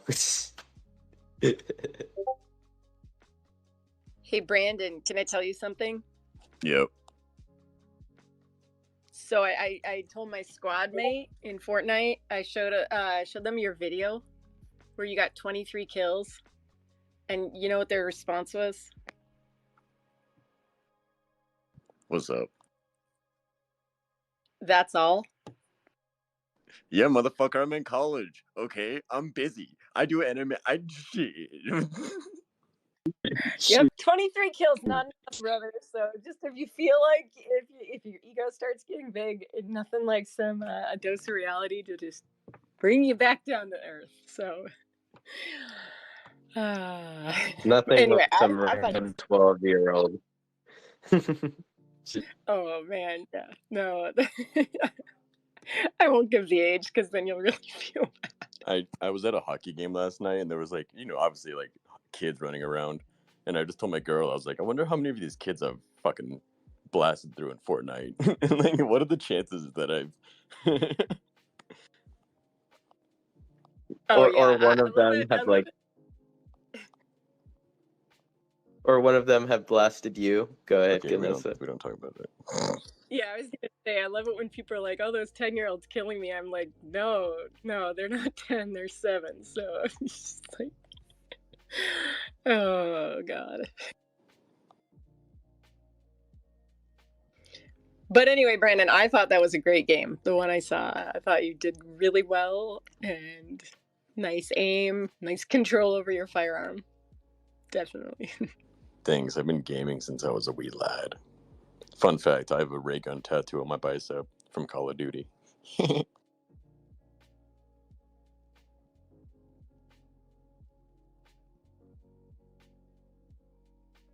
I like turtles.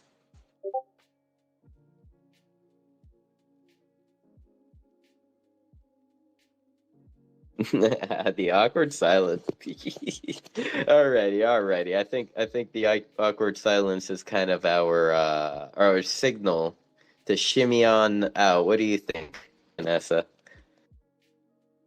Turtle way out. I think so. I think because of the rugs, it's like I don't know if it's silence or if I'm rugging. So I think it like probably has made these silent moments like last even longer because you're like, fuck, I don't know. Like I don't want to talk over someone. So yeah, I think it's time. I think it is. It's been an awesome day, an awesome convo. And I think ABC Decentraland is this afternoon, right? Let me look at that. Yep. ABC Decentraland, 6 p.m. Eastern, 3 p.m. Pacific, 10 p.m. UTC. Then there's a Seeds event. I believe, Seed, if you're still there, feel free to jump in and share the info on that. If not, I will find our DM here real quick. Seeds event will be at 11 p.m. Eastern. So yeah, if you're down for some late vibes, definitely head over to Seed. She produces some awesome events. Canessa, are you talking right now? And I just can't hear you. Nope. Okay, I see your little your voice thing, like going up and down and whatnot. So I guess. Oh my gosh, it's so time to end. Yeah. Elon's literally kicking us off right now. I'll pass it to Proteus. Do you have any quick final thoughts?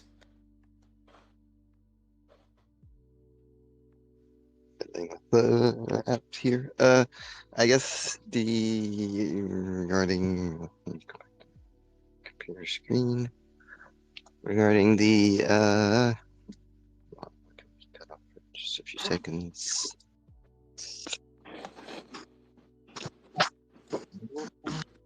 Can you still hear me?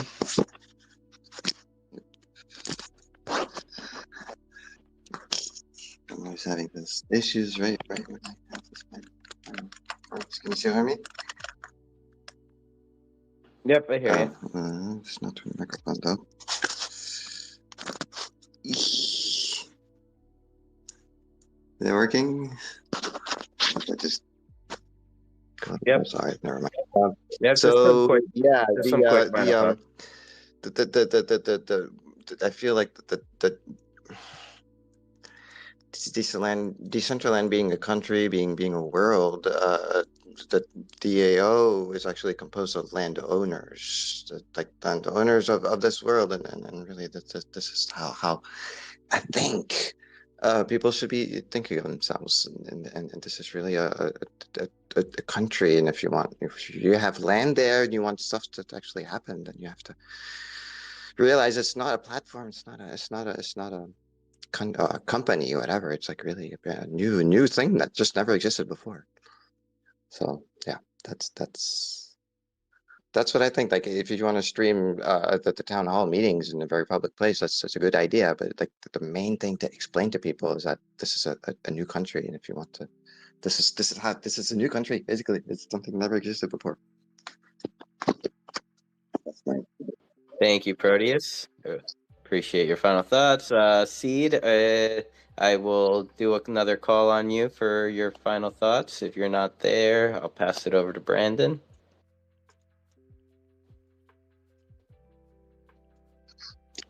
Seed's final thoughts are come through to Seed tonight, 11 p.m. Eastern.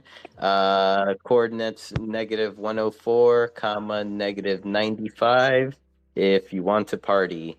And Brandon, any final thoughts, scriptures you would like to read out to us? No scriptures, but if you are a creative, fucking make something today. If you aren't, make sure you like something today. And if you follow our friend Quantum on TikTok, quit smoking those cigarettes, fool. We love you. Damn. Oh man. Yeah, OX Quan, thank you for popping in today. I see you, Doug. I see you down there, man. Thank you for, your time as well as zero 044. Good to see you, Maine. And I'll be in CBD today if anyone wants to vibe out. Oh, look cute, little Wayne. You cute out. oh, cool. I'll pop in after I close down the space here. I'll pop in there. And yeah, thank you everyone for your time. Kanessa, final thoughts, comments, concerns, scriptures. I do want to say thank you to Xerox Quan. Just like I see everything you're doing for the Vite fam. Like it's yeah. This week was exciting to see to hear. Yeah, alpha that wasn't alpha. So thank you everybody for being here. Like literally, you could be anywhere. It's so beautiful outside, and I just want to spend more time with my DCL family. And yeah, be safe. Take care of yourself. Don't be too hard on yourself. And let's see, anything. Oh yeah, I don't know. Tomorrow, if you want to come and hang out with us, 9 o'clock Pacific. Mr. J Stickle, T-Bird. We're gonna be fumbling through SDK, and yeah, hopefully not too badly. Kanessa, where's the banner? Where's the DCL event? What's going on here? I think I was in charge of that. I think that's what happened. I think, yeah. I'm like, you're literally my banner person. My go-to friend. I know. Yeah. That might be my ball that is being dropped. I don't know. Maybe not. Maybe we're just like. Yeah. I'm just putting you out on the spot. Yeah. No, last week we just kind of went with it and let it flow. But I think you can only like go with the flow too long before you're like, no, nothing is happening. So yeah, maybe you'll see a banner soon, maybe by the end of the day or something. Yeah, totally. I think a lot of people would enjoy like watching, like, someone learning as well as someone instructing someone that is learning how to code an SDK. So well, they're recorded, so if people want to start, yeah, like I think it'll be easy to just watch and follow along. And I mean, literally, if you know nothing, that's the place this is the place to be, because I know nothing, but I know a little bit more, a little bit more than I knew last week. So that's all, just progress. Yeah, that's all. Have a good week, you guys. Take care of yourselves. That's all, folks. Yeah. Yourselves, everyone. Thank you. If you want to like pop into any immediate events, I believe Crover's space, and I think there might be something happening at True here. I think usually they start at 5 p.m., but let's take a look. Anyway, yeah, there's that, and then remember ABC Decentraland at 6 p.m. Eastern, so 1 hour and 15 minutes from now. And yeah, event at Seed's house tonight. Thank you, everyone. Take care, and see you all next week.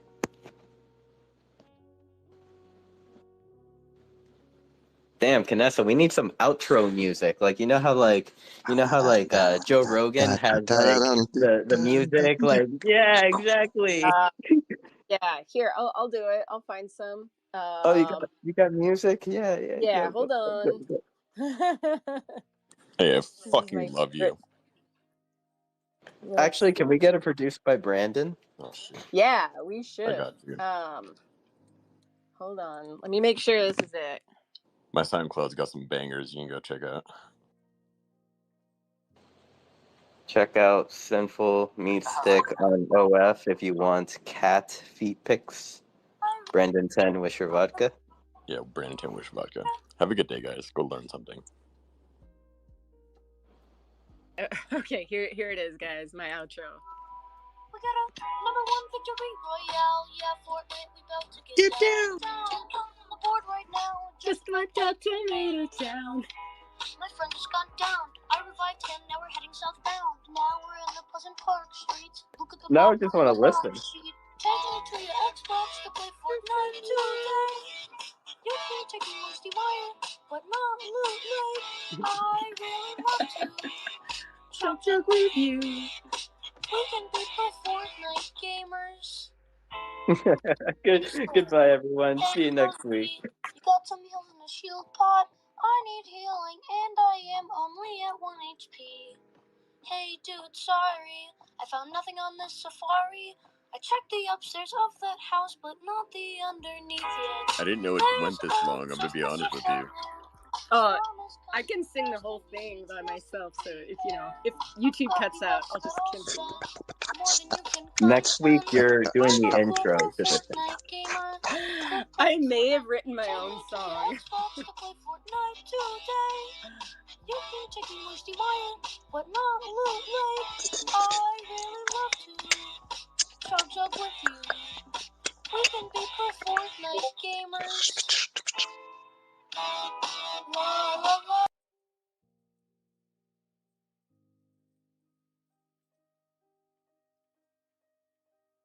Oh man. Oh man. My mic is not working. What? Check, check, check.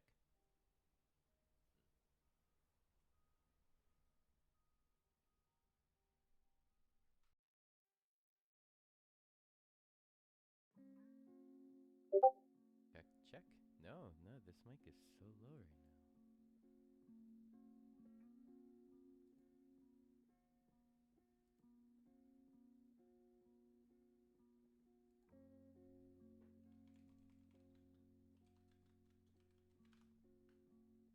Okay. This is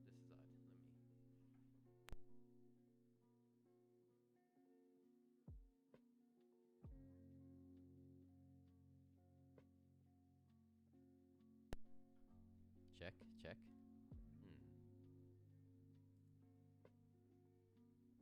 It's like almost like it's not receiving power. Not being amplified. Is it my cloud filter?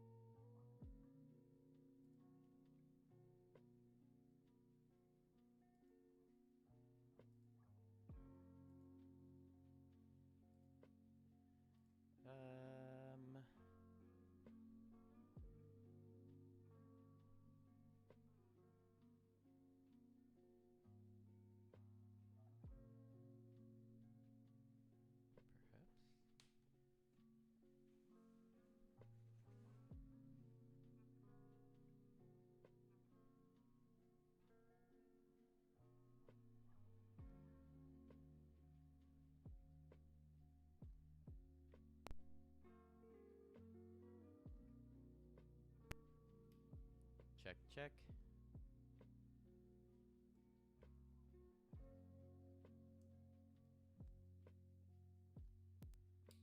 Check, check. Whoa, what is going on?